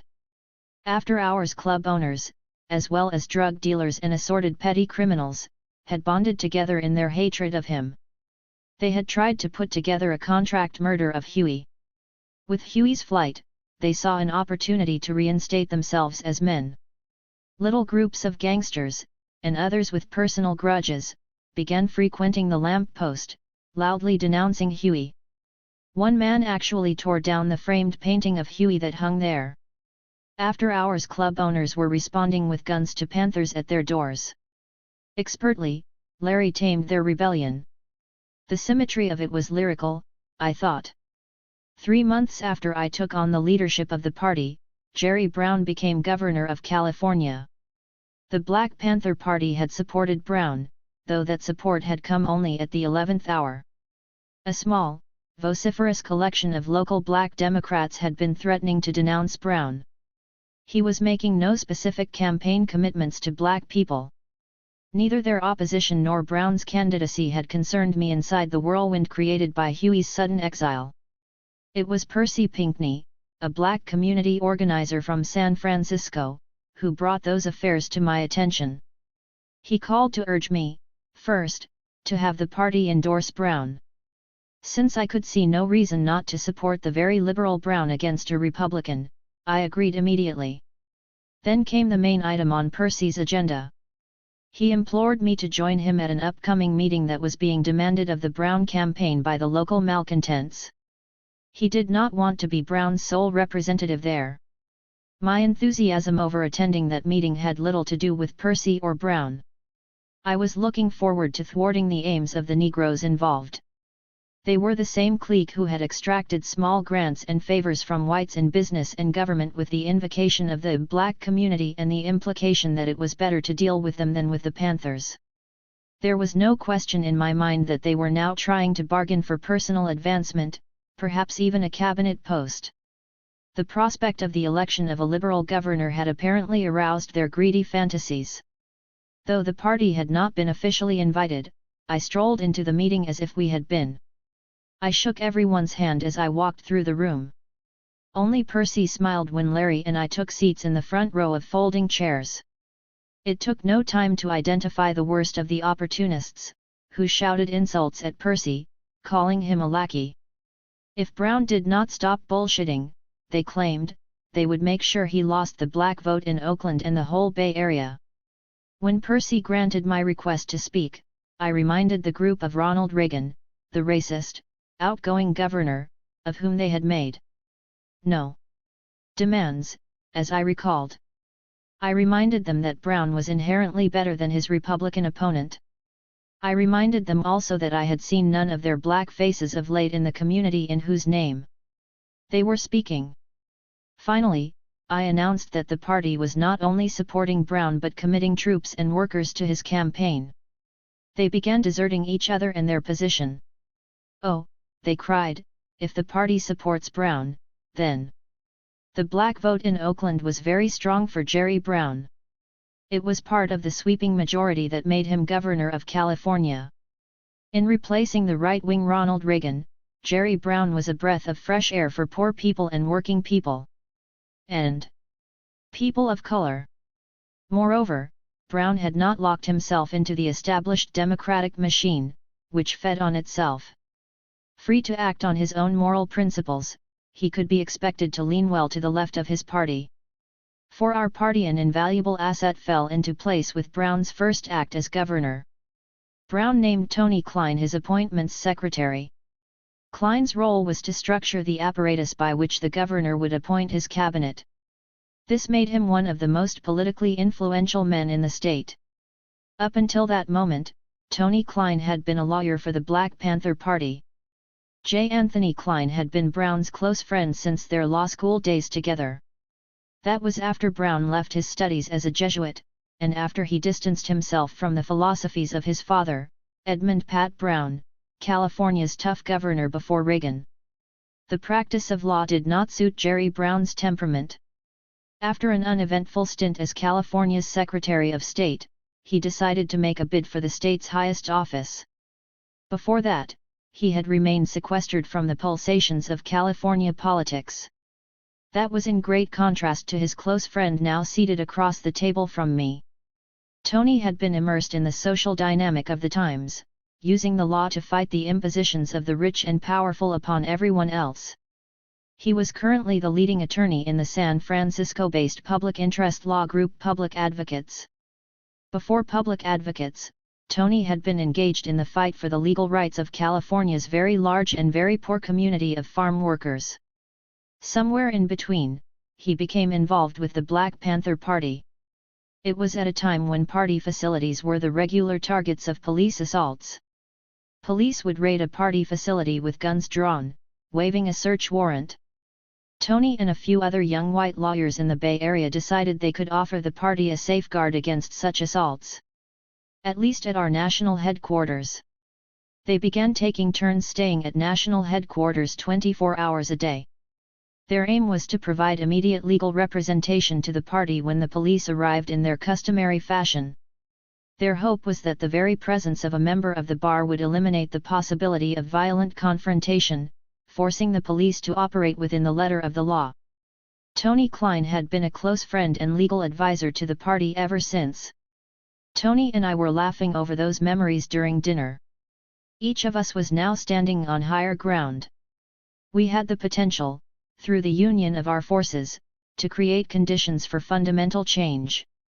By the time Tony moved to Sacramento, he had been elevated to the cabinet post of Legal Affairs Secretary to the Governor, and I had announced my candidacy for a seat on the City Council of Oakland. My candidacy had been on our agenda since the last campaign. Huey had talked with me about it a great deal. It was more important now than ever to pursue this goal, he advised me over the telephone from Cuba, where he had settled into exile. There was very little time left before the election in April 1975. I had no idea how I could at once run for office and steer the Black Panther Party, but there was too little time to waste worrying. I installed Beth Meter, a black law student, as my campaign manager. Impressively, I was able to get black businessman Otho Green to be finance manager of the campaign. Green had been Bobby Seale's only black opponent for the mayor's seat. Inside the party, I placed Phyllis Jackson, who had been one of the mainstays of the previous campaign, as coordinator of party campaign workers. I positioned Erica Huggins to fill the vacancy of administrator of our school and its affiliate programs and projects. I had already appointed Joan Kelly administrator of our non-military apparatus, such as the survival programs and legal matters, and Norma Armour, coordinator of the Ministry of Finance. I made Michael Foltz, from the Boston branch, co-editor of the newspaper with David Dubois. The pieces were in place. There was one result of all this I had failed to think through: I had introduced a number of women in the party's administration. There were too many women in command of the affairs of the Black Panther Party, numerous men were grumbling. "I hear we can't call them bitches no more," one brother actually stated to me in the middle of an extraordinarily hectic day. "No, motherfucker," I responded unendearingly, "you may not call them bitches no more." I turned brusquely to Bill, my bodyguard, and told him to make a note for Larry to deal with my brother here. It was a given that the entire Black Power movement was handicapped by the limited roles the brothers allowed the sisters and by the outright oppressive behavior of men toward women. This had meant little to me personally, however. The party was so far to the left of the civil rights and black nationalist men, nothing in their philosophies was dreamed of in ours. And because of Huey and now Larry, I had been able to deflect most of the chauvinism of Black Panther men. My leadership was secure. Thus, in installing sisters in key positions, I had not considered this business. I had only considered the issue of merit, which had no gender. The grumbling over the elevation of women grew louder. I had to call upon Larry to shut all mouths. Soon, however, the party's esprit de corps was jeopardized by a different set of problems. A group of organized drug dealers emerging in Black Oakland threatened to move on the party if it made any attempt to fuck with them the way it had fucked with the after-hours clubs. Party funds were being drained at the rate of more than $10,000 per week because of improvements to our school. Campaign expenses were tugging at our other accounts. However, none of it seemed to compare to the sudden assaults on my name and image. The body of Betty Van Patter had just been found in San Francisco Bay. She had been reported missing for some time, during which, through Charles Gary's office, I had had to answer police questions about her disappearance. I had had no idea where she was. In early January, 3 months before the election, Gary advised me to meet with the Berkeley police about her murder. I had fired Betty Van Patter shortly after hiring her. She had come to work for the party at the behest of David Horowitz, who had been editor of Ramparts magazine and a one-time close friend of Eldridge Cleaver. He was also nominally on the board of our school. I had called Horowitz and other board members about our growing financial problems and how those problems were being exacerbated by intensified Internal Revenue Service surveillance of our bank accounts. I had also mentioned a related problem. In the manic moments before Huey's departure, the manager of our financial records, Gwen Goodlow, had run away. She left her books and other paraphernalia intact, but we were left without her knowledge. Norma could not possibly fill the gap given the added pressure of increased government scrutiny of our finances. A few days after I spoke with Horowitz, he called me about Betty, a friend of his who had been a bookkeeper at Ramparts. She was having trouble finding work because of her arrest record. If I did not mind that she was white, he felt I should hire her. She was a wizard at maintaining financial records, having been educated and trained as an accountant. She would certainly be able to put things in order, Horowitz assured me. I rented an office for her where she could attack the party's complicated bookkeeping operation in privacy. Norma worked with her, to learn and to keep watch over our documents. Immediately Betty began asking Norma, and every other Panther with whom she had contact, about the sources of our cash, or the exact nature of this or that expenditure. Her job was to order and balance our books and records, not to investigate them. I ordered her to cease her interrogations. She continued. I knew that I had made a mistake in hiring her.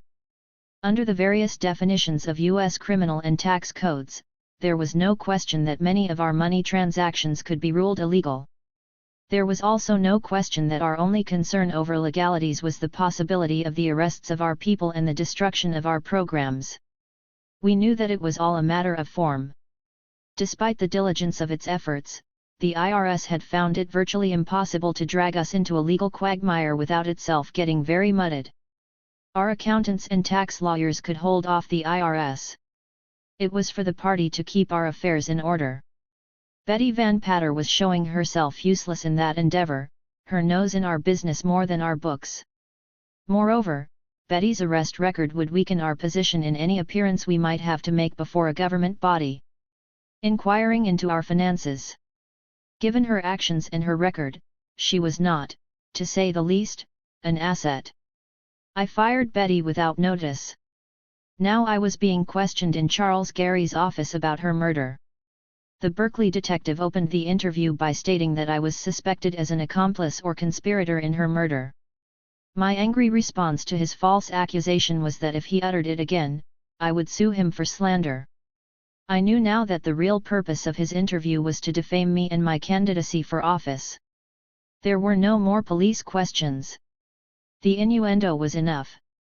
That investigation instigated the flurry of rumors that spread through the streets. It was difficult for me to allay the anxiety of many of our white supporters, who wondered, in numerous telephone calls, whether it was possible that some element in the party, perhaps unknown to me, might have done it. I could not dispel the fear I saw in Beth Meader and Otho Green and other non-Panthers working in my campaign over what might happen to them. One state assemblyman pledged to endorse me said he was reconsidering because he had heard I was under investigation for murder.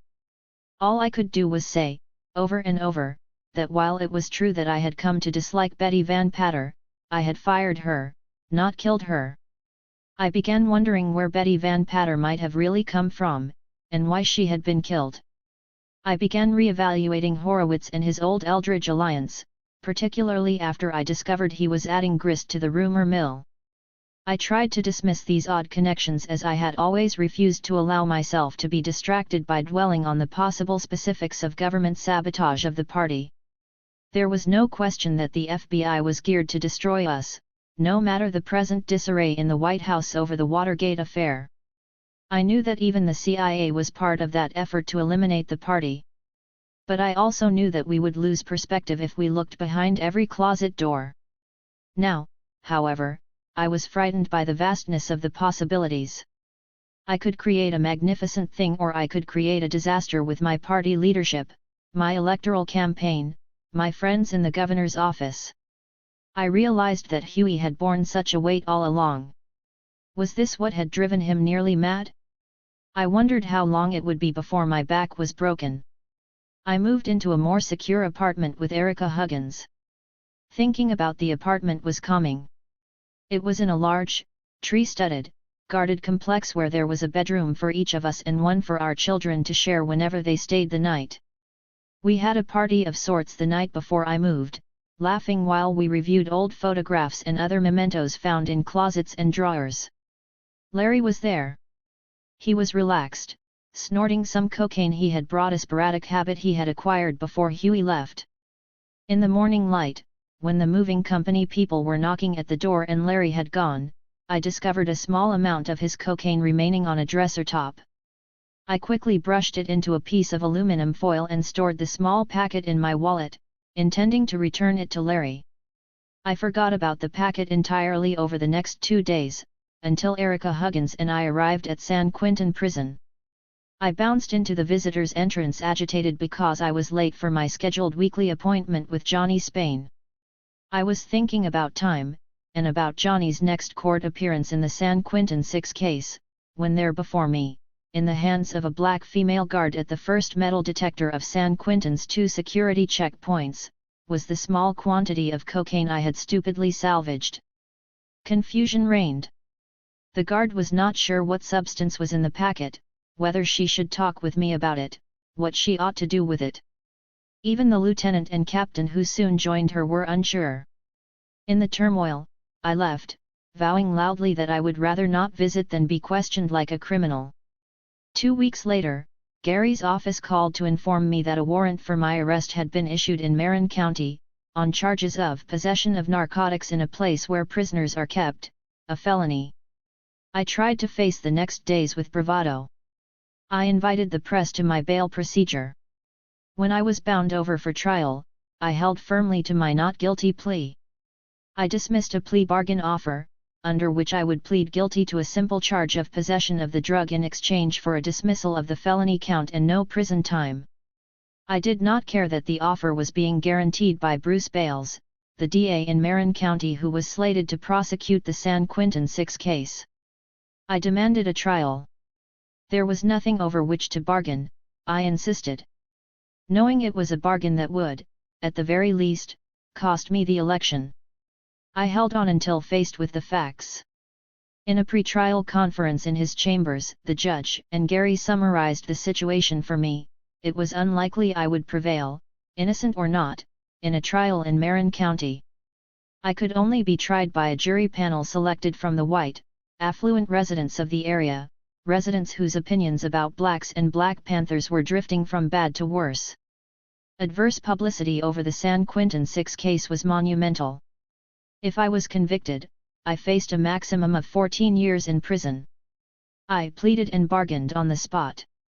Choked by the Betty Van Patter accusation and the albatross of the cocaine plea, I mustered all the energy I had to struggle through the last 2 months of the campaign. Aggravating the situation like a gnat was one of my lesser opponents, an unknown young Negro. He was suggesting to little gatherings of prospective supporters that I had an unsalutary lifestyle, as exhibited by my cocaine case and by what he labeled as my secret sexual life. Those in the know, he stated, were sure I was a man-hating lesbian. He pointed to the number of women who had suddenly taken over the party, especially now that the great Huey P. Newton was out of sight. Oddly, I had never thought of myself as a feminist. I had even been denounced by certain radical feminist collectives as a lackey for men. That charge was based on my having written and sung 2 albums of songs that my female accusers claimed elevated and praised men. Resenting that label, I had joined the majority of black women in America in denouncing feminism. It was an idea reserved for white women, I said, assailing the women's movement, wholesale, as either racist or inconsequential to black people. Sexism was a secondary problem. Capitalism and racism were primary. I had maintained that position even in the face of my exasperation with the chauvinism of Black Power men in general and Black Panther men in particular.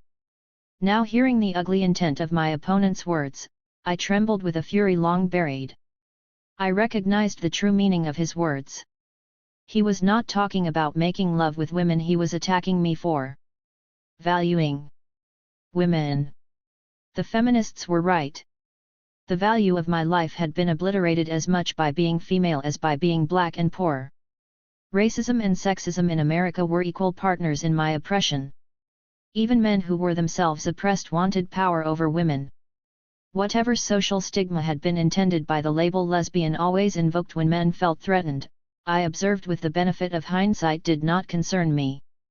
It was simply the rattle of a man terrorized by a social order dominated by other men.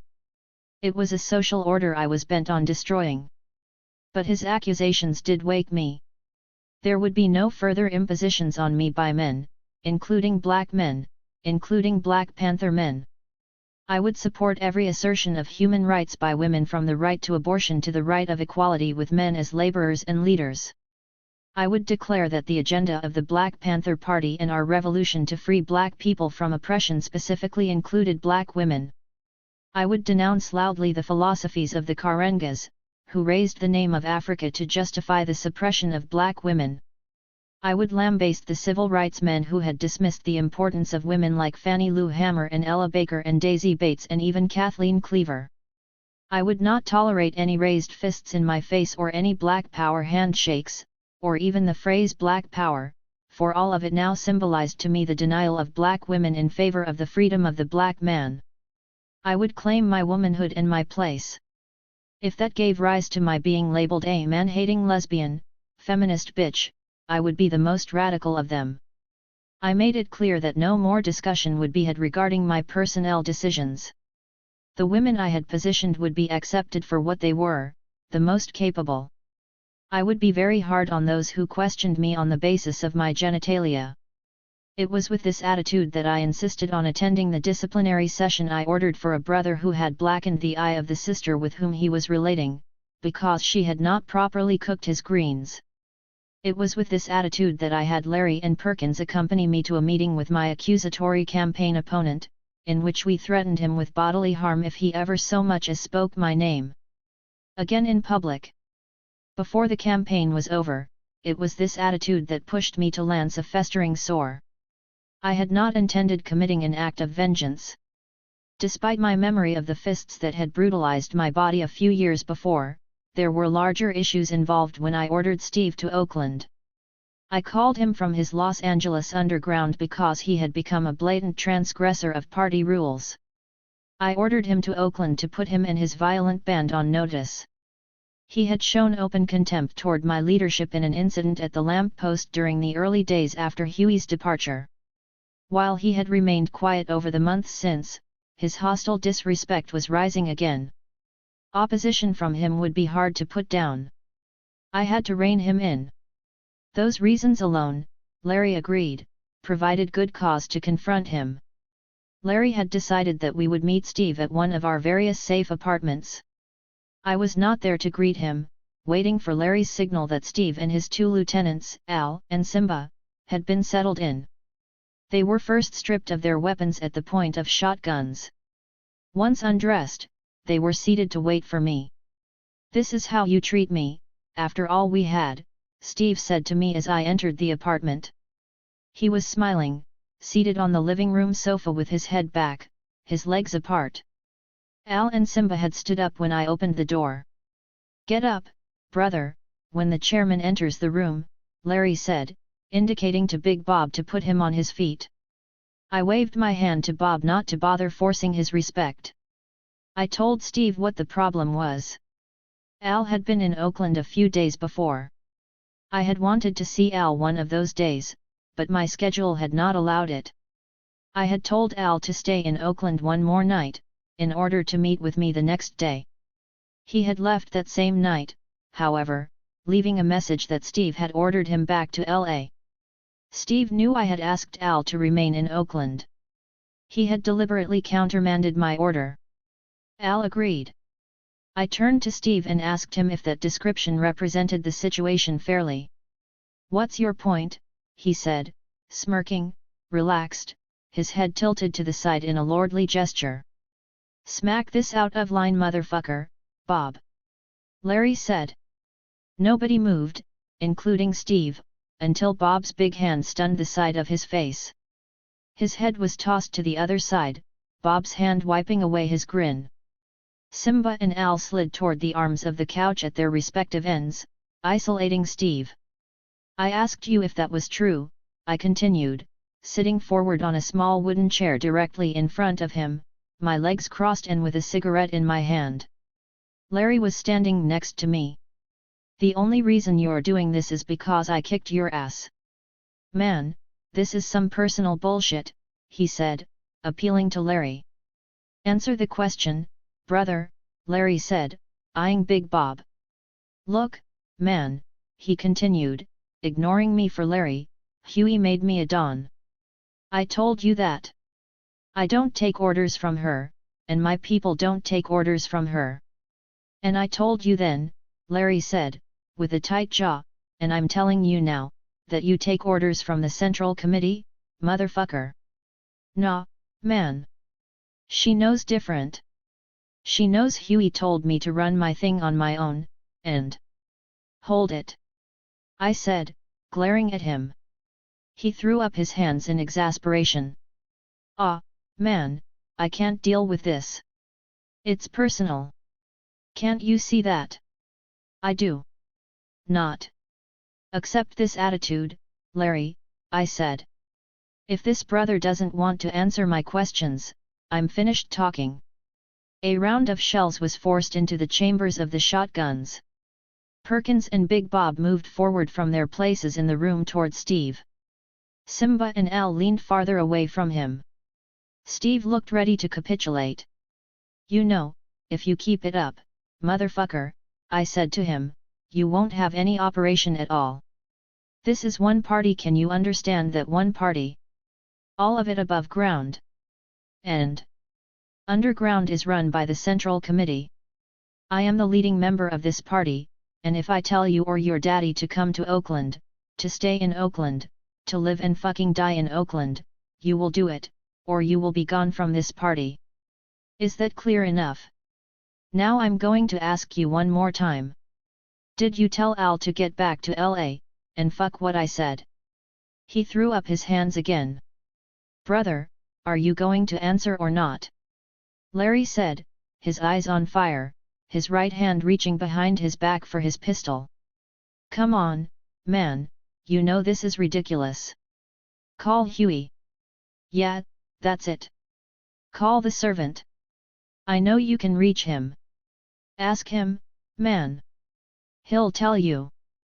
I'm not lying. His voice was quieter now. If I had mentioned Steve's name to Huey at that moment, he would not have immediately recognized it. Huey did not know most of the members of the party by name or face, and he had made a particular effort to avoid knowing any of those in the underground. While Huey appreciated the underground, he feared being too close to them, for a number of good reasons. He had developed his own special security forces and left the underground alone as a necessary evil. They could do whatever they wanted, provided nothing they did reflected detrimentally on the party or was in conflict with the party's orders. They could do what they willed until he called on them. That had allowed Steve tyrannical reign over his band. On one of the few occasions Steve had been called to Oakland, I was sure Huey had casually agreed that he could refer to himself however he liked. I was just as sure that Steve understood that that did not exclude him from the discipline of the party, because he always jumped when Huey called. We're not calling anybody right now, I responded coldly. Right now, I'm going to give you an opportunity to apologize, and to acknowledge the leadership of this party.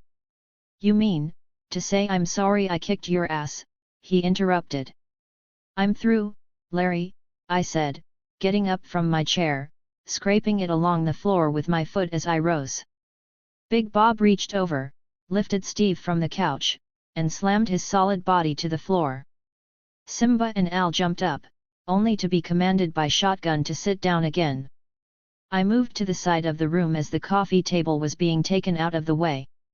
4 men were upon him now. Larry stood icily by, supervising every blow. Steve struggled for survival under the many feet stomping him. Drawing out a hunting knife hidden in his boots, he only encouraged the disciplinarians. Their punishment became unmerciful. When he tried to protect his body by taking the fetal position, his head became the object of their feet. The floor was rumbling, as though a platoon of pneumatic drills were breaking through its foundation. Blood was everywhere. Steve's face disappeared. The Alameda County Central Labor Council endorsement was the one I wanted most. The labor vote represented the majority of people in the Oakland electorate, black, white or other. Historically, union workers voted in a block according to the recommendations of their union leaders. As an umbrella organization composed of 21 major labor unions, the Alameda County Central Labor Council was the key to the labor vote. Repeatedly, only candidates endorsed by the council had won elections in Oakland, which was the hub of Alameda County. The rumors swirling around my candidacy did not disturb the president of the council. He was a man toughened on the docks of Oakland when labor bosses were carving out union territory with harsh measures. As head of the council, he reputedly determined the member unions' endorsements for electoral candidates.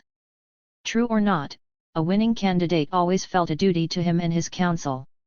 As I entered the council's meeting room, the president greeted me effusively and showed me to a seat at the head of the long conference table.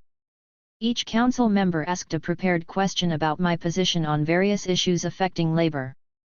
I showed them the depth of my personal commitment to labor by recalling my mother's painful experiences, through which she evolved to become a union organizer for pressers in clothing factories. The council members nodded their heads and spoke of their own memories of the hard old days. Within a short time, I received the council's endorsement. I saw that endorsement as more than a campaign victory. It placed the party in an alliance with organized labor. However loose, that alliance was a medium to synthesize the interests of the black men and women in organized labor with those of the black working poor domestic workers and itinerant and part-time laborers who were the heart of our constituency. The endorsement seemed to signal that the working class backbone of the Oakland electorate could join forces with Oakland's poor underclasses. The council's endorsement was, I knew, a severe blow to the upper-class Republicans. They had always been able to rely on the council to slide their candidates into office. By supporting my candidacy, the council had shifted the very foundation of Oakland politics. The others fell in line. I won the endorsement of the United Auto Workers, UAW. An influential number of the automobile workers were black men who liked the idea of the Black Panther Party. Indeed, the local tended to be more progressive than other unions, but they had shied away from the party in the past. My candidacy seemed to offer them a chance to express their radicalism. In addition, it seemed to me that they genuinely liked what I had to say, particularly when I responded to their query as to what I would do as head of the UAW. I told them I would call for an immediate halt to automobile production in the United States. No cars would be manufactured until each automaker had contracted for a minimum, 20-year income guarantee to all its current workers as a safeguard against an inevitable future of massive labor reduction. The crux of what I told them was based on Huey's intercommunalism theory, relating to the rapid growth of American technology and specifically to the fact that a car could be manufactured from start to finish without human hands. An automobile manufacturer could now produce a car through robotics, I asserted. The manufacturer's dilemma was that although he could make 1 million cars with very little labor cost, his supply of cars would overwhelm a diminished demand. The elimination of automobile workers and their consumer dollars would cause a domino effect in the entire marketplace, triggering further unemployment. There would be fewer and fewer car consumers. Thus, the American automobile worker was worth his weight in labor, as a consumer of automobiles and other products. It was, however, only a matter of time before the millions in the so-called developing world would have both the desire and the means to purchase automobiles. Those markets would be developed soon through World Bank and North American bank loans. When those markets were opened, the American automobile workers' purchasing power would become insignificant. Thus, I concluded, American automobile workers should strike now, while their consumer dollars still mattered. The UAW immediately endorsed my candidacy and made a financial contribution to my campaign. Then came the surprising simultaneous endorsements of the United Farm Workers, UFW, and the Teamsters. UFW President Cesar Chavez and the UFW had long been friends of the party. Though Chavez led a nonviolent movement, the farm workers had been victims of violent beatings, even shootings. Attacks on them were made with clubs and guns supplied by California's landed gentry and agri-industrial corporations. They were wielded by members of the Teamsters Union. Theirs was a horrible war. The outcome of it would determine on whose interests the California sun would shine, a sun that produced the greatest agricultural output in the United States. It was a war which left both unions outside the Alameda County Central Labor Council. The Black Panther Party had unequivocally taken sides with the UFW. Chavez's support of my candidacy, then, was natural. What was stupefying was my receipt of the Teamsters' endorsement. I had made only a token effort in seeking Teamsters support. It was not merely their assaults on the UFW, I felt the Teamsters were the element of the American labor movement that was slipping into the clothing of the exploitative businessmen they were supposed to be challenging. I knew, too, that if Teamsters thought about Black Panthers at all, it was certainly not favorably. Thus, I saw my appearance at the union's candidates' election meeting as a pro forma exercise. I made a few uninspired statements about my positions on organized labor.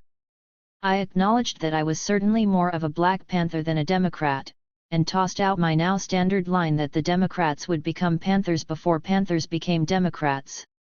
After that, I walked away.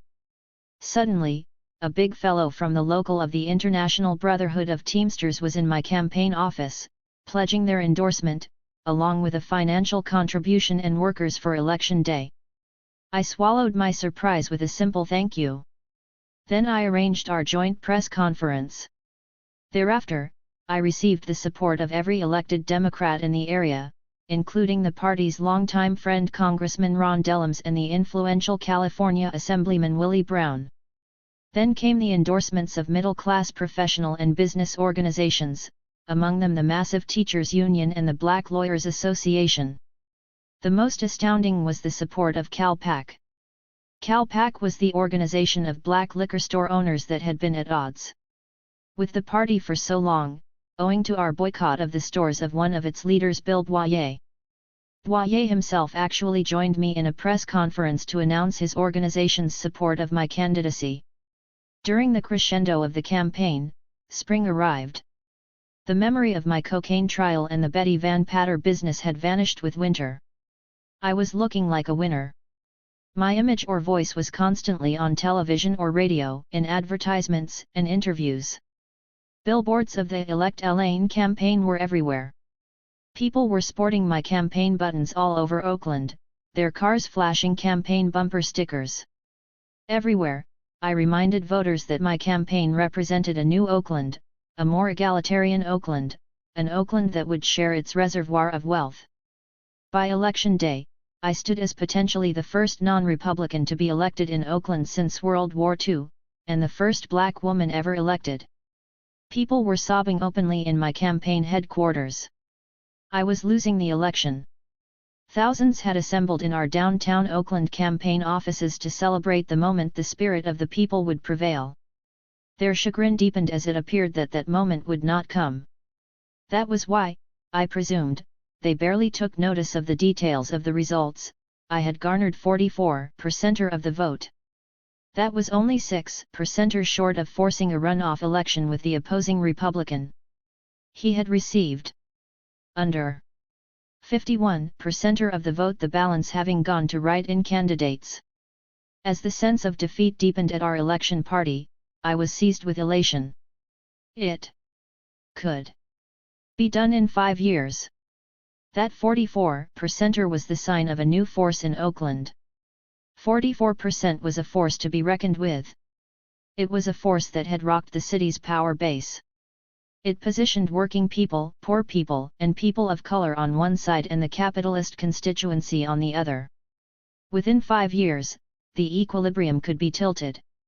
As I embraced campaign workers, friends, and party comrades milling about the headquarters late into the night, I realized they actually did not see what we had done. Within 5 years, Oakland could become a base for black liberation.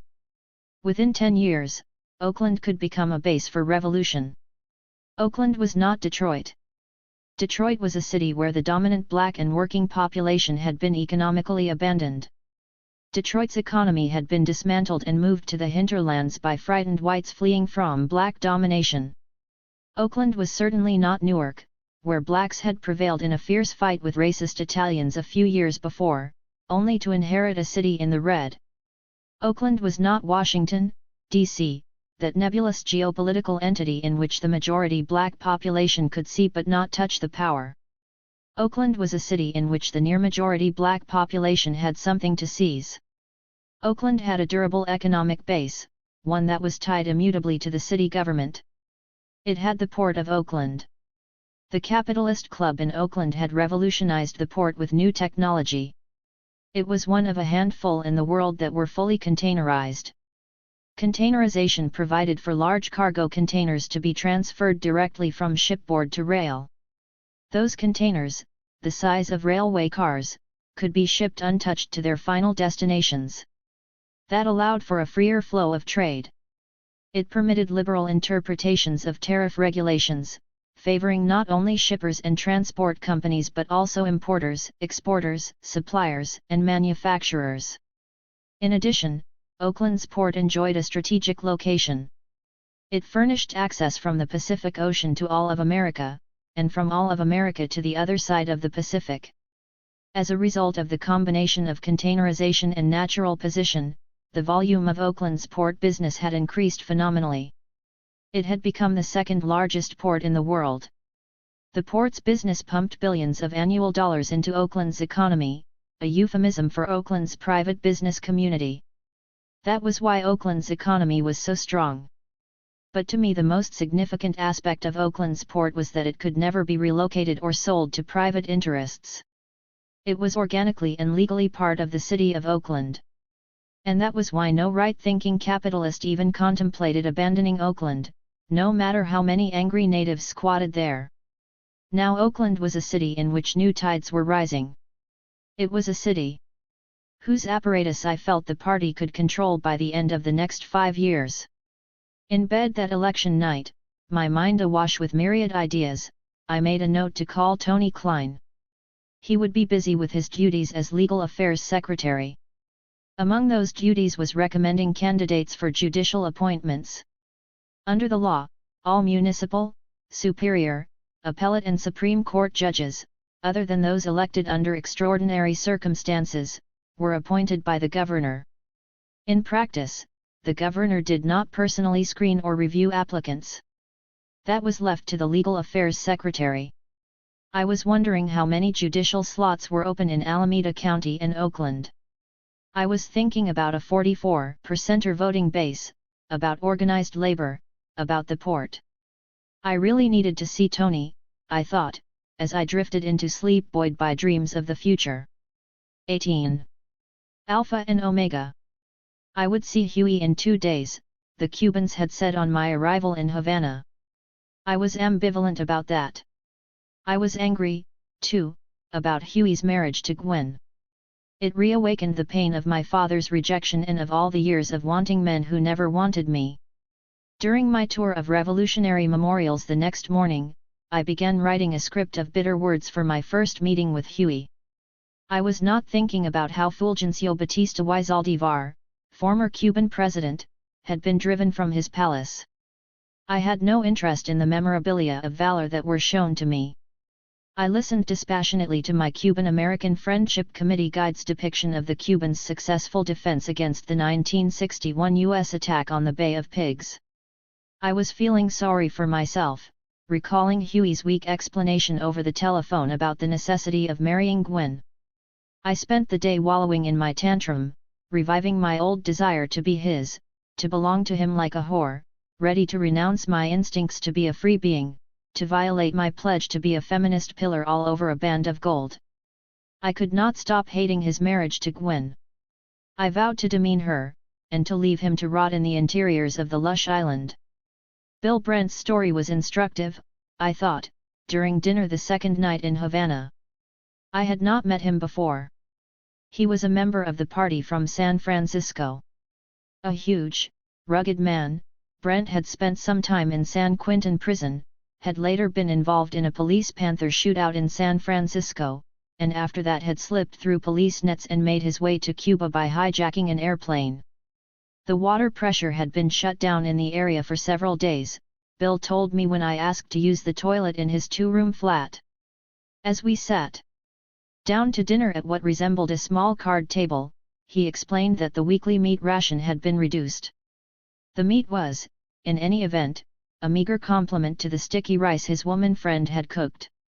Bill laughed about the various inconveniences. It was home now, he said simply.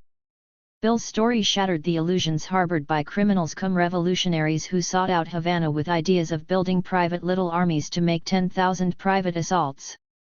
Bill, with his impulses of revolutionary zeal, had not been welcome. Like the other hijackers landing on the shores of the island, Bill had been taken immediately to a jail cell. There had been no light or water.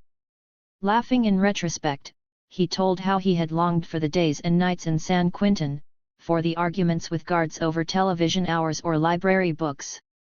There had not even been a piece of paper or the hope of a book in Havana. Havana was a place where carrying a knife was punished with 5 years in prison, where fools were always suspect, and where hijackers were automatically imprisoned, presumed to be pigs until proven otherwise. After 18 months in prison, Bill had been offered an opportunity to work in the sugarcane fields. Even his strapping body, he told me, had buckled under the hardship of the sun-up to sundown cane cutting with a giant machete, his fingers and palms bleeding and stinging with his own salty sweat. Nevertheless, he had worked like a mule, at the same time force-feeding himself Spanish, and had earned a chance to go to the university. Now he had become a trusted Cubano and was a member of the Cuban-American Friendship Committee. Meat rations and faulty sewage systems were far better than life in his unheated cell and in the cane fields. It was all far better than life as a black man in America, he added. He was happy there with his white American woman, who had joined him for life. Freedom meant more than comfort, and love was everything. He sent his regards to Huey, whom I would see the next day. Huey would be uninterested, I thought, jolting along the roads to Santa Clara with my Cuban comrade in a 50s automobile. He would not really care about my ordeal in Jamaica, where I had had to stow in my underpants the $10,000 in cash he had commanded I bring to him. Because nobody could explain its purpose in Jamaica, much less in Cuba. He would not want to hear about how I had gotten a wholesale price for the Patek Philippe gold watch he had insisted he needed, just so he could arrive on time to labor in a sweatshop from which he had now resigned. He would just want to wear the new watch, try on the leather pants and silk shirts I had also brought, and look through the pornographic magazines I had hidden, the Cubans being very puritanical about sex. Huey would probably not even thank me for dragging those 10 suitcases and 2 trunks of luxury items through 2 customs checkpoints. That was what I was thinking, riding through the Cuban countryside. After a few hours, we arrived in Santa Clara, at what would be my housing for approximately the next month. Los Indios Hotel was a garden complex of thatch-roofed chambers, resembling teepees collected in an Indian village. I thankfully noted that there was a giant air conditioner in my room, which was partitioned by a half-wall, on the other side of which was a tiled bathroom with a shower. It was far more comfortable than my hotel room in Havana. I turned on the straw-shaded bedside lamp, from which an enormous cucaracha leaped onto my hand. I rummaged around in the trunks and plucked out one of the numerous cassette tapes and the small tape player I had brought Huey. Stevie Wonder sang me to sleep. You know, my papa disapproved it. My mama boo-hooed it. But I told them time and time again. I was made to love her. Worship and adore her. Yet. Gwen would not be joining us, Huey said, his telephone voice waking me. She was working. He was not. He was simply the Cuban's guest now, reluctantly exiled, and somewhat reluctantly provided for as a comrade in arms. He arrived still beautiful. His face was bronze, with a reddish glow. His striking eyes were clear, framed by the strong dark eyebrows. Entering my room at 9 in the morning, he kissed me with an open mouth. He pressed me to his sinewy chest, with arms that subjugated me as in the beginning, when arms were all that mattered. So many telephone conversations had not held the connection. We had been separated and isolated for a very long time. I forfeited my lines and forgot everything else. You are the other part of me, he whispered, releasing me, looking into my eyes. We'll die together, you know. I feel that. You'll go down with me, or I'll go down with you. It's impossible otherwise. We're one. He held me at arm's length to look at me fully. I was not sure I would die with Huey. I was sure I would continue to live by him and love him. We walked outside, arms locked, into the Cuban sunshine, among the gardens of Los Indios. It was a resort reserved for committed socialists. A circular, thatch-roofed white bar was an island in the center of the complex, facing a large swimming pool. There was a bartender on duty, and a few swimmers were in the pool. We plopped onto the bar stools with the excited anticipation of lovers who had not yet made love. Huey ordered a double creme de menthe on ice and an oyster cocktail. I drank a Bloody Mary. We had the whole day before us. "How are the oysters?" the bartender asked. "Mejor," Huey responded, with what turned out to be one of the only 2 or 3 Spanish words he had decided to learn. "Mejor" means the best, he explained to me. I love to say it, because I always think, who's whore? An answer, you know. My whore. He pinched my backside. We laughed about everything in the entire world, it seemed, and drank many more creme de menthes and Bloody Marys. The evening came suddenly. Now we would face Gwen. Her beautiful brown face was thinner, but her expression was patient, as always. She had arrived home only seconds before us, she said. Their apartment was in a collection of 2-story stone structures built for middle-level members of the governing Socialist Party. The apartments were located in a cul-de-sac, and were not unlike upgraded U.S. government housing. Despite the fact that it was small and sparse, their apartment was, by Santa Clara standards, quite luxurious, with 2 bedrooms, a bathroom and shower, and a kitchen that contained a working refrigerator. More important to me, it was theirs. Gwen kissed me when I entered the apartment and showed me her trunk, where she kept her wedding dress. She would have cooked a chicken, except that Huey had said we would be eating at a restaurant. The $10,000 I had brought would buy a lot in their new community. Their arrival had been calamitous, Gwen said with a laugh. She had had to swim to the Havana shore, according to their excited storytelling.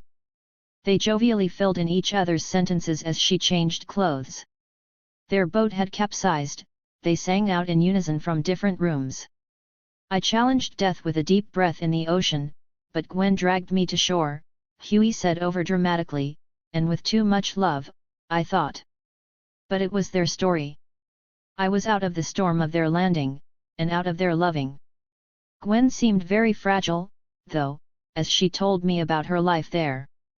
She had gotten a job as an English tutor for nurses and doctors at the local hospital, after which her routine was to return home and cook dinner. She was also muddling her way through Spanish lessons.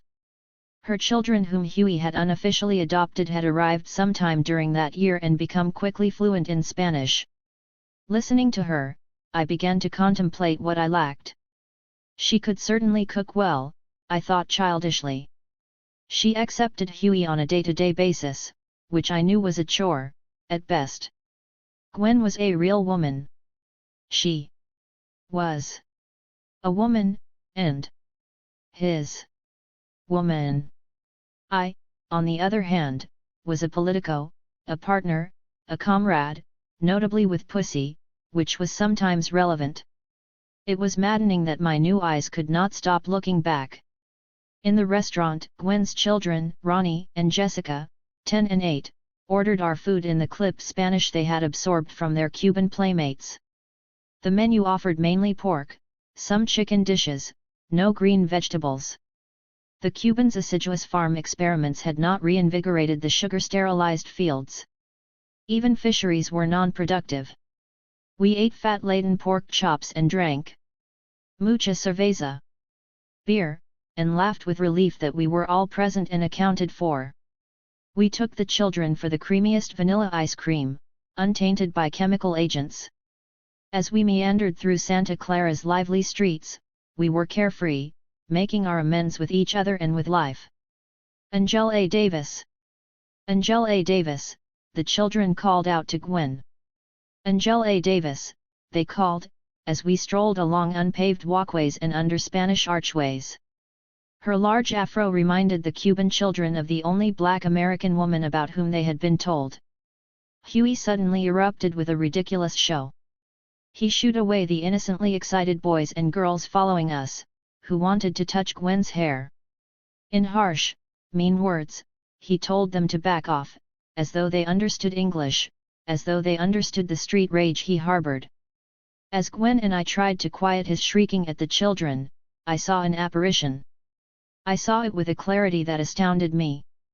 I had heard its growl in North Philadelphia, in the exchanges of gang members, where one member would threaten to stab another. "What Joe lookin' at? Motherfucker? It must be yo mama's ass cause it's black and shiny." I had felt its breath there, when brother had killed brother and sister had assaulted sister. I had sensed its fingers clutching at brothers and sisters in West Oakland, and in Detroit, and in Watts, and on Chicago's West Side, and in all the other urban corners into which our lives and our ravaged hopes had been stuffed. It had set off 1,000 family battles over such trivialities as skin that was too light or too dark, or the wearing of the wrong color, or the wrong type of coat or the wrong attitude. The urban ghettos of America had imposed something more severe than poverty. They did more than stamp out African roots and history and a sense of community in Africans lost in America. The ghetto battered and defiled the very humanity of its inmates, driven mad by the mirage of America's promise sparkling just beyond impenetrable barriers. Watching Huey challenge and taunt what had become a sizable crowd of Cuban teenagers, I saw the personification of this madness. Huey knew this monster. He hated it. Yet he had been unable to rearrange the genetics of the ghetto which had been socialized into his chromosomes. Gwen and I simply tried to exorcise the spell. He laughed at us on the return to my room.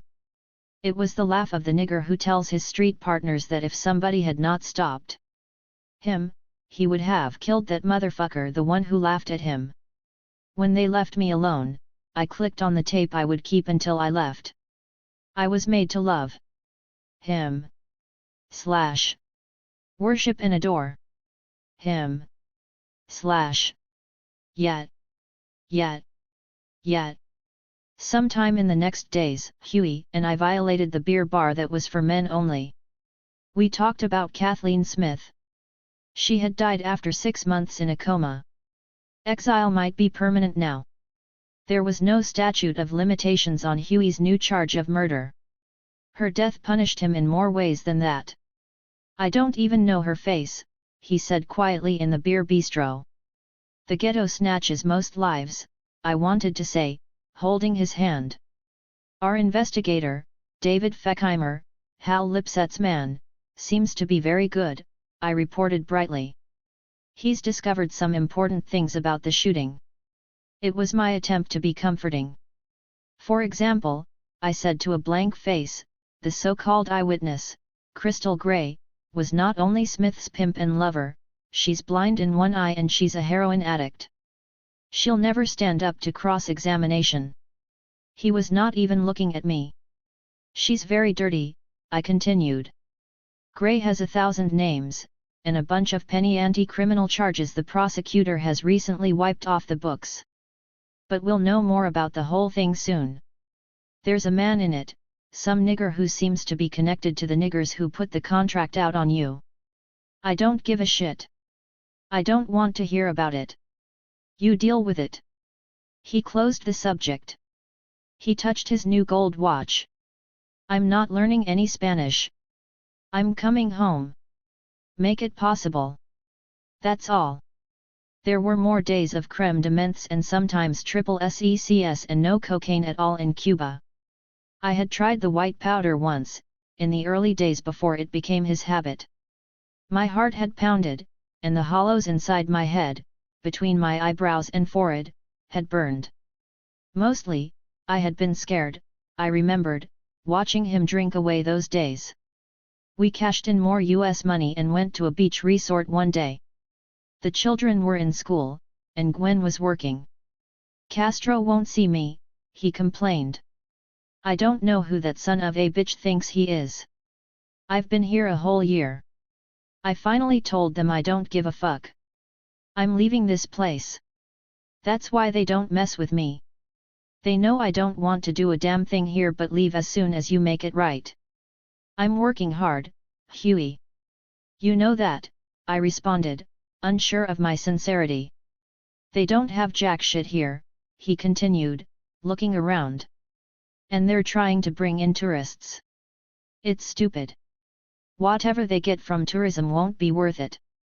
Castro won't be able to keep them down in the sugar fields after they see the Parisians. He had a point, I thought in passing. The outsiders would bring the Cubans. Muchos dineros. But they would also bring capitalist cupidity. In Havana, I noted, I gave my natural comb to a maid in the hotel, and she damn near got down on her knees to thank me for that low-grade piece of plastic I had bought for about 98 cents. You gotta watch these motherfuckers, he said, eyeing his new watch, and then a Cuban eyeing him. They want shit and they don't have it. The more they see, the more they want. Hey! Keep your eyes off my watch, he suddenly shouted to the man, who did not understand. You better calm down, Huey, before they arrest you. I've been arrested before. Not in Cuba. Ask Bill Brent. Then I hope he keeps away from me, he said excitedly of the Cuban. Or what? You'll kick his ass here in Santa Clara and go to the Havana Soul Breaker, where even the rats don't speak English and Charlie Gary can't get to you, much less get you out. He was annoying, I thought, presenting his street nigger to men who had stood up to CIA assaults. Strangely, he calmed down. But I was worried about his explosiveness. Mostly, I was worried about the prospect of his returning with it. Huey, you know I can't predict how long it will be before we settle. The Smith investigation, I blurted out. I'm not sure when it will be right. Until then, you've got to make this work. I'm not working, he answered, purposely misunderstanding. So you're going to drink your way and fight your way through the next 2 years or so? I offered bluntly, though cautiously. That's what you think? I'll be here 2 more years? Bullshit. I have to get back. And do what? Go to prison? Your party's well. Ride it out, I said, wondering whether my urging was necessary for him or for me. All right, all right. I don't want to talk about it. Why don't you tell me about what's his name, he said, ordering another round from the formally dressed waiter. Tell me about the nigger you told me was a problem that you'd resolved. You mean Steve from L.A. Whoever. It was a simple matter of having to establish order. You know about that, you left me without it. Steve wanted to challenge me to a duel, saying you made him a don, whatever that was supposed to mean. You know, he said, nearly spitting out a swallow of his triple seconds onto our table. I think I might have told him some shit like that. He laughed. I cannot believe you. I said, as to a child. If it hadn't been for Larry, that fool would have run with that and taken over your party. Or destroyed it. Did you consider that? But you dealt with it. That's why I hired you. He laughed again. So, what did you do? Give him the whip? No. I sent him to the hospital with a variety of broken bones and a very bloody face. Actually, he never made it to the hospital. He was so scared the brothers driving him there were going to dump him somewhere along the way with a few bullets in his head, he jumped out of the car in the middle of the street and ran away. We haven't seen the motherfucker since. Looks like you settled that old score, he said with a conspiratorial smile. Don't put that on me. It was business, that's all.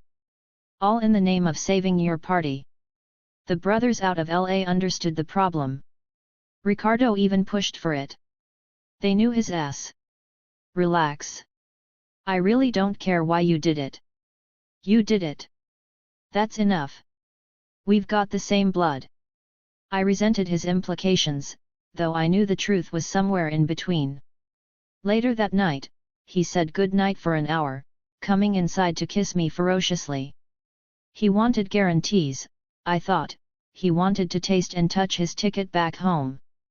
On another of his long goodbye nights, I asked him, "Why did you marry her?" He pushed me away from him and leaned against the door of my room. "Because she's got some good pussy." He smiled. "It's not a funny question," I retorted, tears welling in my eyes. "You can't be serious. You know Gwen is my little hot dog. And I need a wife. Matter of fact. You need a wife. Think about it. If we both had wives, we could be lovers forever." His flippancy hurt me. He told me how he had thought of getting married in Mexico while waiting for the Cubans to authorize his entry.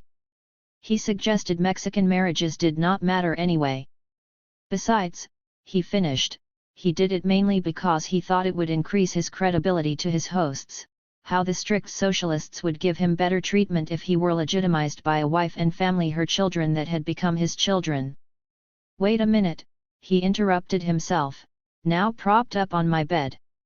The generator blew out for a few seconds and we were in the dark. "Don't you have a wife?" he whispered. "Aren't you giving Larry some pussy? You must think I can't read between the telephone lines." The lights returned. "That's not an issue. If it wasn't for Larry, you wouldn't have anything left. He's cleaning up the streets and keeping all the assholes out of my face." "So you say that to say what? You love him?" "In many ways, I do," I said hesitatingly. "I don't care who you think you love. You're still mine," he said, beckoning me with cocksure, open arms. I remained still for a minute and then moved to the edge of the bed. He pulled me down to him. "You're mine," I said, "even if you fuck the whole world. Accept it. The fact is, I need Gwen. She's good to me better than I've been to myself," he added, quoting the old blues line with a certain smile. "You need Larry. What the hell? We need Gwen and we need Larry. It's our party." He left me wanting, and he knew it. I was still bonded to him, my other self, my male self, with whom I was united in a place not tainted by the conflicts of men, or by time. We spent the days drinking and going over events since his departure, filling in the blanks left in our telephone conversations. "So Tony Klein does what now, exactly?" he asked during one of those long days of walking and waiting through a variety of nearby bars. "I told you, he appoints judges, among other things. Titularly, he's the legal affairs secretary to the governor, which means he coordinates all the legal matters that fall under the governor's direct jurisdiction. So, he appoints judges and represents the state in things like extradition, and in relations with other states and the federal government. He also deals with other legal departments of the state, such as your favorite, the Department of Corrections. Since Tony and Jerry have been in, the world is just a better goddamned place. Jerry Brown knows he's the big chief over the fifth largest economy in the world. And he knows California's economy is so strong, it's an independent little kingdom. From where I'm sitting, I asserted, Jerry seems to be trying to use his position to institute a better world. He's become some sort of socialist. Not exactly, but I'll give you an example. Tony, at Jerry's behest, is battling the federal government to disallow its leasing of 3 miles of Pacific Ocean off California's shore for the drilling of oil. In other words, he's working to stop the president and Standard Oil from stealing the oil under California's ocean and from screwing up the coastline. Tony has them entangled in 1,000 environmental webs. I love it. That's right, Tony, keep their hands off our port. We found ourselves near a pleasant-looking restaurant and decided to have lunch. It was late in the day and we were virtually alone there, in an atrium that seemed carved for lovers. It was an old and beautiful place with floors and walls of handmade tiles. "Go on," he urged when we sat down to eat. "There are a million things happening on the Klein Brown front, a little note about which I'm sure you'll enjoy. Brown is a former Jesuit, you know. His Jesuit studies apparently left him overly analytical about everything. I've talked with him enough about his brave new society ideas to know he won't make the smallest decision without weighing 50 million possible outcomes. The point is, with such a mind, he fell under the charm of one of your very best friends. Your personal San Francisco Zen master. Richard Baker. You're kidding. Not at all. Brown sees merit in the path to sudden enlightenment, and has become something of a follower of Richard. He and Klein and their pack often mull over their thoughts at the old Zen Center. In fact, Jerry's becoming known as the Zen Governor. No shit. Give me a rest. If you think that's too much, let's talk about Klein's appointments to the bench. He's put Ben Travis on the Alameda Superior Court. You know. Our John George's law partner. Who else? Well, it's only just begun, but there's also Clinton White, now a Superior Court judge in San Francisco. Every vacancy in the state is being filled with black men, women, or somebody of color. White men need not apply, unless they're like Tony's first appointment to the municipal court bench in Oakland, Rod Duncan, who's married to a black woman. And who endorsed me for city council. When do I come home? Not so fast. Kimosabe. There's still the big bad FBI. I mean, I just found out the FBI has ordered the guards where I'm living to turn over a weekly list of the car license numbers of all my visitors. They're still on us like white on rice, even if they have become more sophisticated. So have we, apparently. We nearly made love that day, except for our unwritten rule. What do you think about the possibility of receiving diplomatic pouches from, say, let's see, North Korea, through our port, once it's ours? Huey asked as we sat down in another bar on another day. What he was proposing was frightening to me. I looked around to see if anybody had heard him, as though anybody hearing would understand. With the port tied to the city government in Oakland, he went on, it's possible for us to control the port by controlling the city, including the containers. Think about it. Diplomatic containers are never opened. Except that the North Koreans have no diplomatic relations with the U.S. They have with China. And China does with our neighbor to the north. I'd love to have my hands on a couple of thousand AK-47s. We both looked shocked at the incredible possibilities, which did not seem fantastic at that moment. Anyway, he said, it's a bright picture you paint. But where's the dirty stuff? I suppose the dirtiest stuff has to do with a new band of junior flip but well-armed drug dealers. Somebody's got some drugs. It's serious, Huey. Cocaine in Oakland is cheap now, no longer the drug of choice reserved for the rich and famous. It's coming into Oakland at low prices from I don't know where. But can you imagine a white boy in a Rolls riding through the projects? Well, it's happening. Big-time dealers are establishing turf in Oakland through the use of upstart local distributors. Some women from the East Oakland projects too close to our school for comfort came to tell me what was happening. The white boys are rolling in there and the young bloods are scrambling for the distribution. It's becoming a wide-open business, though nobody speaks about it. It seems to be limited for now to those projects because even the pigs don't fuck around in there, though you know they're in the shit on the outside.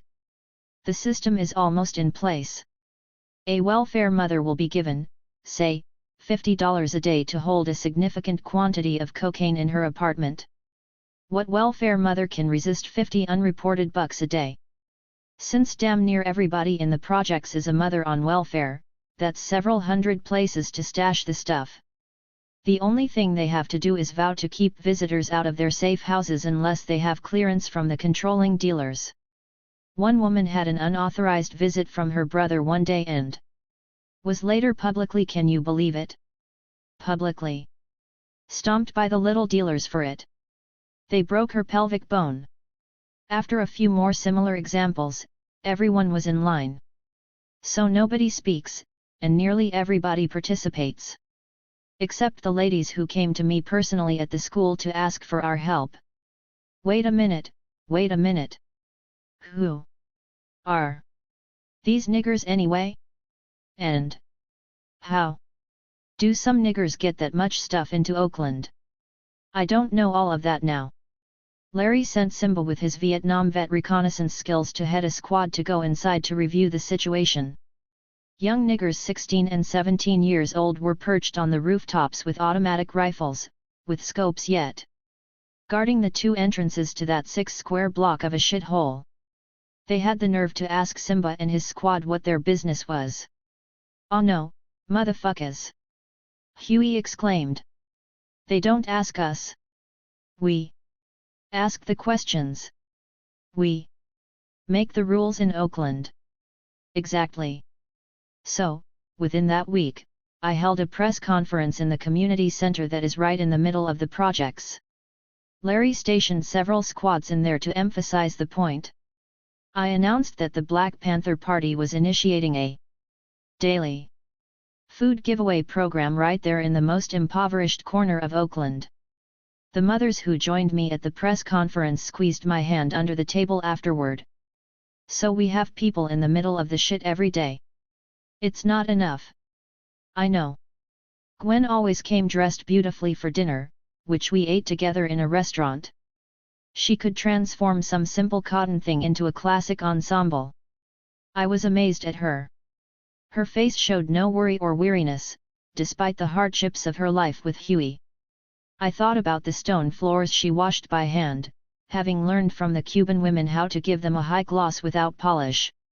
I recalled the scrub board she had shown me, on which she half-beat and washed their clothes, including towels and sheets, with something like lava bar soap that could not issue one smidgen of suds.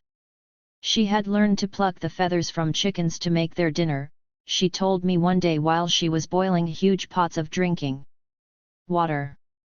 In addition to keeping Huey's house in order, she worked a concept as foreign to Huey as Spanish would remain. She worked to keep their Cuban comrades satisfied that their family was participating in the revolution. And she allowed for me, in silence. Sitting next to her, I caught the scent of one of the numerous bottles of cologne I had managed to transport there. Her hair was in place, framing her Grecian features, which were complemented with a bit of makeup. Her nails were perfectly filed, and lightly polished. She was talking to her children about minding their manners at the table. As I watched her, it occurred to me that she had banished the terrible confusion of life in exile and created something calming which seemed to me charming at that moment. It was hard to remain competitive with her, I thought, despite her constant fondling of the gold band on her finger. "Ronnie," she said to her son, in her high-pitched Chicago accent, "I would really like you to sit up at the table and finish your rice and beans." "Well, Elaine," she said, turning to me, "you haven't really told us much about the school and how it's going. Ronnie and Jessica, wouldn't you like to hear about your comrades back in America?" The children unresponsively played with a cat that was meandering in and out of the Los Indios restaurant. Huey gazed happily and possessively at the two of us women and distanced himself from the discussion with a few beers. "The school's going quite well, Gwen," I said, speaking somewhat patronizingly to her.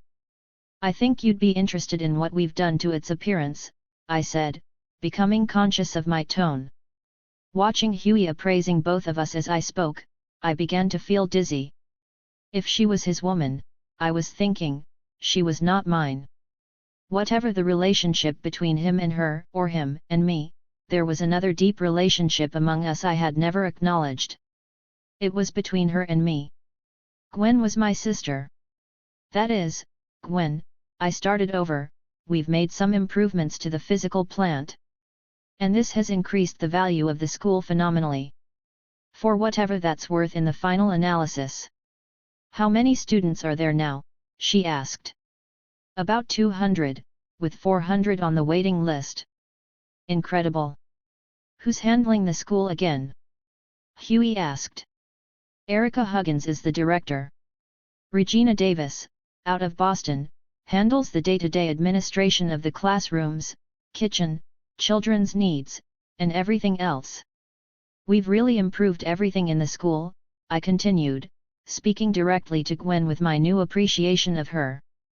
The curriculum has been rewritten so that we now place children by ability, not by age. That is, we don't have grades anymore, only levels of classes, according to subject matter. This was Erica's idea.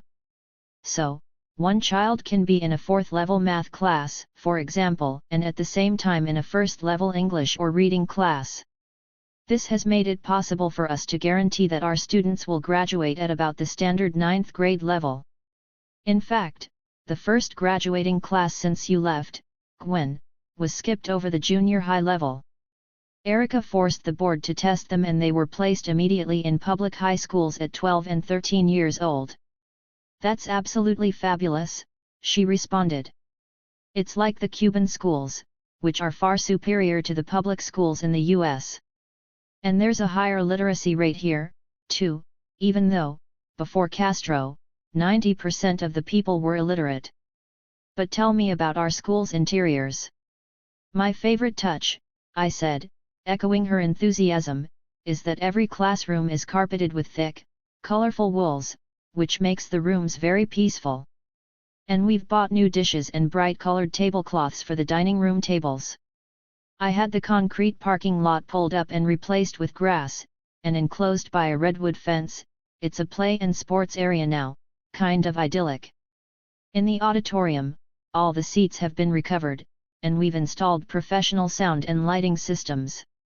We've also bought a grand piano for the auditorium, for the kids' assemblies and weekly performances. They're really proud of their school. I want to buy the lot next door, to put in a swimming pool. So buy it, Huey intruded, his voice making both of our heads turn. Thank you, your generousness, I responded, immediately resuming my conversation with Gwen. What I think we've finally created is an environment that is actually opening up the kids' minds and imaginations, despite all the anxieties they live with. Which reminds me about the English class I decided to teach myself. My class is considered special, because the 10 and 11-year-olds in it were classified by the system as uneducable. I took it on because I wanted to personally prove that these children could learn to read and write. But the saddest thing was when I asked them to try to write something about the best and worst things that had ever happened to them. One boy struggled to write that the best moment in his life was when he stopped a man from beating up his mother. Gwen's eyes became teary. I imagined the story touched something in her own history. She had lived pretty much on her own after the birth of her first child when she was 14. The thing is, Gwen, we might be trying to build a model school, provide a real education to black kids, but right now, I think, we're mostly saving a bunch of lives. I mean, we've got a 6-year-old girl whose entire right leg is marred by 3rd-degree burns. She said her uncle had dropped a pan of hot grease onto her leg, her whole leg. There's a 9-year-old boy who'd been shooting heroin into his mother's veins before school every morning. 3 kids from one family came to us with no shoes, only thongs, and when we went to their house, we couldn't find a single toothbrush. One of my own students' back was imprinted with permanent welts from being beaten so much, which we discovered when we took her to the children's hospital for a checkup. A mother brought her 2 children to school one morning pleading for us to keep her kids because her crazy-ass husband was after all of them with his Vietnam salvaged M16. Ronnie and Jessica had run outside to play. Gwen and Huey were still and silent as I spoke. It was hard to reckon with the fact that life for black children locked in America's ghettos had become worse than what any of us had ever experienced. How are we teaching them anything?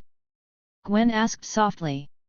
I think by building this protected space for them, and keeping anybody from doing any more damage than has already been done. That seems to clear the way to teach them the skills. We have new buses to get them safely through the snake pits of their neighborhoods. They get breakfast, lunch, and dinner at school. We buy their books and school supplies. We take them for medical and dental checkups. The school is so much a part of their lives now that most of them are there even on weekends to play and eat. Some kids are even spending the night with our Panther kids in the dorms we're renovating. Also, we're buying new clothes for a lot of them. Joan and Norma set up a bunch of bullshit accounts at various department stores, under just as many names. When the credit under one name becomes bad, we simply switch. They both chuckled.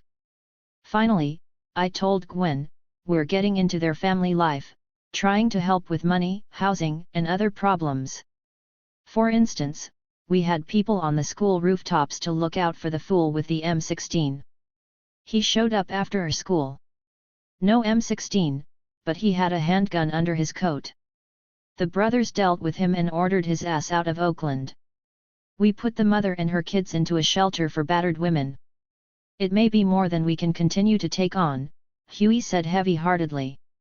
Actually, I don't think so, I told him. It's working. I turned back to Gwen. Anyway, we're finding it is easy to teach the kids with all of that. Plus we've got the very best equipment, including computers, now. It's become like a private school, Gwen said, excited to find herself included in something larger than her life with Huey. This is exactly why I oppose busing, Huey said, musing aloud. It's a diversionary tactic, which is why the Nelson Rockefellers support busing, not that one of their offspring will be run through a public school. Rockefellers are trained in private places, where they're taught to take over the world, while the rest of the suckers niggers at the bottom are trained to work for them if you can get a job. So they created this busing game to keep us running around for years trying to be integrated into bullshit, and to keep all the poor whites from seeing the truth by making them think they have something to lose if blacks are in the same classrooms with them.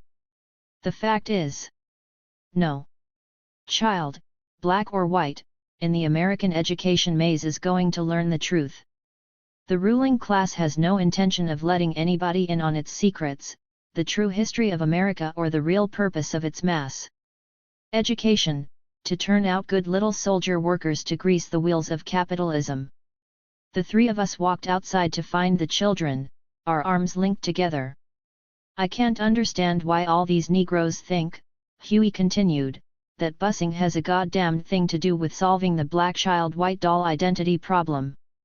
Are the capitalists going to desegregate school curriculums, wipe out poverty, eliminate ghettos, institute social and economic equality? Because that's what it's going to take for black children to find the value in themselves. Fuck no. We have to give our children a sense of their value. We have to create new institutions like our school. Not bus our kids into a setup. All the triple SECS in the world had not deadened the passion I saw re-emerging. Gwen and the children left us. Huey walked me back to my room. And they have the nerve enough to do studies on why so many black children grow up with so few skills, he said bitterly, closing the door to my room. As if somebody can think growing up in the ghetto. You just grow up. Who said we grew up? I reflected on that. I guess I really haven't. I'm still running around looking for Daddy, I said softly, surprising myself. Letting a smile play across his thin lips, Huey said, Why? You've got one now. He laughed and flipped himself onto the bed in my room. Come to Papa. The last days slipped away. The month was nearly over, and I would surely leave. There's still a lot to talk about. Let's not go to the bars today, Huey, I said when he arrived for our routine rendezvous. Let's stay here. So you're ready to break your vow of chastity? When will you stop making jokes when I'm serious? When you learn to be a laughing Buddha. He sat down in the wicker armchair, the only chair in the room. Okay. I hate to have cocktails before noon, anyway. Do I save the best for last? You always do, he said, leaning back and closing his eyes, folding his muscular arms across his chest. What if I say that LEAA money is the best? What's that? He said, eyes still closed. Stands for Law Enforcement Assistance Act. Congress created it to subsidize local police departments. Thompson submachine gun funding. Precisely. What's that got to do with the party? Other than it gives the pigs more firepower to use on us. Well, operating under the corporate name we use for the school, we submitted a proposal to the Alameda County administrators of the local LEAA funding to get some of their money. Joan Kelly picked up on the game, theoretically open to any organization that could assist law enforcement. So we proposed a comprehensive juvenile crime prevention program for East Oakland, which we identified as the highest crime area in America. America. That's deep. He smiled, opening his eyes. Our main competitors were a coalition of the Oakland PD, the Unified School District, and the Parks and Recreation Department. The county couldn't just dismiss our brilliant proposal, so they cleverly placed us among the leading contenders. They held a whittling down meeting in a hotel near San Leandro, Whitesville. Joan and I showed up with about 50 teenagers from our teen program. All of them were looking surly, young brothers with no shirts, reeking of Old English 800 and weed, young sisters with big earrings, popping gum. Scared the shit out of them. The teens were beautiful. And they loved the theater of it. We introduced them as our target group, those we intended diverting from a life of crime. Sounds good to me. The Alameda County Sheriff jumped up and said it was nothing but a Black Panther Party game. I resented that, with drama, and stated that I was there as executive director of our school board and a member of the crime-infested community in which neither the sheriff's department nor the police department had invested one dime of their previously granted LEAA money to preventing the problems of crime among our youth. Right on, he enthused. That's what our kids said, up on their feet stomping and whistling. We turned the place out. And got all the money. Fantastic. So where else are you stealing money from? We've got a few other funding proposals out under the same corporate name. We've already gotten some state money for the school. Of course, we're still getting donations from our friends. There's the lamp post. The rest we're doing the hard way, turning bad money into good. And Norma's great. Maintaining at least 15 sets of perfect books. But I didn't get the money I really wanted. Thanks to Ruth Love, the new Negro superintendent of schools. After I met with Ms. Love, she toured the school. She told me we were doing a fine job and that she'd see what could be done. About what?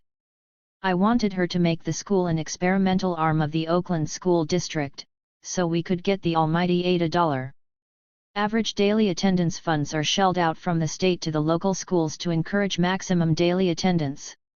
It's $8 per day per child. With our 200 kids, we'd receive $1,600 per day. That's $32,000 per month. And she won't help, even though we've got the best school in town. No. She's so damned scared of Black Panthers. And competition, Oakland's district being one of the worst, as you know, if not the worst. She's refused to budge. I'm not finished with her, but I do have other irons in the fire. Remember Huey Johnson, from Trust for the Public Land, who wanted us to work with him on putting vegetable gardens in the ghetto? Johnson's now head of the state's Interior Department. It's a new old boy club. It's time. Well, when Johnson headed Trust for the Public Land, he was funded via a $10 million line of credit from the Bank of America. Later for Ada money. Tony told me about it. Johnson's line of credit and a problem at the school gave me an idea. The garbage collectors. Wait a minute now. Listen for a second. Oakland's garbage is collected by a private company, Scavenger, under a 35-year contract with the city.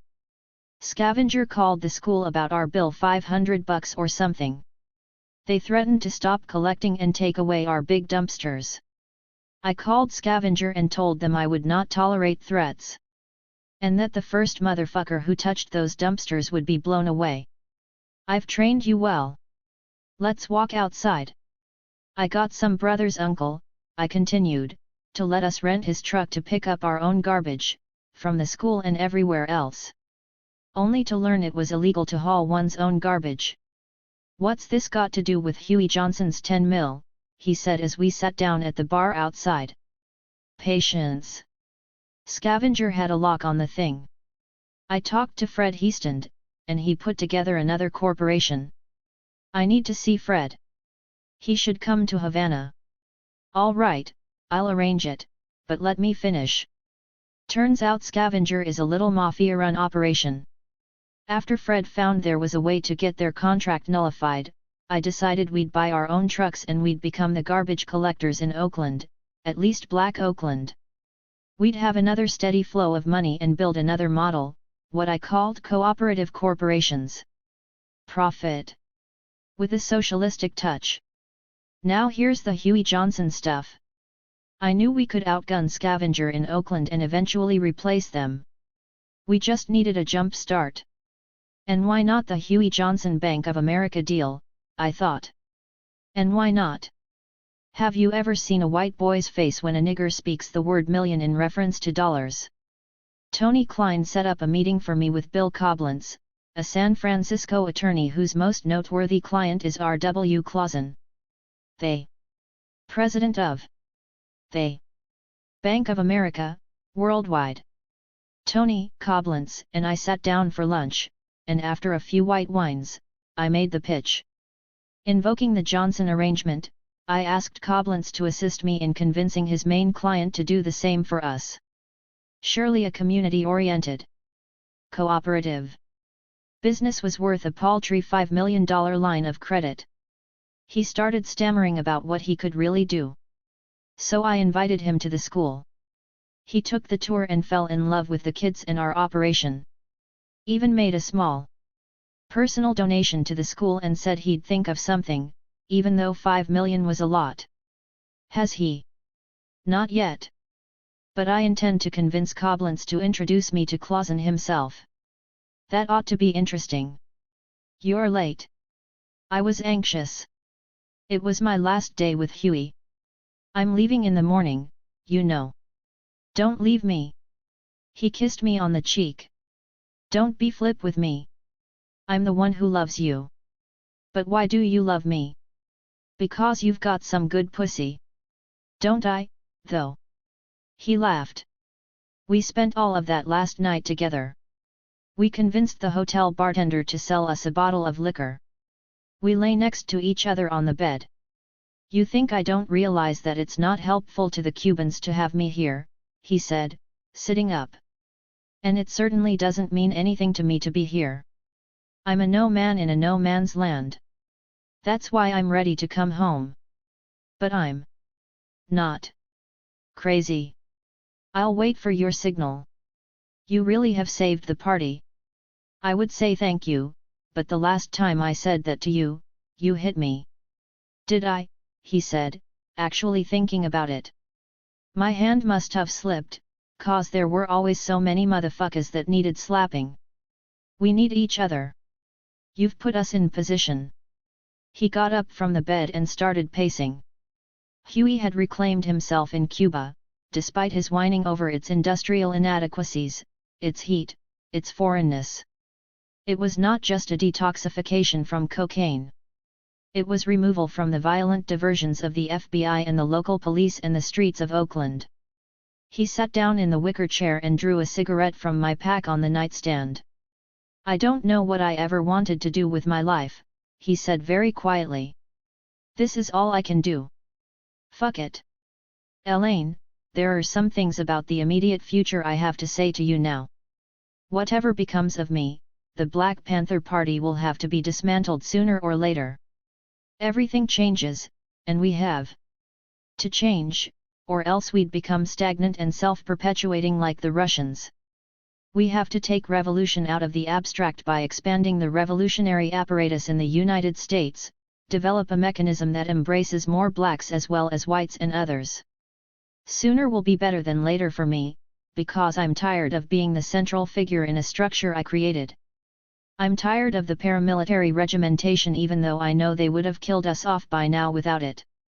Perhaps we can build a mass, multiracial organization. And keep the vanguard apparatus as a dominant force. We have to clear a common ground where the interests of black people can coexist with those of the great majority of people in America suffering under capitalism. I'm still not in agreement with Marx's dismissal of the lumpen, because there are too many black people who fall into that class. Marx dismissed the peasant class, too, but Mao dealt with the realities in China and organized the peasants, who became the backbone of revolution. We have to bring in the so-called middle class, the white-collar workers, lawyers, teachers, writers, artists, what have you, the facilitators of capitalism, who can be facilitators of our revolution. Marx failed to foresee the rise of this group and its potential significance to revolution. They can and must be aligned.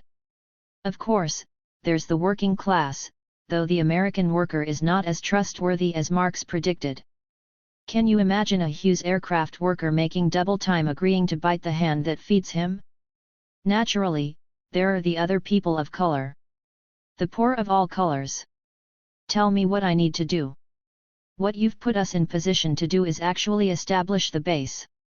But it has to be a revolutionary base, not a Black Panther base. If we can align these groups into a revolutionary framework in Oakland, we'll not only establish the base, we'll establish a model for expansion. Originally, I thought this could be accomplished if you ran for office again for mayor.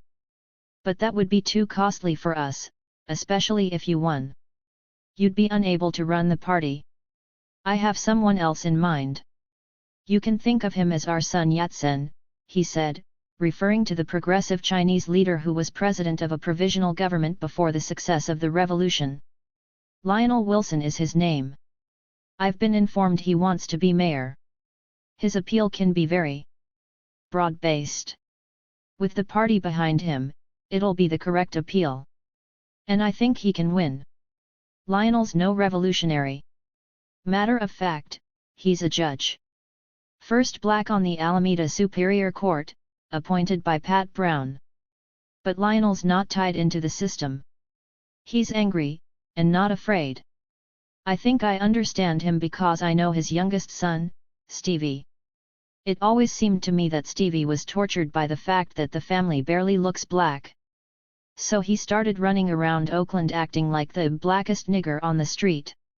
Stevie is Lionel's heart. The point is, Lionel's the piece that can link together the potential revolutionary force in Oakland. I want you to put him in office. If you do that, we'll have the setup to make the base for revolution in the United States. We'll take Oakland. Port, stock, and barrel. Put Lionel in, and maybe I'll be back for the rest. 19. Friends and enemies. Lionel Wilson was an attractive man, around 60, with gray-stranded brown hair, straight and silken. His skin color was vanilla caramel. His smile was broad, and his handshake was firm. His step was firm, too, I saw, when he escorted me from the entrance of his chambers to a seat before his large desk. His speech had the measured gravity of his office. He was not the kind of black who was friendly to Black Panthers, I was thinking, as I sat down opposite him. He was the kind I thought of as colored, born, and steeped in bourgeois ideals. He reminded me of my father in many ways. He wanted to retire from the bench. It had become an ungratifying role, he said, though he was gratified to have extended some measure of justice to a people for whom justice in America had always been in short supply. He appreciated the credentials and prestige his judgeship had accorded him. That status would be helpful in the future, he said, a future he openly acknowledged he wanted to build alongside the Black Panther Party, in the interest of black people. He did, as Huey had said, want to be mayor of Oakland. Though we did not speak about Stevie, I felt Lionel's passion for the rights of black people, and the change in consciousness I suspected he had made in his life, had a lot to do with his son. I suspected that Huey's characterization of the son's black and white frustrations had forced the father to look beyond the safe world of middle-class black life. Privileged blacks like Lionel typically steered their lives away from socio-political questions that might disturb the delicate balance required of blacks who walked in the white man's world. Very few blacks in America had been so privileged as Lionel. He had been able to move into the guarded world of white academia and emerge a lawyer despite the obstacles he had faced. He had become a fine prospect for a white governor to place in a middle-level judgeship to disprove the realities of racism. I mused on that as I sat across from him. He would not announce his candidacy, he said, for some time, at least 6 months, which would allow him a year of campaigning for the next city election in April 1977. He would have to wind down, finish his immediate judicial tasks. Moreover, he had to organize a campaign strategy. That 6 months would, I assured him, permit me time to adjust the party apparatus in order to be able to put sufficient people in the field to register blacks to vote, and to walk the precincts of the large black populace. It would also give me time to set aside the support money the party would donate to his campaign. In summary, I told him, I believed we could deliver the majority of the black vote, and the labor vote would not be difficult to secure. His primary job, in the end, I suggested, would be to sway the liberal and middle-class whites, and bring home the bourgeois black vote. The difficult task before us, we agreed, was to neutralize the strength of the white Republican vote. Lionel would be a fine Sun Yat-sen, I reported to Larry later. Larry and I were experiencing a kind of honeymoon together. I had returned to Oakland from Havana only days before. "Don't worry about a thing, Edie," he said that night. Edie was the sweet appellation, a combination of my first 2 initials, that he had conferred on me not long after we became lovers. His toughness was tender, I thought, enveloped in his body, which was full and fit and dark and sweet. He made love with fire, a smoldering, satisfying heat. I caressed his muscular buttocks as we lay in the dark and dreamed out loud. "Everything's pretty cool, Edie," he was saying. "The main problem we have to deal with on the streets, besides the pigs, is the drug dealer thing. We've got some names now," but he hesitated. "The thing is, they're so young. We don't know of one of them past 21 or so. It's hard for me to deal with, Edie. Brothers turned out so early, all because they don't have shit else." "I know. But I don't think we can afford to be sentimental here, Larry. I've never known you to be sentimental." He eased me out of his arms and picked up his glass of cognac from the floor next to the bed. The lights that lit up Lake Merritt below were flickering through the water's reflection onto his bedroom windows. "You know, I'm really not scared of dying," he resumed, adjusting his pillows and swallowing a gulp of his drink.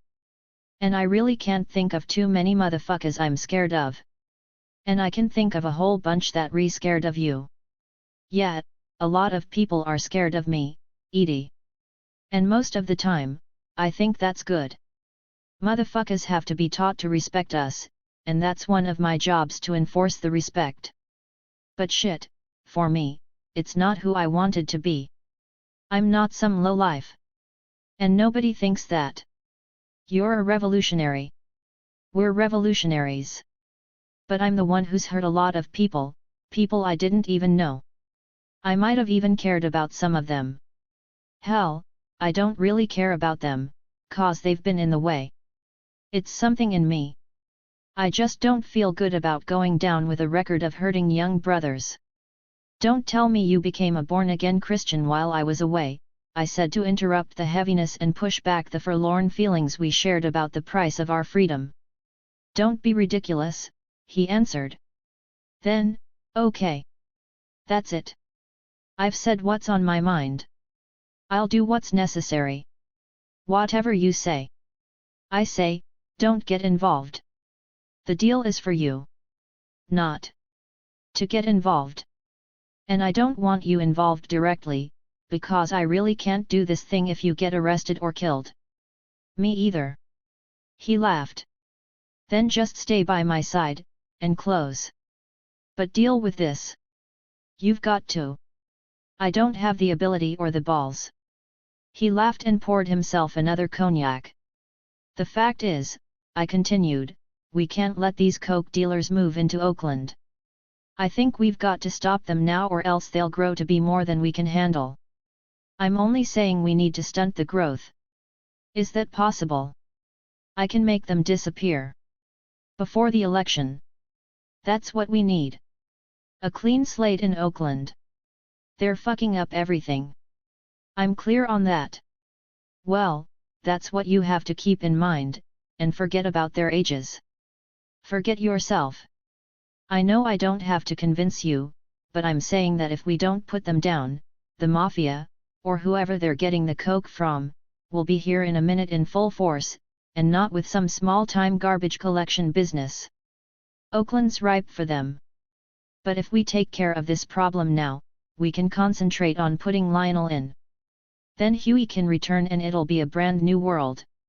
I think we've got to eliminate this in one strike. Maybe call a meeting with the ones you know about. Tell them the facts of life in Oakland, they can go to LA or somewhere. If not, then I say put an end to the thing at once. It'll be a long time before the next gang of motherfuckers tries to organize in Oakland.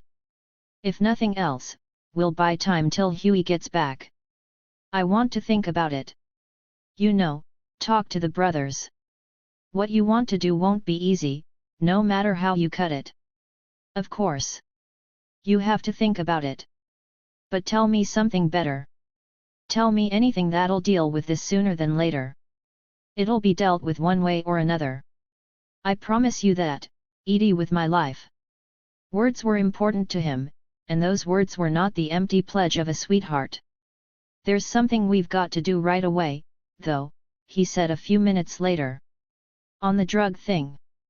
No. It's about Ricardo. He's coming to trial in the next few months on his case, the one he caught in the club that night with the servant and Big Bob. We've got good lawyers. He'll beat it. Maybe he'll beat the assault on the pigs. But the gun possession is straight up. The pigs that came up on him took the .45 right out of his holster. The case is clean, and gun possession in California is 2 years now. I can't go 2 years without RJ. It's bad enough with Big Bob down on the Callens case. RJ keeps the inventory straight and keeps the brothers right on my orders. He's my main man. I know he can't do time. He and I go way back. I've known Ricardo since he was only 16 or 17 when he came into the Southern California chapter out of Watts. Sometimes I think the party stole his life.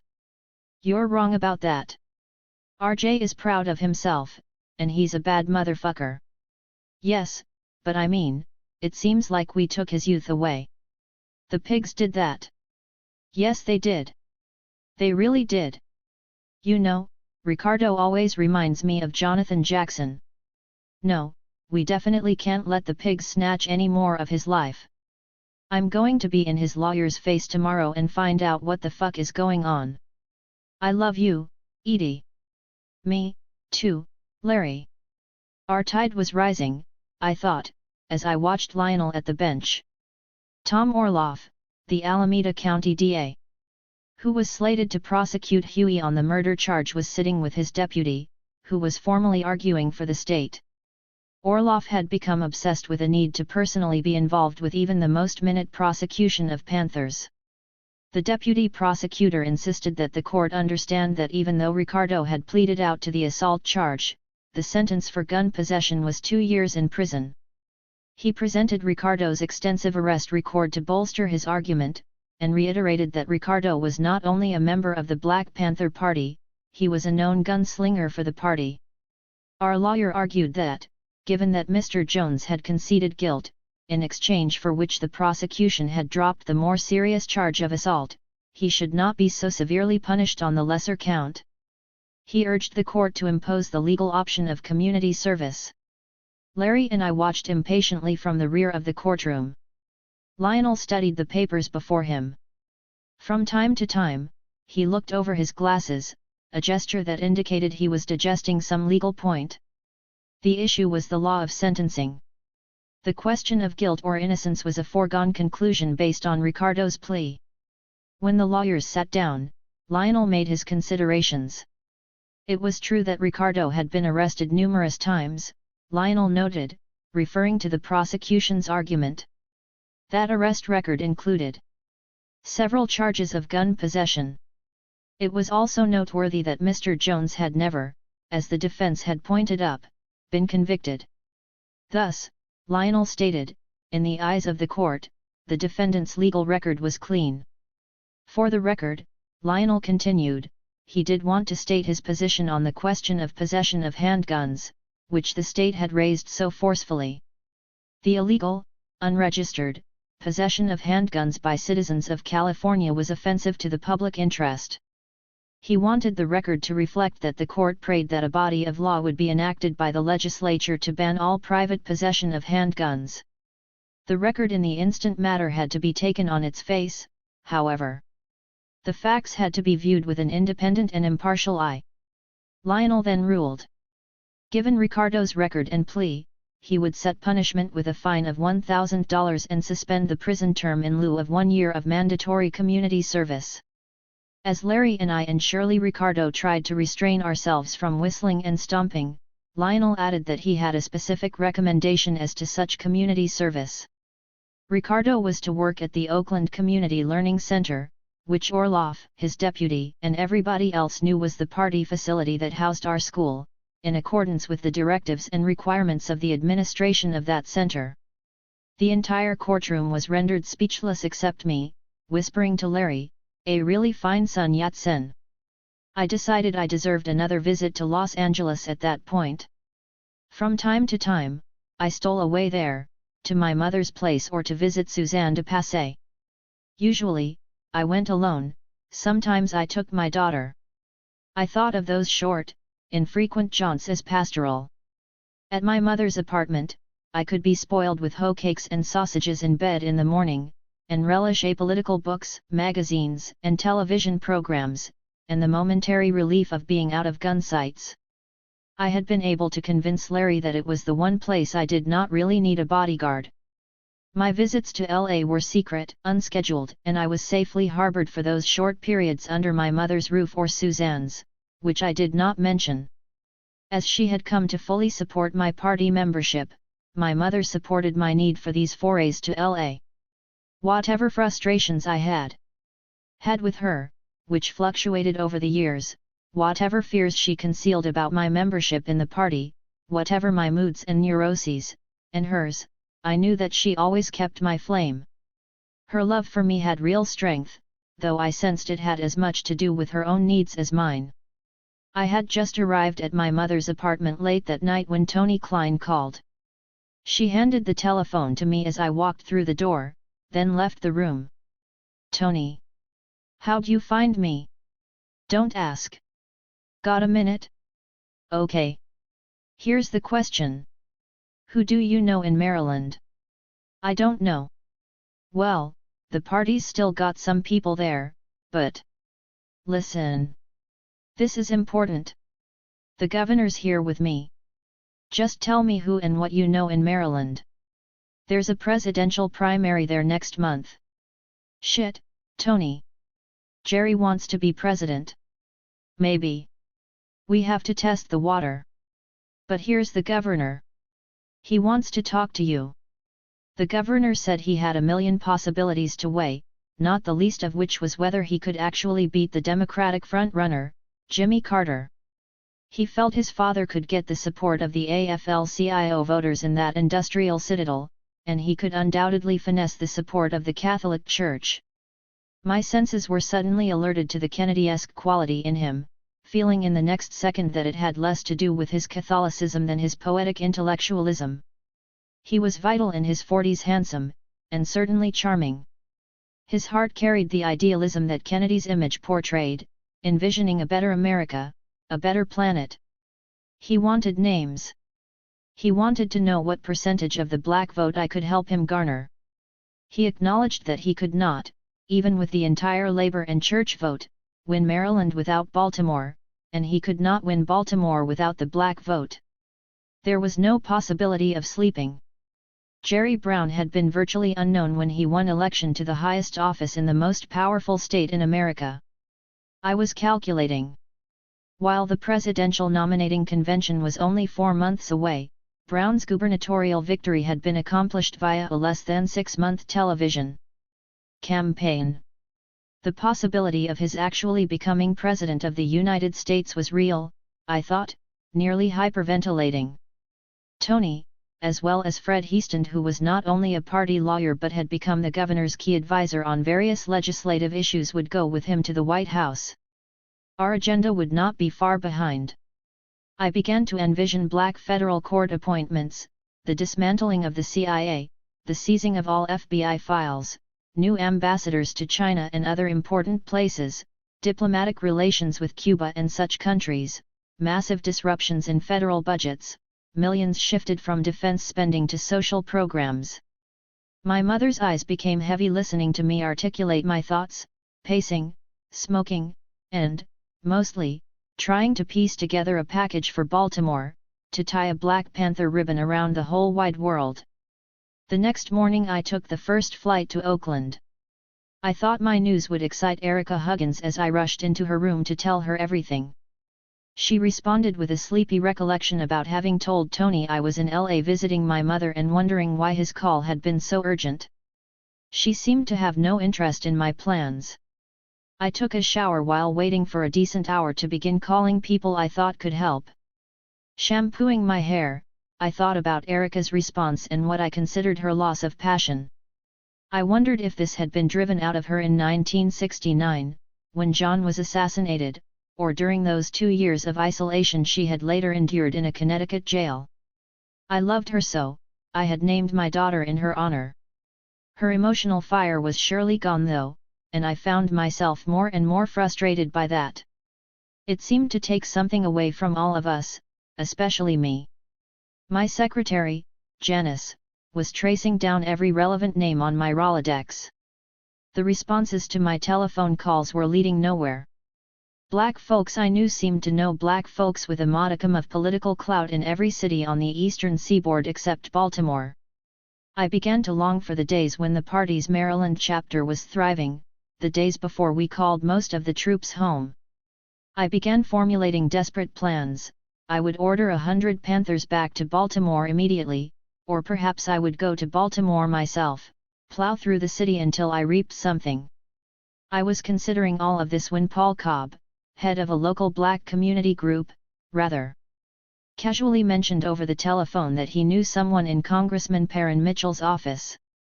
Then he added that perhaps I knew him, as he was the brother of Rap Brown. I cancelled all my plans for Baltimore. Dialing the operator, I thought about Rap's silence.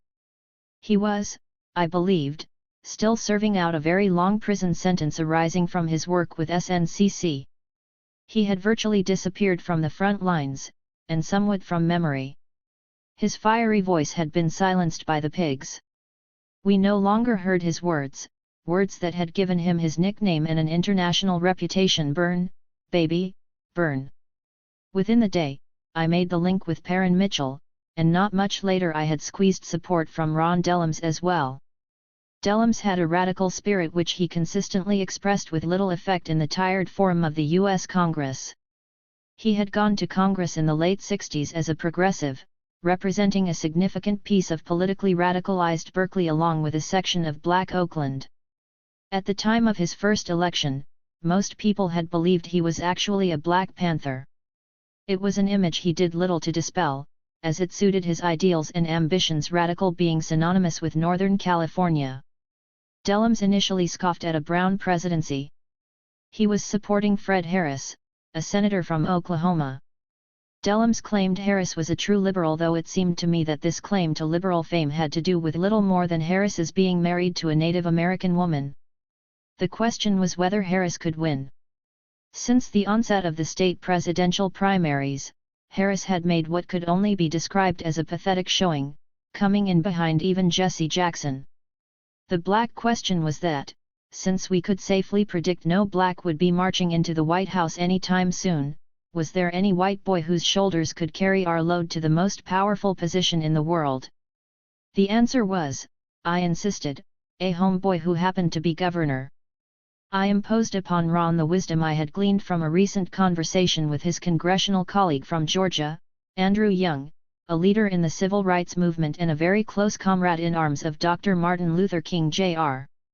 In a brief conversation at a Democratic dinner in Oakland, I had asked Young why he was supporting Jimmy Carter for president. I relayed to Dellums that I told Andy I thought of Carter as a racist redneck. Andy had said I was probably right that Carter was a redneck and a racist. However, I quoted to Dellums, Andy had added, but he's my racist redneck. Dellums was bowled over with laughter. Brown was, he finally decided, a most qualified candidate for our white man in the White House. In the Maryland Democratic primary, Brown prevailed over Carter hands down. It was Brown's first primary, and he had trounced the front-runner. Ron had personally joined the forces, along with Mitchell, in Maryland. With the greatest enthusiasm, Ron testified to me about the glory of the victory. He offered, moreover, that when he saw black ladies in a Baltimore church nearly knock down chairs to shake Brown's hand after his speech, he had become convinced he had done the right thing. His political eye saw that Brown had the charisma, along with the liberal fiber, to become our President of the United States of America. With the results of the subsequent Democratic presidential primaries that Jerry Brown entered, I became nearly orgasmic. Outside the Deep South, Brown was beating Carter. I tried to convey my euphoria to Huey through the telephone lines to Havana. Brown was winning. Lionel could win. Things were moving. Except for the festering organized drug problem, Larry and his lieutenants had rendered the streets of Oakland safe for Black Panthers. That was true despite the recent tragic murder of Deacon. An organizer of our teen program, Deacon was shot down by a West Oakland gang member as he tried to negotiate peace between opposing gangs. In retribution, West Oakland had been combed, however, and cleaned. Joan Kelly was deftly weaving a financial blanket from the yields of her proposal writing which was sheltering our social programs. Michael Foltz was editing the newspaper with savvy and Polish, David Dubois having gone out of the country indefinitely to attend his aging mother. Phyllis's structuring of the political apparatus for Lionel's campaign allowed me to believe he could win. Phyllis Jackson's presence in the party had always seemed funny to me. Mostly, it had to do with the fact that she had been born and raised in Tacoma, Washington, the black population of which, I regularly taunted her, had surely been reduced 25% when she left. I joked about her having not so much as heard of Malcolm X until she left Tacoma, and about her participation, as a token Negro majorette, in events like the Tacoma Daffodil Parade. But Phyllis was a serious soldier. I thought of her more as a friend than a comrade, and I admired her perhaps more than anyone else in the party. She was the fastest talking person I knew other than myself. She was passionate and intense, often neurotically so, a trait with which I identified. She was droll and extremely quick-witted, and, I always hated to admit, rarely wrong in her rapid-fire analyses. When I first assumed leadership of the party, I had desperately wanted Phyllis to be my secretary. It was, I came to agree, a position in which her talents were wasted. Although she reluctantly took on the task, she fought with me daily. Once I realized that she could organize and orchestrate any project on her own, I stopped fighting her and let her fly. Now she coordinated a variety of projects, not the least of which was the party connection to the next election in Oakland. As for the management of the party's increasing income, Norma Armour was maintaining a tight rein. She meticulously accounted for every penny we raised or spent. She was so solid and trustworthy, I no longer reviewed our books. She was responsible only to me. Since her lips were as tight as her purse strings, only she and I knew the precise status of the party's financial situation, the real sources of all our funds, how much there was and how it was actually spent. Only she authorized expenditures, and only I authorized her. Recently, however, she had allowed her niggardly nature to threaten our accord. Norma had told Larry that she did not have on hand the $1,000 or so in cash he had demanded she bring to him immediately. He was with the brothers at an after-hours club, and supposedly needed the money to prove some point. Norma decided his request represented a foolish expenditure and lied to him. He arrived at her door with the brothers and smacked her around. The problem was not Norma, I reflected, after she called to tell me what had happened. I had to admit to myself that it was becoming difficult for Larry to subject himself to the dictates of any woman including me, in spite of our relationship and his commitment to the party's discipline and order. I had been giving him almost everything he wanted, including the authority to make his own rules within very wide parameters. He could not reach our pocketbooks, however. Any arrangement looser than the one with Norma, I believed, might have resulted in a swift dissipation of the millions of dollars we were now generating. I tried to smooth Larry's ruffled feathers about Norma with a mild admonition that focused on the internal affairs of the party. I had certainly laid down the law that no comrade could physically abuse another. Violators were subject to severe punishment. He had enforced that law, I argued. Now he had violated it. It was an intolerable example. Larry retorted that the issue was his authority. While he was supposedly second in command, he had no sway over Norma, implying that he had no access to the money Norma controlled. He was not a boy, and she was not his mother. It was then I knew we had reached a serious impasse. The problem was neither money nor Norma's authority over it. It was manhood. This was not the only time that Larry's rage over threats to his maleness had erupted. In a hotel room in Chicago, he had ripped the nightgown I was wearing. He had had a fit over my contradiction of him in front of Flint Taylor, the lawyer we had met there earlier, in connection with my testimony in the civil case against the government for the murder of Fred Hampton. On another occasion, during a regrettable weekend I spent with him, he violently swept bottles of cologne and other bureau top paraphernalia from his dresser in response to my refusal to pick up the clothes he had left lying around his apartment. Each time, I had achieved peace with fluttering eyes and the surrender of ego. In this same way, I finally effected a tenuous truce between Larry and Norma. Machismo aside, the machine was rolling perfectly, I reported to Huey, on tracks that were being laid from City Hall to Washington. I wanted him to know that it seemed, truly, the best of times for all of us. The threat came from a direction I had not anticipated. I learned that my name was now on the top of a prison guerrilla gang's hit list, given, it was said, the absence of Huey Newton, the primary target. My chief fear, however, was that the knife raised against me would end up in the back of Johnny Spain.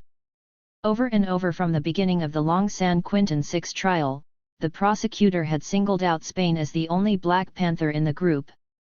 Though all of the 6 were branded comrades, the others did not have the taint of the Panther.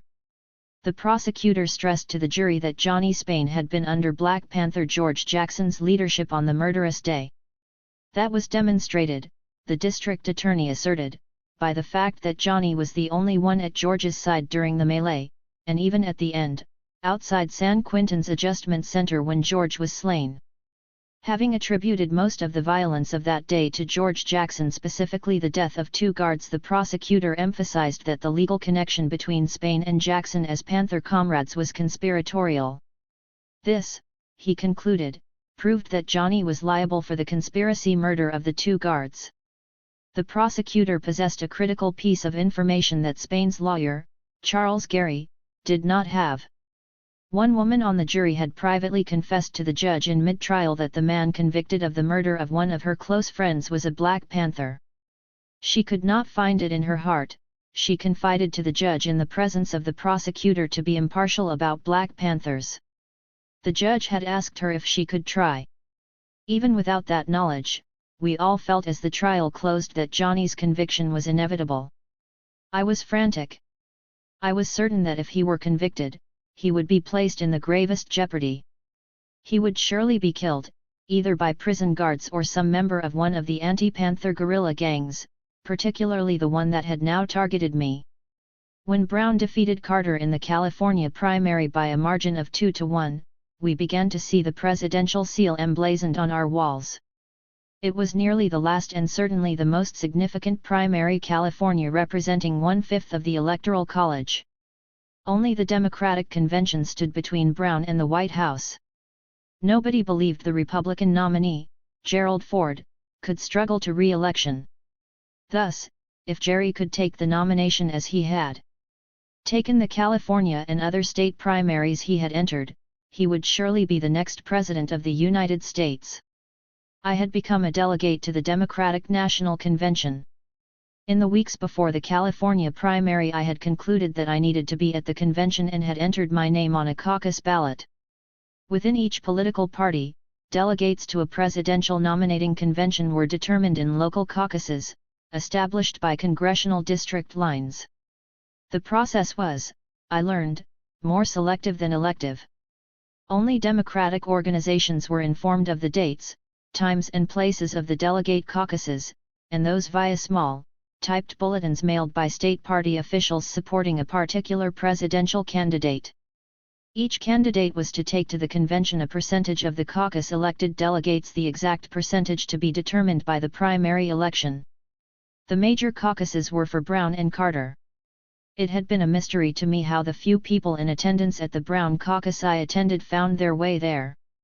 The school auditorium in Dellum's district where we met was empty of almost anybody except other prospective delegates and our people. Since I had no real understanding of how such caucuses operated, I had overloaded my odds of winning a delegate seat. We organized a small food giveaway for that day. Our announcement flyers offered a free lunch, along with balloons and toys for children, to all registered Democrats who came to my caucus with their flyers. The few hundred West Oakland blacks our flyers conjured up, mostly mothers and their children, made a fine Saturday of the affair. They enjoyed the box lunches and soft drinks as much as the little piece of community theater into which they had been recruited. Most of them had marked ballots for me in other times, and willingly voted for me again. They were just as willing to endorse Tony Klein, a resident of the district who, like every delegate, had to be elected. The same scenario was being repeated in East Oakland, where we had positioned Erica Huggins to run for a delegate seat in Congressman Pete Stark's district. Both Erica and I, as well as Tony, were elected. Immediately after the caucuses, Assemblyman Howard Berman called me from Sacramento. He was a stalwart on Jerry's team in the legislature. A man named Jack Brooks really wanted the number 1 delegate seat that Erica held, Howard advised me. Everybody really felt Brooks should have it, given his multi-$1,000 personal contribution to Jerry's gubernatorial campaign. I was certainly willing to accommodate everyone, I explained to Howard. That seat was, however, a very dear thing to me. We agreed I would try to make such an accommodation if he arranged for Brooks to meet with me at our financially strapped school.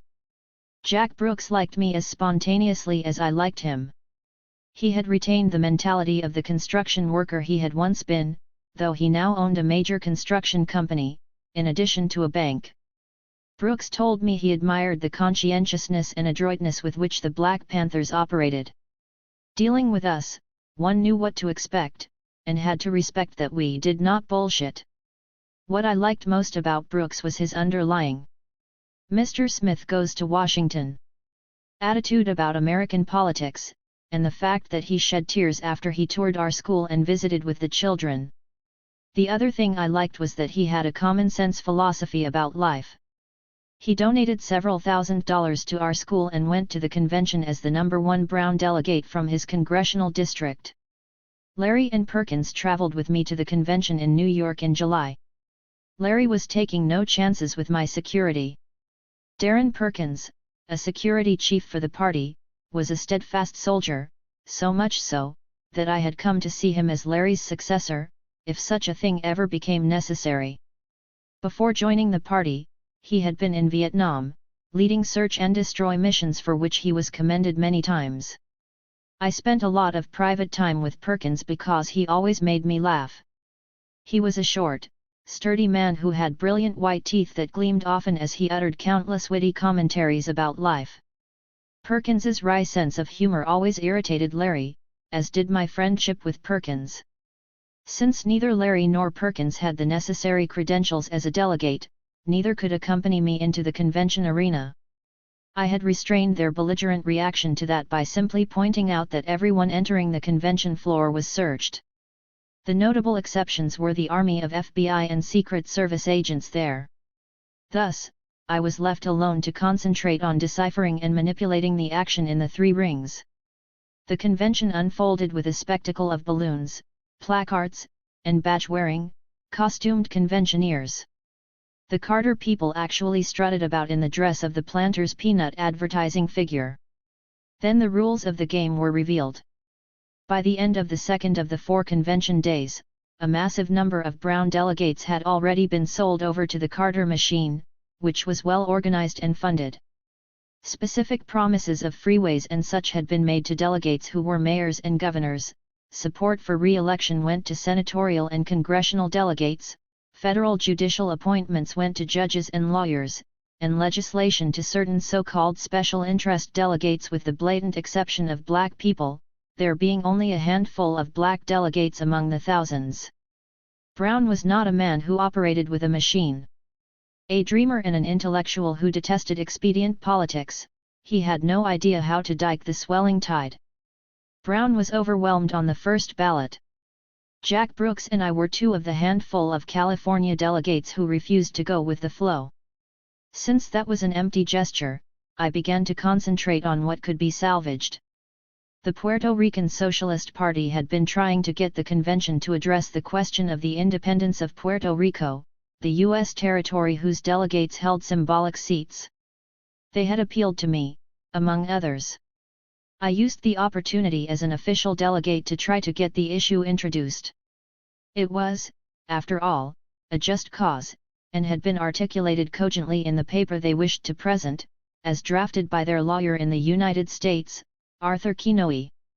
Ron Dellums wanted to make the one and only statement that would be made about the plight of black and oppressed people in the United States, in an attempt to inject humanity into the otherwise reactionary Democratic platform. He felt he could do that via a nomination for the vice presidency. If he could manipulate such a token nomination, I felt I could persuade Ron to incorporate the Puerto Rican business into his acceptance address to the convention. Thus, I spent the rest of the hours during and after the convention program helping Ron bargain for support. Ron was not the sort of black that the small black caucus of delegates wanted to put forward. He was a radical, around whom they did not want to rally to present their united black front to the powers that were to address issues pertinent to black people. Nevertheless, accompanied by Larry and Perkins, I joined Ron's people in badgering and cajoling the black delegates at their various private caucuses to endorse Ron's nomination. It was a small coup, smaller still in light of Carter's nomination for president. Ron made a stirring statement to the convention, though, which included support for the independence of Puerto Rico. We would have to free the port of Oakland without presidential help. 20. Enemies and friends. Lionel Wilson announced he was running for mayor of Oakland. The first stage of Phyllis's organizing operation for Lionel's campaign was ready. It was based on a concept developed by the SNCC organization when they were furiously registering black voters in the South. We referred to it in the party as the 10-10-10 program. It involved one person organizing 10 people around a political goal. Each of the 10 would then be educated to organize another 10, and so on. Despite vigorous voting campaigns, blacks still believed that the act of voting in America was futile. The voting record of Oakland blacks reflected this belief, even the registration percentage was still very low. Registering Oakland blacks to vote had made the difference in terms of whatever success we had enjoyed in our last 2 Panther campaigns. Massive black registration was critical to Lionel's campaign. Phyllis had decided that if only 10 Panthers were dispersed daily to each register 100 prospective supporters of Lionel, within 1 month we would have registered 30,000 people. In 3 months, we could have 90,000 qualified registrations, black Oakland residents who were Democrats. In a city whose total population was approximately 400,000, that number would overwhelm the white Republican vote. In the next phase of the campaign, Panthers would organize 1 in 10 of those registered who could each bring 10 others to the polls. Phyllis had identified around 20 Panthers in Oakland who had the potential to work hard enough to register the number we required. She would whittle down those 20 talented ones to 10. Those selected would be those who proved they could deliver. We offered incentives to all of them. Panthers worked for long hours, most finishing the day after midnight, a 7-day-per-week obligation. Those selected to be R10 registrants, however, would be relieved of that regimen for the next few months. Whenever anyone turned in the required 100 registrations, his or her workday was ended. To this incentive was added the promise that a car would be available to each one selected. Other incentives included money and personal items. Within a few weeks, Phyllis had her 10. During those first registration weeks, I received a call from Michael Berman, the brother of Assemblyman Howard Berman. Michael was known as a political whiz kid. He said he had heard the party was supporting Lionel for mayor and had a proposition that might be helpful. He urged me to use my influence to solicit the governor to fund the controversial Grove-Shafter Freeway extension. It was a strange request given his brother's close relation to Jerry Brown. Moreover, I saw no apparent connection between that freeway and the election. I responded that the party had for years endorsed the court-ordered injunction that had halted construction of the Grove-Shafter.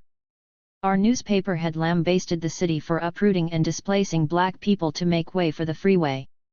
I wondered if he was mad. I reminded him that when Fred Heaston uncovered an old law requiring the city to build replacement housing, we had forced the city to do that.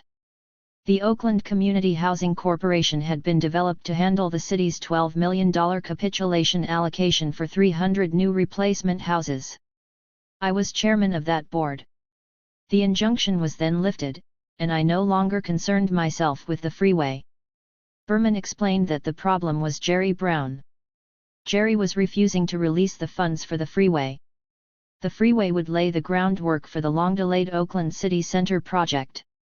From my point of view, Jerry's action was to be applauded. It was the city center project that had been the root cause of the homelessness of so many West Oakland blacks. As Oakland was being abandoned by middle-class whites, the Grove-Shafter Freeway was designed as a conduit for returning their consumer dollars to Oakland businessmen, a design of Oakland Mayor Reading and then Governor Ronald Reagan. The city center project was to be the receptacle.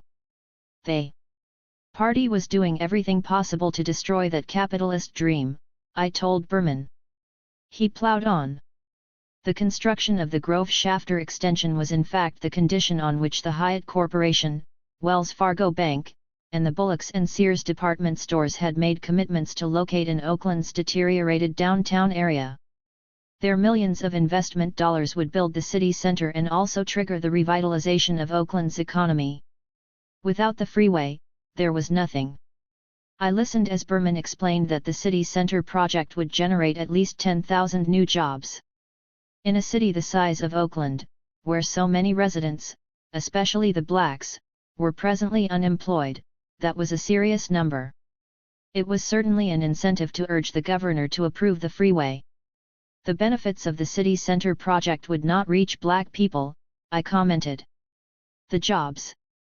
And the city center could be ours, Berman replied calmly, if our man for mayor could be credited with untangling the girders of the freeway. I began to hear Berman. If Lionel could be associated with bringing 10,000 new jobs into Oakland, blacks would run to the polls to vote for him. The middle class and liberal vote, too, would surely be his. More important, white Republican businessmen would have to acknowledge that Lionel, not their mayor Reading, had opened the floodgates to millions of new dollars. There were tactical questions to consider, however. First, blacks had to be convinced that the freeway would deliver the city center jobs to them.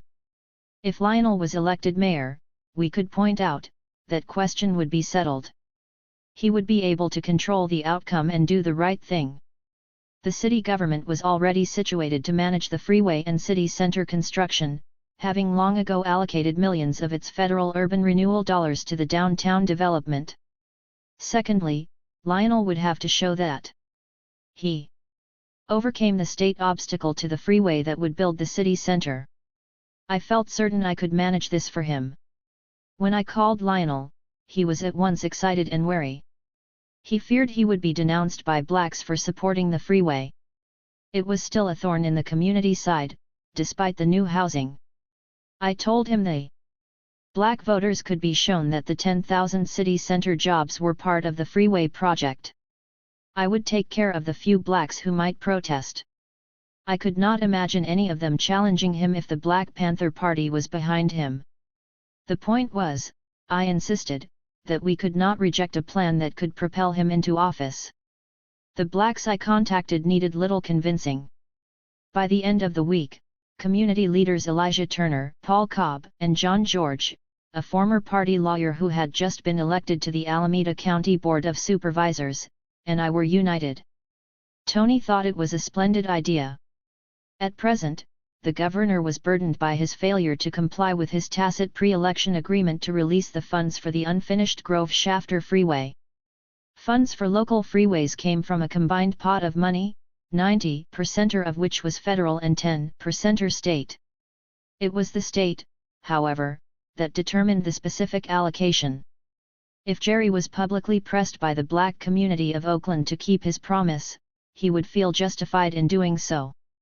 The problem Jerry faced, Tony explained, was his new transportation secretary, Adriana Gianturco. It was her department that authorized freeway expenditures. She was vehemently opposed to the Oakland project and had refused to release the funds. Jerry had brought her into his cabinet because she was an environmentalist whose priority was to reduce California's massive air pollution problems by limiting the number of freeways. That idea was based on her model in Boston, from which Brown had stolen her.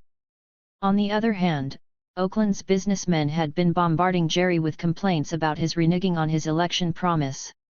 Jerry was thus in a quandary over his obligation to support his own cabinet member and his obligation to keep a political promise.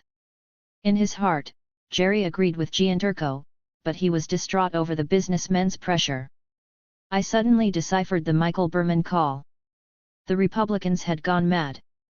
Unable to move the governor, they had appealed to the moderate state Democratic Party leadership to prevail upon him. Jerry was so disassociated from the formal workings of his party, however, he might as well have been the Zen governor some snidely suggested he was. Berman had apparently offered to handle the matter for the downstate Democrats for a political price. In effect, the Republican businessmen in Oakland had been reduced to consorting with the Black Panther Party. Cobb and the others agreed that I would make the formal appeal to the governor for the freeway. Tony arranged the meeting. I told the governor that I represented a coalition of black community groups that was spearheaded by Lionel Wilson. We had concluded that it was in our community's interest for the state to release the $33 million for the Grove-Shafter Freeway extension. Sufficiently primed, Brown agreed. The governor also agreed to endorse Lionel Wilson for mayor. In a matter of days, the newspapers shouted that black community groups led by mayoral candidate Lionel Wilson had saved the day. Oakland would finally get its freeway.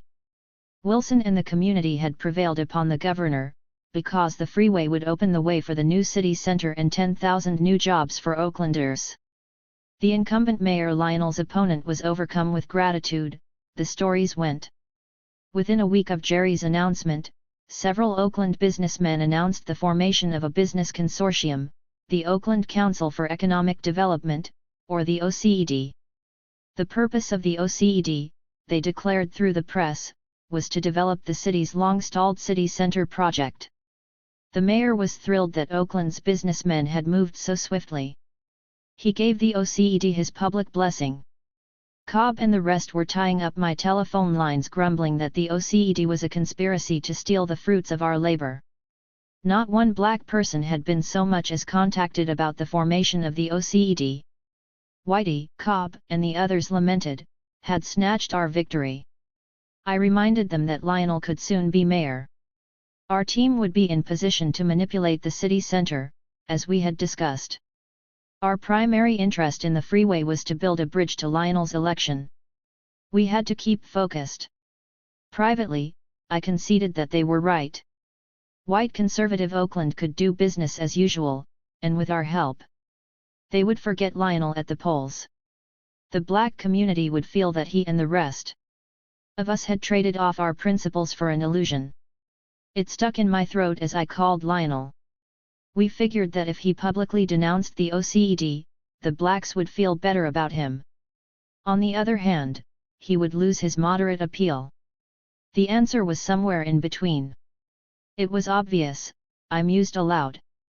Lionel would simply have to become a member of the OCED or, better yet, its chairman. As OCED chairman he could assure the black community he was safeguarding its interests while the conservatives would end up having to deal with a nigger in the woodpile. Before he stopped laughing, I told him I would make all the arrangements.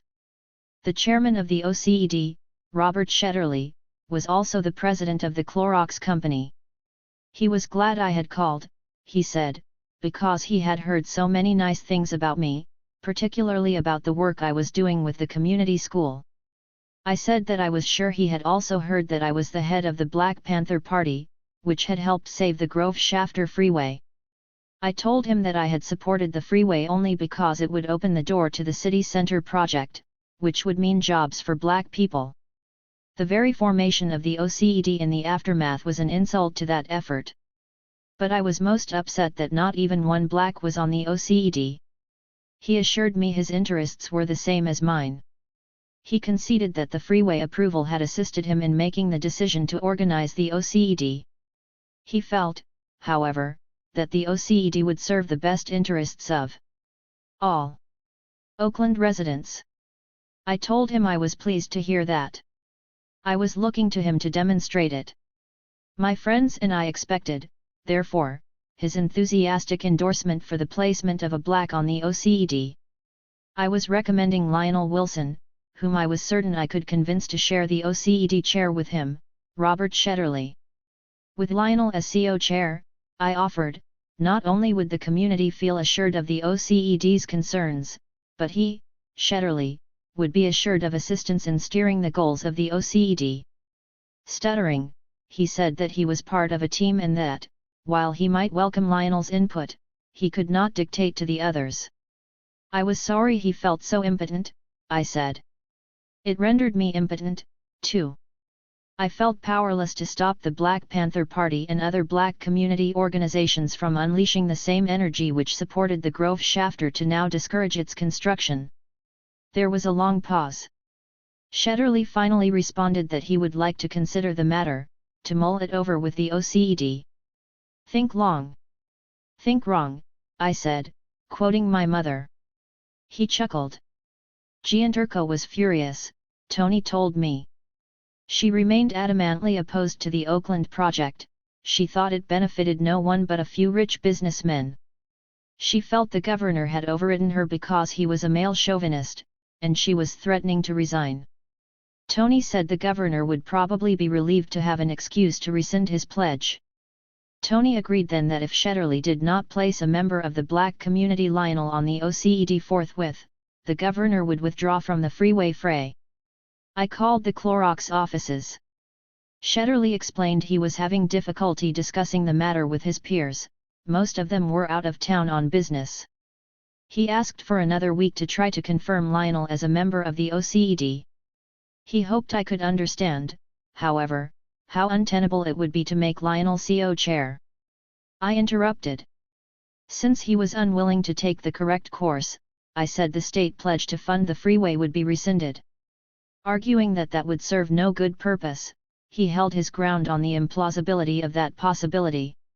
A week later, the governor's office informed the Oakland mayor's office that the state's commitment to Oakland's freeway extension was cancelled. The governor's press release stated that the city of Oakland had violated the good faith on which the freeway funds had been released. The stated purpose of the new OCED, the governor's press release continued, was to develop the city center project. However, although the development interests of the OCED could only be realized because of the work of the black community, blacks themselves were starkly absent from its membership. This had opened Brown's eyes. The OCED was using the state's gift to the community of Oakland to serve narrow business interests. As that was contrary to the spirit of Governor Brown's commitment, that commitment was revoked. I waited in my office at the school for the telephone calls. I refused. Shetterly's. I talked with Cobb and George and the others about the morning newspaper's front-page stories. Mayor Reading was in a state of considerable rage. J. Anthony Klein had called him from the governor's office, he stated, to inform him that the governor was deserting the city of Oakland. Reading was shocked. The mayor denounced the governor's decision as a political ploy. I told the press ringing me that I endorsed the governor's decision, that in fact I had appealed to him for justice. Lionel's elation was tempered. If he was now placed on the OCED, it might appear that the wrong kind of political bargain had been made. Moreover, he reasoned, if he was elected, he would be unable to justify having his feet in two camps.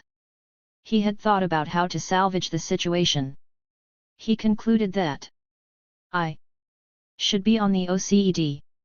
As he saw it, Oakland was in economic shambles and would remain so even if he became mayor. We needed the power of the OCED to pull it up as much as they needed the freeway. If I were on the council, it would underwrite everything. We had to seize the time, Lionel laughed, quoting the title of my first record album. I needed the support, as well as the consensus, of the others. I called them. They thought it was a perfect plan. I accepted Shetterly's call late in the day. Shetterly wondered if I realized that the Hyatt executives and others, waiting in the wings with their millions of city center investment dollars, had become thoroughly discouraged. They were ready to close off all discussion. He could calm the troubled waters, I told him, and without haggling over Lionel's membership. The black community would be satisfied with my membership on the council, I offered, and added, in his silence, that I felt certain the governor could be convinced to recommit the freeway funds upon my appointment to the council. Shetterly laughed. It was the laugh of the losing poker player who had had the best hand. We agreed to meet for lunch in the next few days. We met at an elegant restaurant atop the Kaiser Center, overlooking Lake Merritt. Having arrived early, Robert Shetterly greeted me at the entrance to the restaurant. I had never seen his face, but he knew mine. Moreover, I was the only black woman there. Shetterly looked me over with the subtlety of well-bred white men. I did not need to consider him so carefully. He was everything I opposed. We were meeting in his world, but we were at that moment standing on common ground, face to face with what we each detested most about America. We reviewed our menus, chatting pleasantly about the flowers planted in the rooftop garden outside the window adjacent to our table. It's a very interesting bunch in Sacramento now, Shetterly ventured. Are you planning to run for the city council again? Not at all.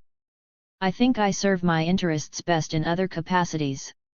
As to your interests, Elaine, if I may, I've spoken, as I promised, with everyone on the council. We're all in complete agreement that you'd be a fine addition to our membership. I think that's best for all concerned. And I've spoken with Tony Klein. He's sure that under the circumstances the governor can be persuaded to reinstate the freeway funds. It's such a small amount of money, he said in a dry tone. We ordered crab salads and wine. I looked directly into his eyes. I'll be going back to Sacramento this week and will let you know the outcome of things. So you can notify the council and the investors and, naturally, the mayor. He did not appreciate my sarcasm. John Reading is really a fine man, once you get to know him. Though that's highly unlikely, of course. Well, the mayor is a non-voting member of the council, you know. I tried not to rush from my chair to the telephone to call Lionel. Actually, I'm not specifically aware of who sits on the OCED. As he listed the 15 or so members of the OCED, an understanding came to me. Kaiser Industries, which included Kaiser Aluminum, Kaiser Steel, and Kaiser Health Plan, was on the council, as were the chief executives of Safeway stores, the largest food outlet in the world, Pacific Bell, the California affiliate of AT&T, the Oakland Tribune, and others of the same ilk. It was a cartel. The form was local, but its substance was global. What became clear to me was not so much what Shetterly and his men had built as why they had built it. It was not a simple matter of developing the city center. Unlike other capitalists of the day, who had spirited away their operations to lily-white hinterlands when their industrial centers became crowded with black and poor people, Shetterly had organized the OCED to wrest Oakland from the encroaching, hostile natives. For he intended to seize the future as it sparkled on the waters of the second largest port in the world.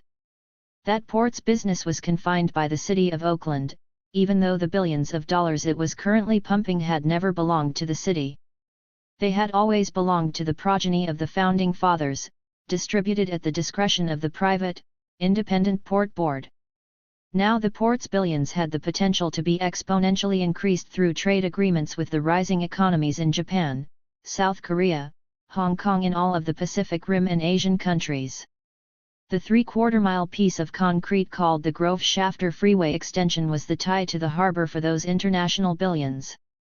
As the foundation for the city center, that freeway would do more than reintroduce into Oakland the lost middle-class millions ferreted away in the surrounding white townships. It would be the keystone of a new, global economic community. And such communities would surely supplant nations by the onset of the 21st century. It was a very big game. Shetterly had recently lost a bid to merge Clorox with Colgate-Palmolive.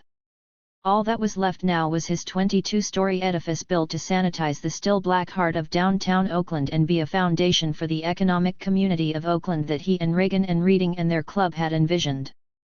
Shetterly and his men had the same agenda as the Black Panther Party, to claim Oakland. "We meet monthly, early in the morning," he was saying.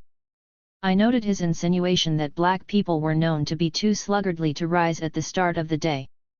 "Right here, at the Kaiser Center, in a breakfast meeting. My secretary will call you to inform you of the next meeting and tell you exactly how to get to the meeting room."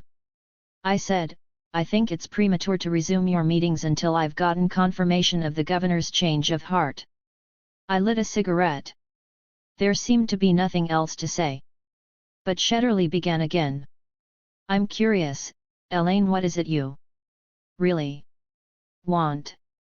"Do you mean what do I want as the head of the Black Panther Party, Shetterly? What do I want as a black person, or what do I want as a black woman?" He smiled.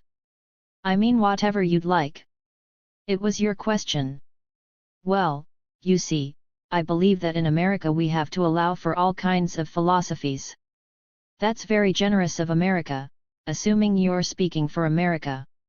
"What I'm trying to say is that while my own life has not permitted me a great deal of contact with black people, I believe America must open its doors to blacks. Or you get Black Panthers. Perhaps. At Clorox, though, we've been very serious about enforcing the federal guidelines for affirmative action in employment." "It certainly makes good business sense," I said. "Yes, but also, I've been sensitized, you might say, to the problems of those outside of the mainstream. My son is doing volunteer work at a free clinic in San Francisco, in the Haight-Ashbury district. The stories he's told me about the poor health and the lives of so many of the clinic's clients are, well, quite appalling. I've come to truly believe that something must be done to assist blacks and poor people. But I'm not sure what that is." I refrained from responding. Finally, I said, "I'm glad you told me about your son. It broadens my understanding of you, and of your question, as to what I want. When I was a little girl, I wanted to be white. My mother sent me to schools dominated by rich white children where I learned that I was a nigger. Oh, it wasn't because anybody called me that, but because I saw that I was poor and black. So I came to believe that if I could be white, or as white as my color permitted, I could be elevated from the degradation of being a nigger. I trained myself to talk like white people, to act like white people, to walk and dress and eat like white people. I made every effort possible to belong to white people." "You've had a very difficult life," he said, now attempting to end the meeting. "The point is not about my life, Shetterly. It's about what I want. And I think you should know exactly what that is and how much I want it." By the time I realized there was no place in America for a black girl, I discovered another trick. Even if I had been able to be white, there were no paths out of the powerlessness. The keys to the kingdom were gripped in the hands of a few white men and only men. I could work for those men, if I behaved, but I could never be them, have what they had, be master of my own ship. What I saw was that my oppression and my freedom were umbilically tied to the oppression and freedom of all my people. So I became a Black Panther. I think you should have tried harder. You're very bright and you could have done more. There are opportunities. Before you give me the standard statement about how I could have personally persevered and entered the mainstream, I want to finish the point. I also knew that I could never walk over the bodies of black girls like me. For that's one of the entrance fees. I mean, even if I had found a loophole, some way to get out of poverty and ease past racism, I could not do to anyone what had been done to me. So it's not a personal matter anymore. It's a sacrifice, though, don't you think? For whom? Me? There's no sacrifice at all, because in the end I get everything I really want. And what is that? He asked, with raised eyebrows. I want a new arrangement between you and me. I want to change the situation. Equalize it. What I want, as the mother of Erica Brown, is to keep her from having to dream about a job at Clorox, any Clorox. I want to make a place for her to have her own dreams. And to live out those dreams. As a black person, I want to see my people free from all oppression, to be able to develop into a proud and independent people. As a leading member of the Black Panther Party, I want to initiate that new arrangement. What the Black Panther Party wants is a new America. We want to diminish the power of you and yours over so many of us through the institution of a humane and egalitarian society. We could call it socialism. I hope the word's not too scary. I'm not sure of its precise definition, but I think you're talking about communism, and that system is not just scary, it can destroy the world. Well, whatever may come of my revolution, Shetterly, there's nothing for you to fear. None of it will come to pass in either of our lifetimes. Right now, all Elaine Brown actually wants is very little, every one of the 10,000 jobs at the city center. And I want your guarantee to deliver them. Of course, I'd be delighted to help unemployed people get jobs, he said, sidestepping everything. I'm not talking about an affirmative action program or anything like that, Shetterly. I intend to create an entity that the Black Panther Party will operate and control, through which I want each and every one of those city center jobs funneled. I want you, under whatever title, to sign an exclusive agreement with this non-profit corporation to act as the sole contractor of city center personnel. May I ask why you want to do that? Certainly. I'd think you'd find it interesting. And I don't mind sharing this with you because it won't affect what either of us has to do. As it's turned out, you need me to get what you want, perhaps more than I need you. Before I explain, you should know that I'm not overly concerned about the temporary freeway construction jobs. The so-called minorities will get a fair share of them, because my friends in the state will handle that. And if Lionel Wilson is elected mayor, he'll make sure the city's urban renewal anti-discrimination guidelines are enforced as to construction of the city center. By the way, I know you're a Republican, but I'm banking on your tacit underwriting of Lionel. But you must realize, Elaine, that while Lionel Wilson may be a fine candidate, I could not support him. I'm not trying to push this thing that far, Shetterly. I really want to work with you. I'm just suggesting you use your influence to influence others, not to attack him. You know, assail his image for having Black Panther support. I think you give me too much credit. I don't think so. But I'm sure you appreciate that such a thing would undermine what each of us wants to accomplish. We were now the only diners in the restaurant. As to my new city center employment corporation, I intend to make it a political undertaking, to organize and educate the 10,000 mostly black persons that will be hired. Each of them can be organized around individual employment interests and group interests.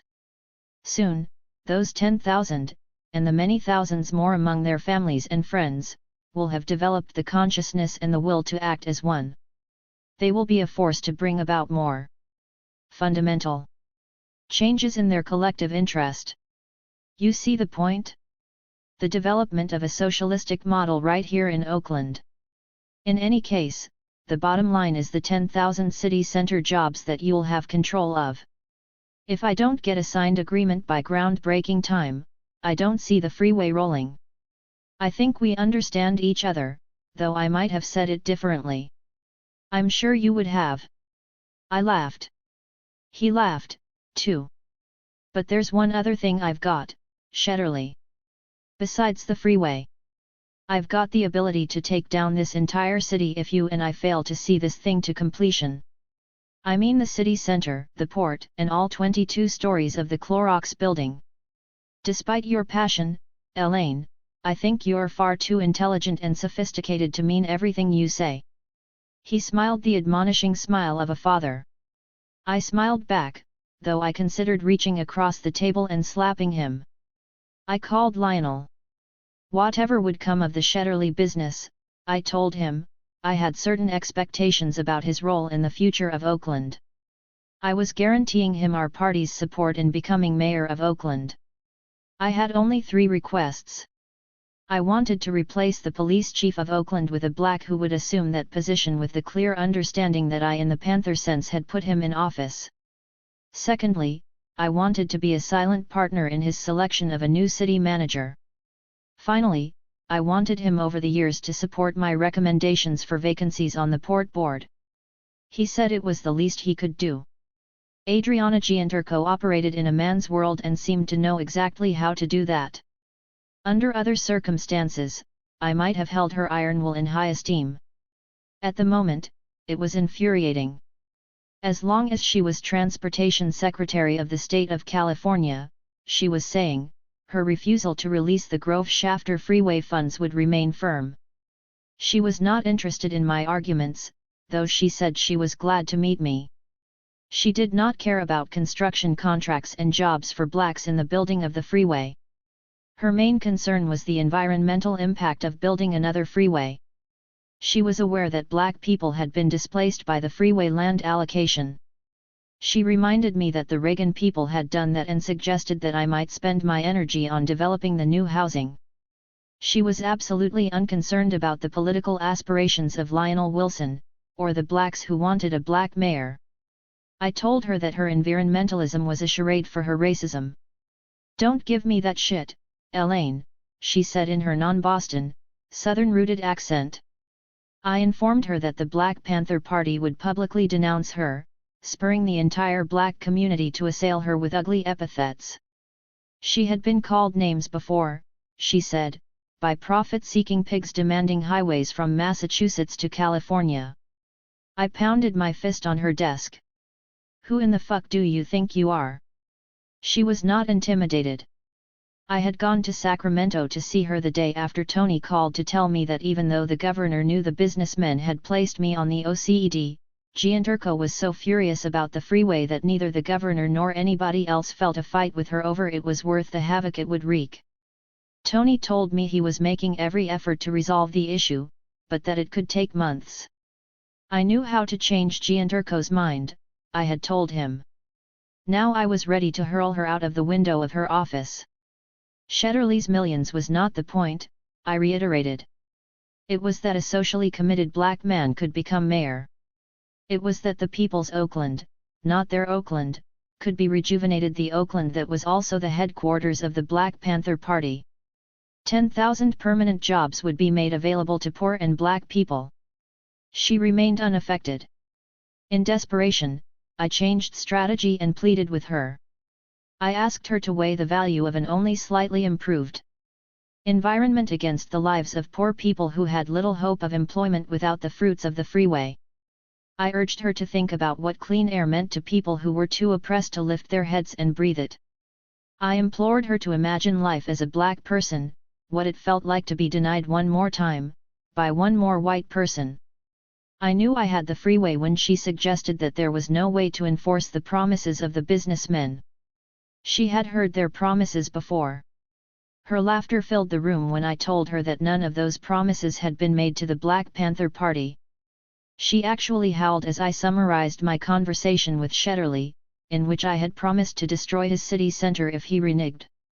I told her about the new employment corporation, and that Fred Heastand was registering it to do business.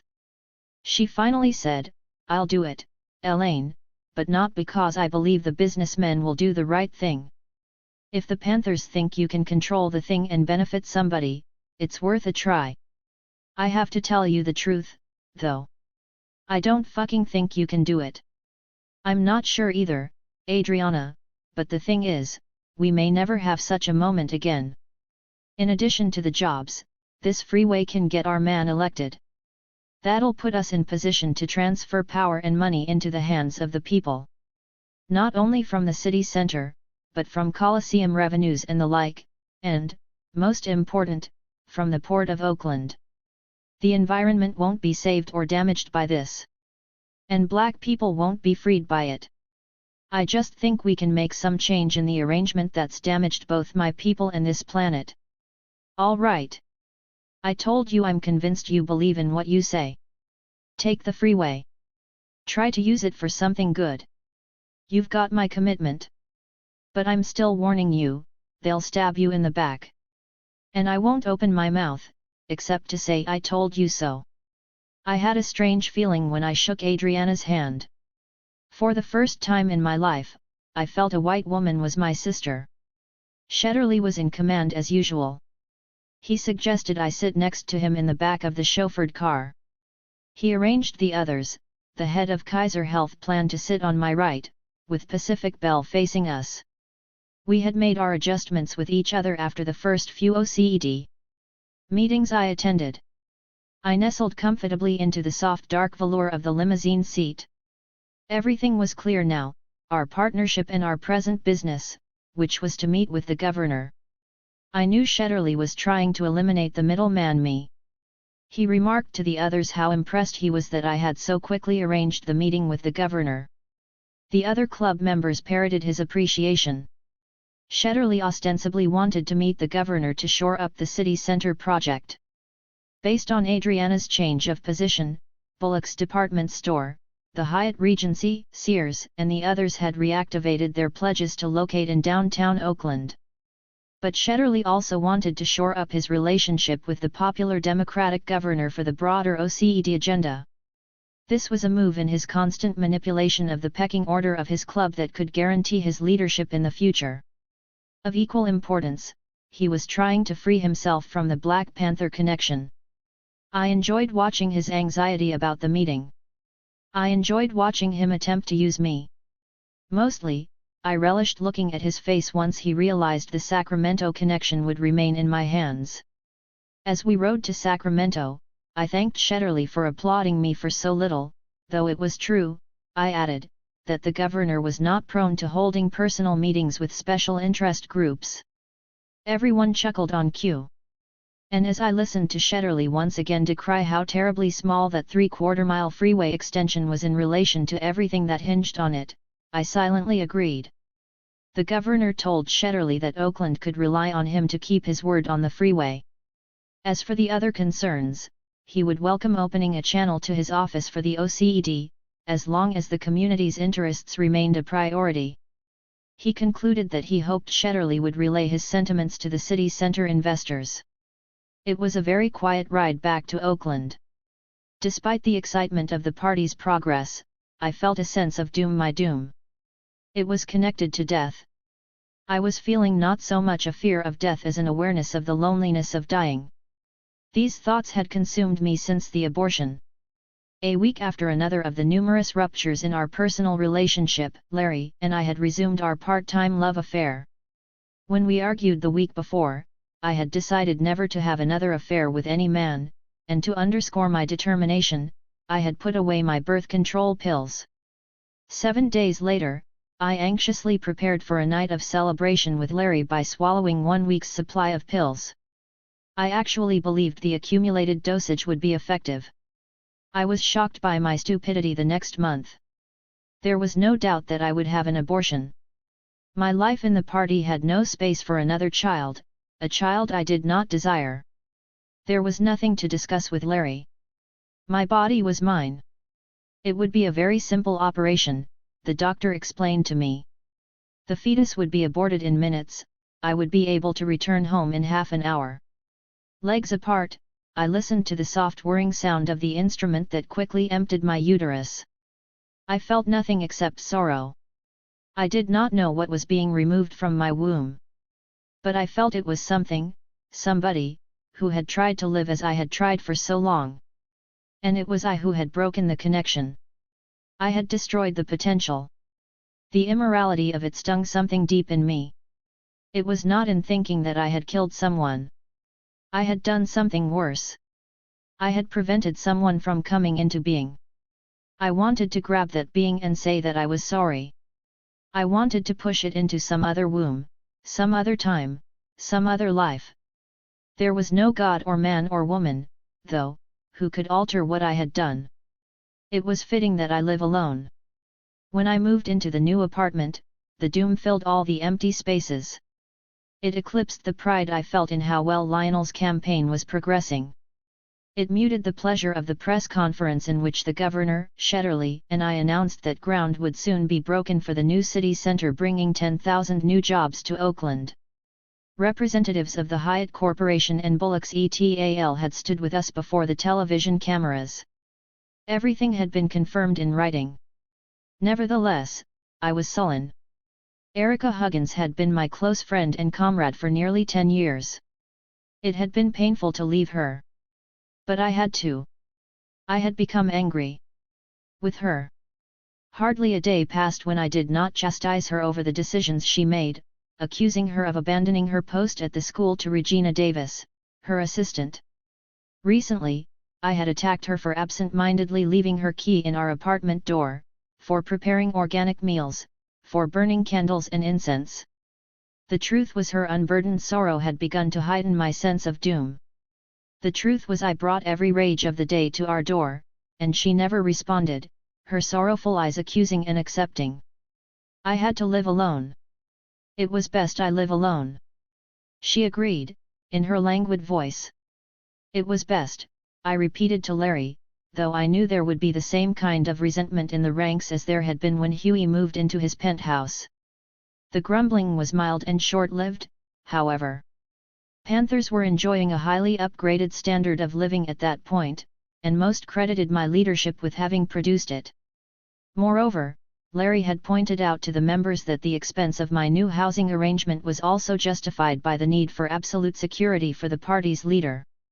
It was an all-white refuge, built before the crash, when crystal doorknobs and handmade tiles and polished brass fixtures were in vogue. I began to wonder if moving into that isolated security palace, with its cold parquet floors and lakeside luxury, had caused my sense of doom. Perhaps it arose from the second bedroom, reserved for my Erica, my daughter, who, at 7 years old, had never lived with her mother. There was a disturbing unfamiliarity in having her close. I had been a Black Panther all the years of her life, not her mother, in any meaningful way. Perhaps it was that in the apartment there was space to finally look at myself after 34 years of living with others. All of it seemed strange and uncomfortable. I had no patience to deal with the distribution of damaging leaflets in the hills of Oakland 3 days before the election.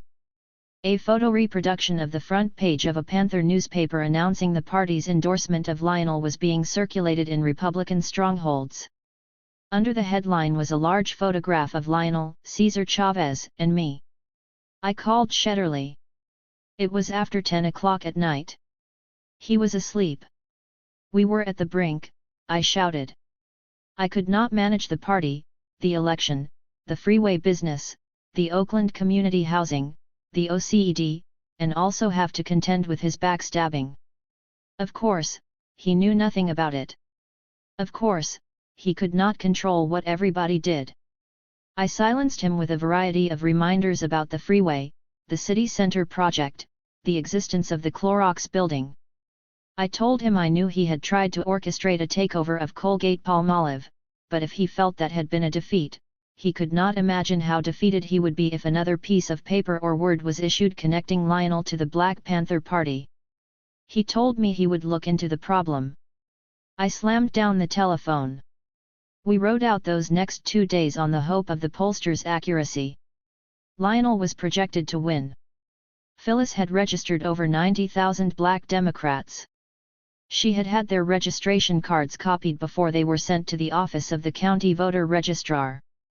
Now administering all of Lionel's campaign workers, she had commanded them to contact every one of those 90,000, to determine when they would vote, whether they needed transportation to the polls, babysitters, or anything else to assist them in voting. On election day, Phyllis fielded every Panther and every other campaign worker, on foot, in cars, and on buses, to drag those Black registrants to the polls.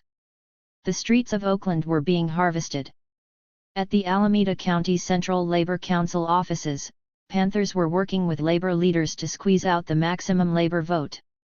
I saw the excitement on the faces of the mostly Black workers at the voter registrar's office. Black precincts were, atypically, voting early in the day. I passed Panther cars going in and out of the most dilapidated areas, including the government housing projects in West and East Oakland, taking mothers and their children to the polls. Panthers were virtually tearing people away from card and dice games and all-day drug parties to vote. The excitement of the day was so intoxicating, it immunized me against the still clinging dread, temporarily. Finally, the television reports proclaimed that Lionel Wilson had become the first Black mayor of Oakland, the first Democrat elected to office since World War II. I stood at Lionel's side while the cameras recorded his victory and thousands cheered. I did not tell Huey how all the pieces had fallen into place. I told him Lionel had won. I told him to come home. I said nothing at all about my sense of doom. 21. I'll change the world for you. If John could just touch me, like before. Before he died. I need to feel his hands even from the grave. Sit in the chair. This madness is only temporary. No. I have to move and not think. No. Think of John. John. John. Remember when you came to me in Watts? Come now. Please. This is the longest spell. I slept. For 3 days I did not move from the couch in Erica Huggins's apartment. I ate some of Erica's macrobiotic food and took the megadoses of Thorazine Dr. Shapiro had prescribed. I did not wash or change my clothes. I spoke only with Larry and Erica there for me as I had not been for her. They kept vigil over me. I was afraid to be alone in my own apartment. I was ashamed to see my daughter. Then Huey came. He came with Big Bob and Gwen. They sat in a group, away from me. They looked ridiculous. Huey had returned in July. I didn't come back to replace you, he had said. We'll run this thing as partners. He had no desire to disturb the organization that was now unrecognizable to him. Larry was the strongest chief of staff Huey had ever seen. He thought Norma was out of sight in the way she had managed the millions of new dollars in cash and other things he had been awed to find we had accumulated. The lamp post, the school, all the programs and projects were being smoothly administered. My membership on the OCED he thought of as a powerful thing, though he showed little enthusiasm for it. He was proud the Oakland Community Housing Corporation had started the design for the 300 new houses for the freeway victims, suggesting I might, as chair, push to have the new complex named for Bobby Hutton the first to fall. He was gratified, he said, that he would be able to spend the next months concentrating on his upcoming murder trial. Thousands had greeted him at the airport. They had gone away to wait for him, to do something dynamic or dramatic again. But he had settled into the beautiful new house we had gotten for him in the Oakland Hills, at first content to just focus on his trial. He had been pleased with his new trial attorney, Sheldon Otis. Fred Heastand had found the right lawyer for him, he said. Otis was an experienced criminal defense attorney and far ahead of most in his class. He had built a machine to win the cases he defended. Otis's savvy, Huey had agreed, left little room to doubt that he would win. I was looking at him across the room in Erica's apartment, smartly dressed in his new Vicuna sports jacket. He had space to develop his ideas and to create new ones, and time to write and live. I wanted to ask him why he had chosen the most destructive course instead. I was too afraid, because I sensed he was afraid. He did not want to hear one more chorus of the same song, "We need our leader to guide us." He had returned to the familiar ghetto instinct. I had watched him rely on that instinct more and more in the past several weeks. And I had begun to realize I was losing him to a world he himself knew was self-destructive. Now he was suspicious of everything. He was suspicious of Otis. He was suspicious of Lionel. Since he really did not know Phyllis or Norma, they became suspect, too. "But you know me, Hughie," I wanted to say to him, in the calm of 3 days of Thorazine. Big Bob smiled, as though he understood my thoughts. It was a smug, satisfied smile that suggested he knew they had won something. I looked at Larry, who had seated himself in a chair on the side, between them and me. His eyes said nothing. Bob had, I believed, resented my leadership from the beginning. I assumed it had as much to do with his jealousy of my having placed Larry in the position he felt should have been his as with the fact that I was a woman. After he was released from prison, I felt that he had resented me even more, particularly for putting a rein on his violent tendencies. He had checked his frustrations with me until the moment Hughie stepped back into Oakland. He was not alone, however. I had heard the male mantra with which he and others taunted Hughie about how weak the party had become, meaning women in leadership positions. Within a month of his return, Hughie was riding the streets again with various security squad members and Bob and Larry, whom Bob was nudging out of place next to Hughie. They would start with dinner at the lamp post. Afterward, the Brotherhood would commence all-night rounds of drinking at numerous bars. Soon, Hughie and his entourage of restless gunmen were prowling the after-hours clubs nightly with no purpose other than to intimidate. Hughie's house had become headquarters for the men, a sanctuary for machismo, where I envisioned the conclave of brothers spending their days and nights shaking their penises at each other, wallowing in the absence of bitches.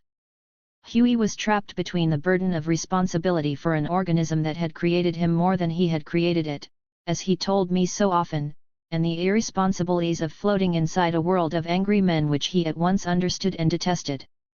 Hughie's duality, the party's duality, crystallized the day our school was to receive its highest tribute. Several lawmakers from the Bay Area, steered by Black Assemblyman John Miller, had urged the legislature to issue a commendation to the Oakland Community School for having set the standard for the highest level of elementary education in the state. The presentation would be made in Sacramento. Erica Huggins accompanied about 25 of our children in several of our school vans. Aaron Dixon, my bodyguard, drove me there. Hughie, who would come in his own car, was to receive the award on behalf of the school. That would clarify any ambiguity about his post-exile role and buttress his character references for his upcoming trial. State Assemblyman Tom Bates would make the formal presentation. He greeted Erica and the children and me in the morning sunshine of August on the Capitol steps. The children glowed in their brand new dresses and little suits. We had a brief lunch together, then the children toured the Capitol. We waited for Hughie. We delayed the presentation for 2 hours, waiting. The other legislators in attendance left. The press corps dwindled. Hughie and Big Bob finally arrived, disheveled and unseemly. I realized then that Hughie had returned to cocaine. He and Erica and I stood on the Capitol steps in the late afternoon. Bates handed him our official proclamation certificate. Hughie's body shivered. His eyes bulged, and he could hardly accept the parchment for wiping his nose and sniffing. Erica and I acknowledged our embarrassment with a glance. Erica had the good fortune of having to leave immediately, to take the children back to Oakland. I had to wait with Hughie to arrange his transportation. In a drunken stupor, Bob had fallen asleep at the wheel of their car en route to Sacramento. The car had been abandoned on the highway, where they had commandeered a ride from a stranger, reportedly after offering him several $100s. Bob's eyes had been smug then, as they were now, looking into mine, knowing that I had retreated, not knowing it was back into the familiarity of my own madness. I had escaped to the sick bed of my youth. Hughie glanced guiltily at me from time to time. He knew exactly what was happening. He knew, too, that I alone was aware of how he really felt about the men. His eyes pleaded with me to appreciate how hard they were biting at him, testing him. Did I not remember, his eyes said, that we had acknowledged to each other how both of us had been at the center of our mothers' lives, only to be tossed terrified onto the streets outside, where we became objects of derision. For him, it had been worse. The ghetto could be deadly for male children, knives brandished, then guns, then gang warfare. He had carried his ice pick inside a paper bag and gained a reputation as Crazy Hughie, to ward off the attacks on the yellow nigger, the pretty boy, the punk that he would have been otherwise. They look like my shoes.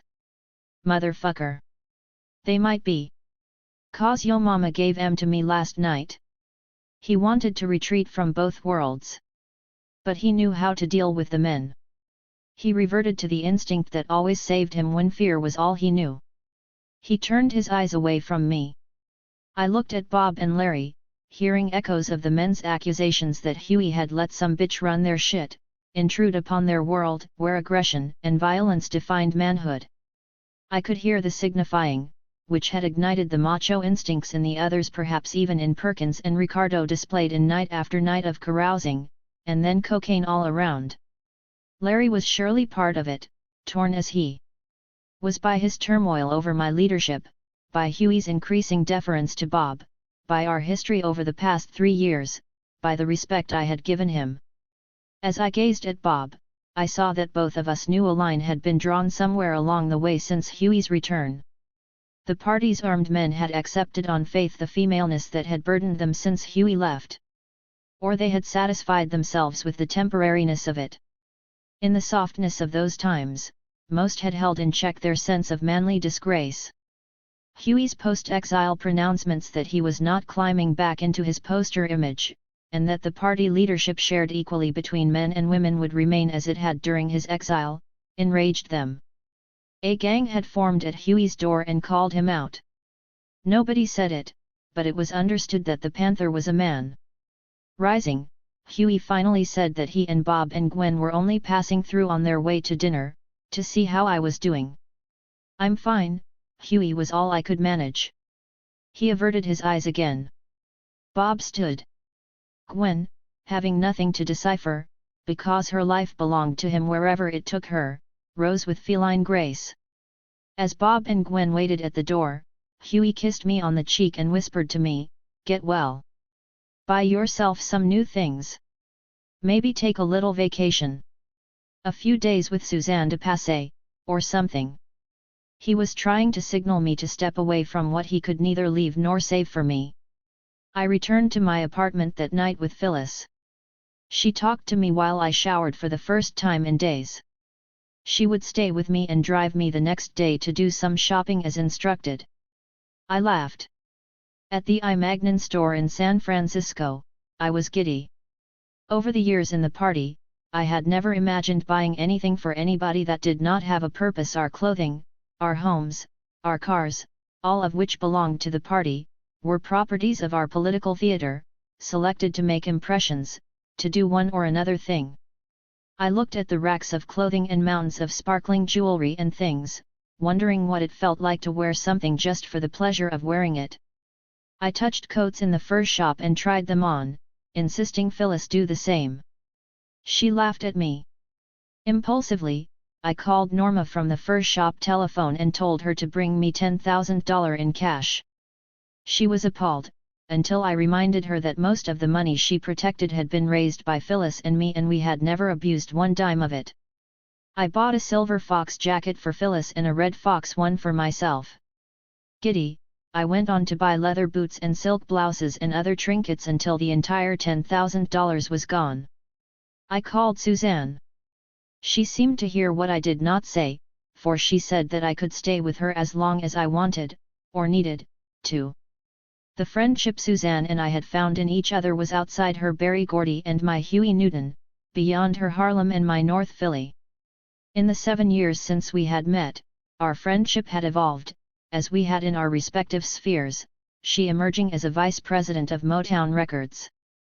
She had personally signed for Motown the Jackson 5, as well as Lionel Richie and the Commodores, carrying Motown past the 60s. She had done it through years of struggle with the million relatives Motown's chief, Berry Gordy, brought into his fold.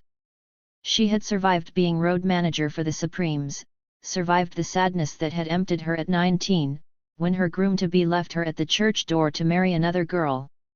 She had done it while enduring racism and anti-woman attacks, and the kinds of insults in Detroit that I had suffered in LA, when bourgeois bitches like us were castigated by Detroit street singers and ex-gang members called Panthers.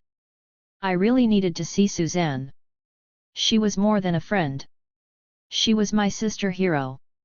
In the 2 days I spent with her, Suzanne never asked why I was there or how long I intended to stay. I slept well, without Thorazine, disturbed only by a nagging desire to remain.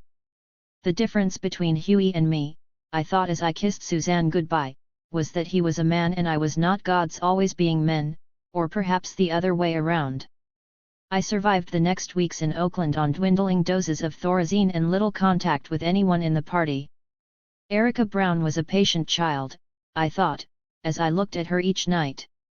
At 7 years old, she had a witty humor that was always filled with double entendres.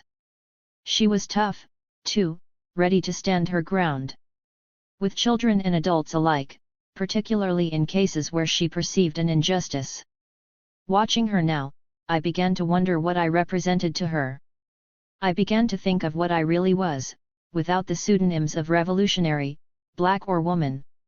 I had made myself into this or that, according to the tune and the time. I was terrified by what I was, a nasty nothing. My life had been a charade of imitating other people who, unlike me, were real. The Black Panther Party had given me a definition. I had learned that racism and other oppressions bore down deep into the fabric of lives like mine and crippled them. And I had found peace in this knowing. I had found strength in the party's commitment to fight oppression. Now the barricades the party had erected against oppression seemed to be eroding. There would be no defenses for my daughter. Erica, like me, would be estranged from all worlds. I kept her close to me, hoping for the best. The telephone rang. Big Bob had been arrested, Norma told me with a sigh. He had been drinking all night at the lamp post. He had walked out into the early light with half a bottle of bar whiskey in one hand and a sister in the other.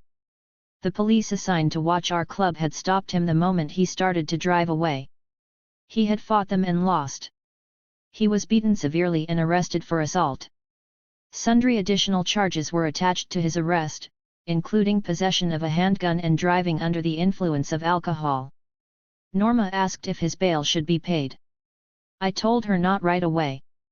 Within a half hour, I heard from Huey. Bob was his man. He had to be freed immediately. Big Bob would die for me, he exhorted. I could not support that position, I said, but it was his party. If he commanded me, I would have Bob's bail paid immediately. Bob had violated every rule of party discipline, I said. He forced the lamp post to remain open for him and then confiscated a bottle of alcohol. He was drunk in public, he was unnecessarily armed. He had flagrantly jeopardized us. In nearly 3 years, not one such incident had been tolerated. I could not understand why the rules should now be abandoned. Huey did not speak. I added that I felt Bob needed disciplining. He should wait a few days for his bail to be paid, to learn that the party could not be manipulated whenever he fancied violating its rules. My jaw tightened as Huey implored me to pay the bail immediately. I would do so only, I said, if he issued me an order. Huey's order that Bob be gotten out of jail forthwith was incidental. What I heard was the bond breaking. This was not about Bob. I recalled a conversation I had had with several of the brothers one night, including Bob and Larry. Shortling, they had suggested that if all else failed, the party had the ability to become a kind of black version of the mafia. We have the guns and the men, they had boasted. We could take what we want from the establishment. I had not considered what they said worthy of argument. They wanted so little from our revolution, they had lost sight of it. Too many of them seemed satisfied to appropriate for themselves the power the party was gaining, measured by the shiny illusion of cars and clothes and guns. They were even willing to cash in their revolutionary principles for a selfing mafia. If a mafia was what they wanted, I would not be part of it. A week later, Erica Huggins called me. It was the first time I had known her to really cry. I always assumed all her tears had been left on John's grave. Regina Davis, her assistant, had been hospitalized as the result of a severe beating, her jaw broken. The brothers had done it. Erica was sobbing, begging me to tell her what was happening. I assured her that I would take care of everything. I called Huey. His response was not that of my lover or leader. It was a bland acknowledgement that he had indeed given his authorization for Regina's discipline. I explained to Huey exactly who Regina Davis was, as I was sure he had no idea. Regina held together the proudest of our programs, our school. Without the recognition of Central Committee membership, she had worked more than 15 hours of every day of every week for the past 2 years. I emphasized that Regina managed the teachers, cooks, maintenance people and other personnel at the school. Regina planned the children's daily activities, weekly field trips, health checkups. Regina oversaw menus and food and materials purchases. Regina communicated with parents and other schools as to the status of current students, former students and prospective students. She is the fucking school, I said. If she had told a brother to do an assigned task at the school and he had refused, she had had every legitimate reason on earth to reprimand him. If she had verbally abused him by referring to him as a punk, and further commented that only the women in the party did any real work, she should have been, at most, verbally reprimanded. I added that there had not been one woman indeed, not one comrade so severely disciplined in 2 years. I had stamped out that kind of brutishness. Finally, I asked why I had not been consulted. Huey was listening, I thought. To me, his silence did not convey anything except confusion. I felt the moment had come when he might return to me and seized upon it. I said that I felt something very damaging was occurring inside the party ranks, exemplified starkly by 2 recent incidents. On the one hand, Bob, who had violated nearly every party disciplinary rule, had been virtually lauded for his behavior. On the other, a stalwart like Regina had been actually hospitalized on account of a verbal indiscretion. The women were feeling the change, I noted. The beating of Regina would be taken as a clear signal that the words panther and comrade had taken on gender connotations, denoting an inferiority in the female half of us. Something awful was not only driving a dangerous wedge between sisters and brothers, it was attacking the very foundation of the party.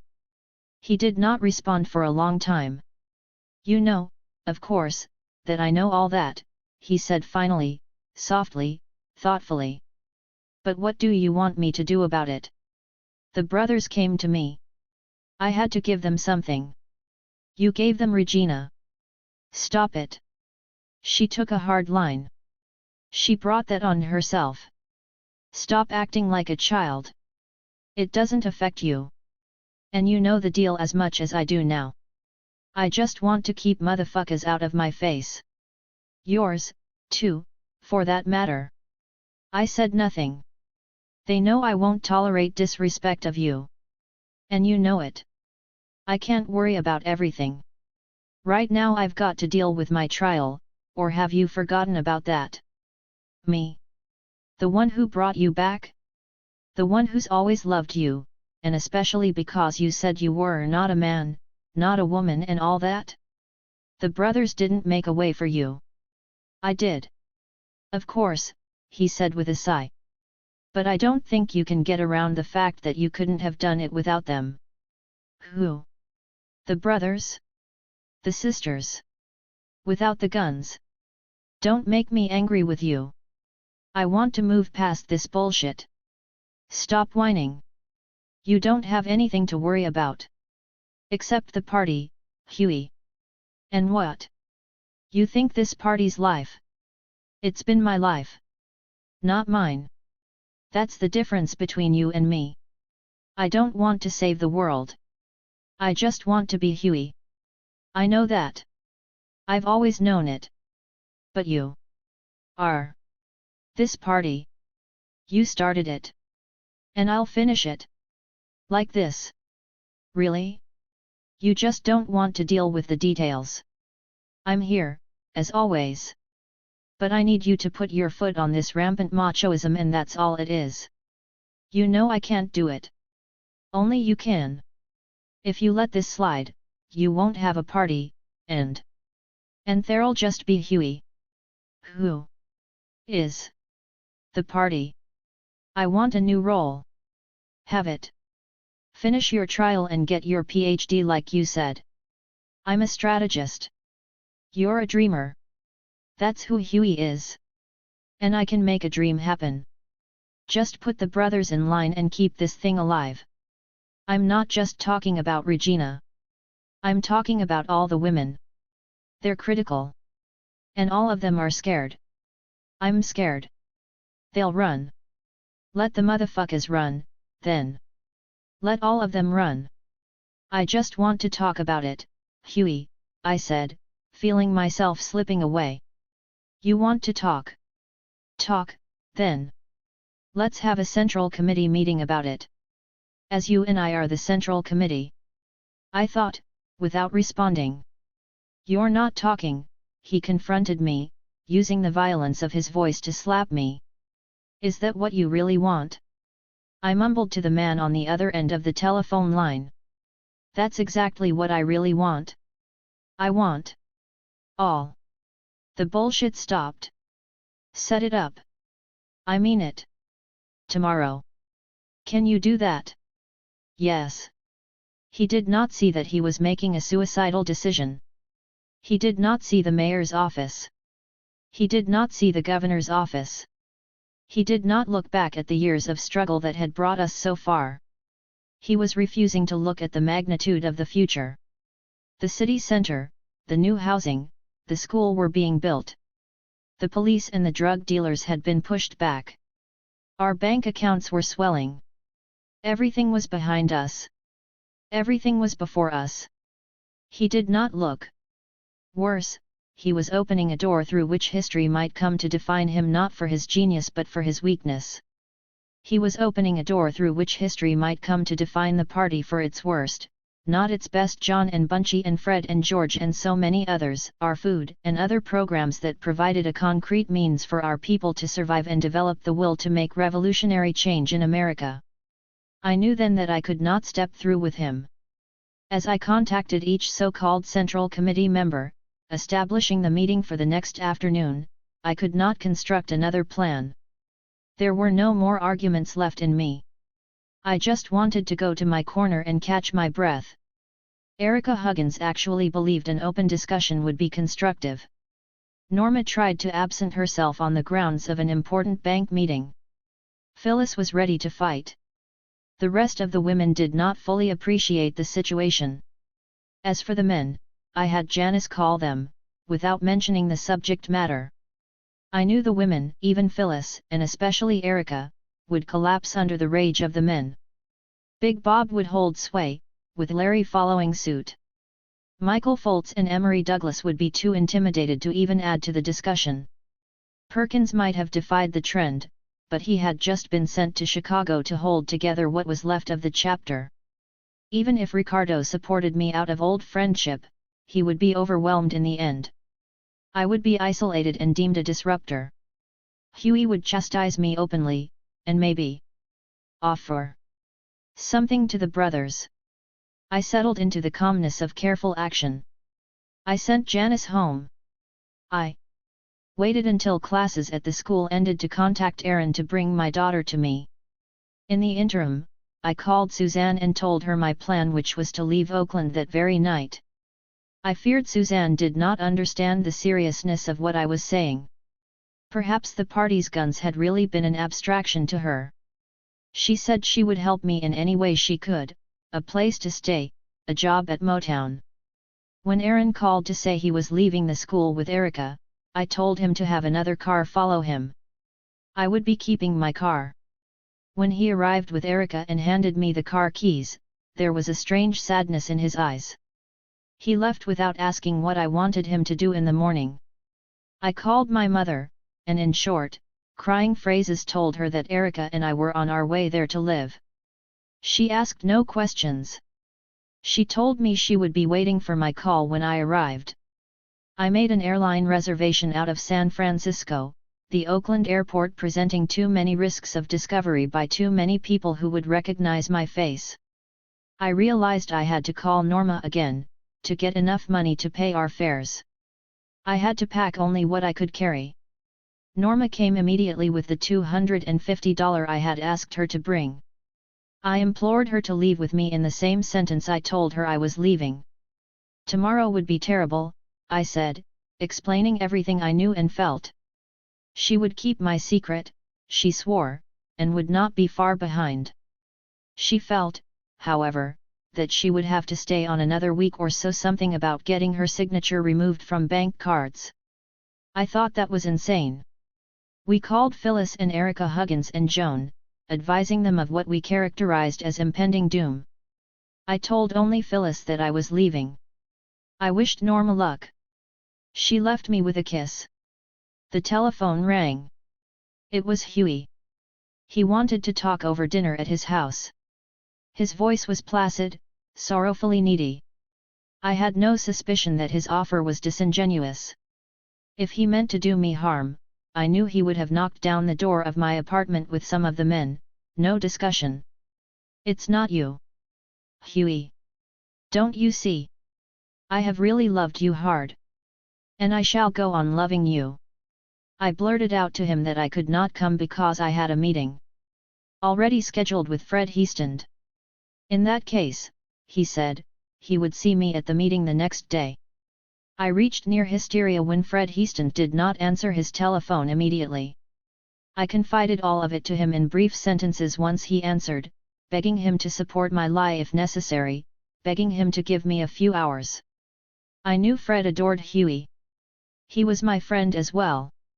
I hoped he would not have to sort out his friendships. Erica clutched her brown-faced Raggedy Ann doll as the doorman took $10 of my $250 to carry our baggage to the car.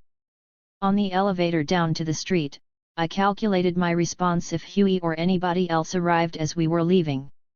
I would say I was taking Erica to the airport for a visit to her grandmother. It sounded sufficient, but I could not stop shaking as the doorman meticulously placed our bags in the trunk of the car.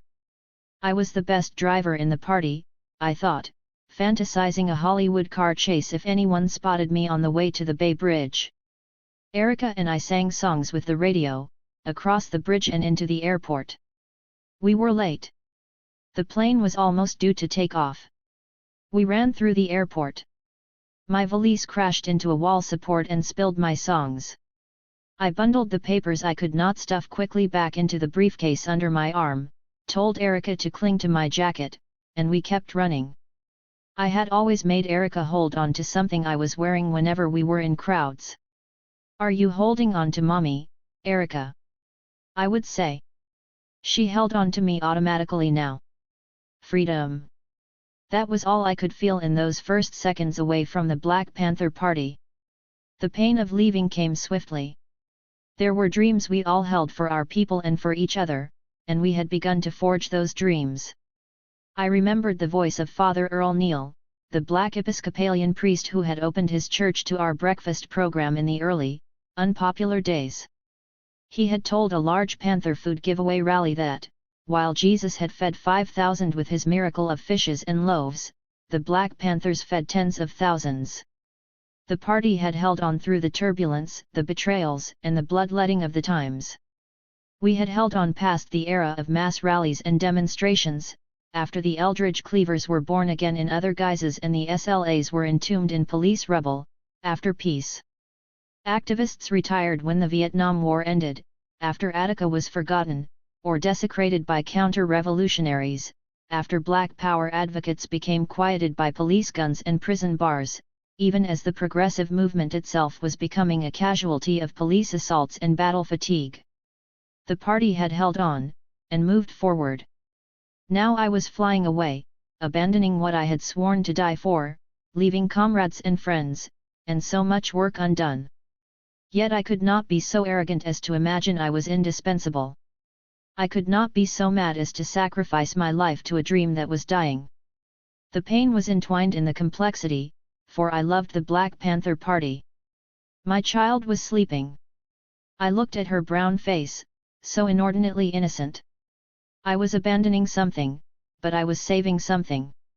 It was the hope, that had been my hope, and my mother's hope, and her mother's hope, and the hope of each of my people, mothers, aunts, brothers, fathers, children.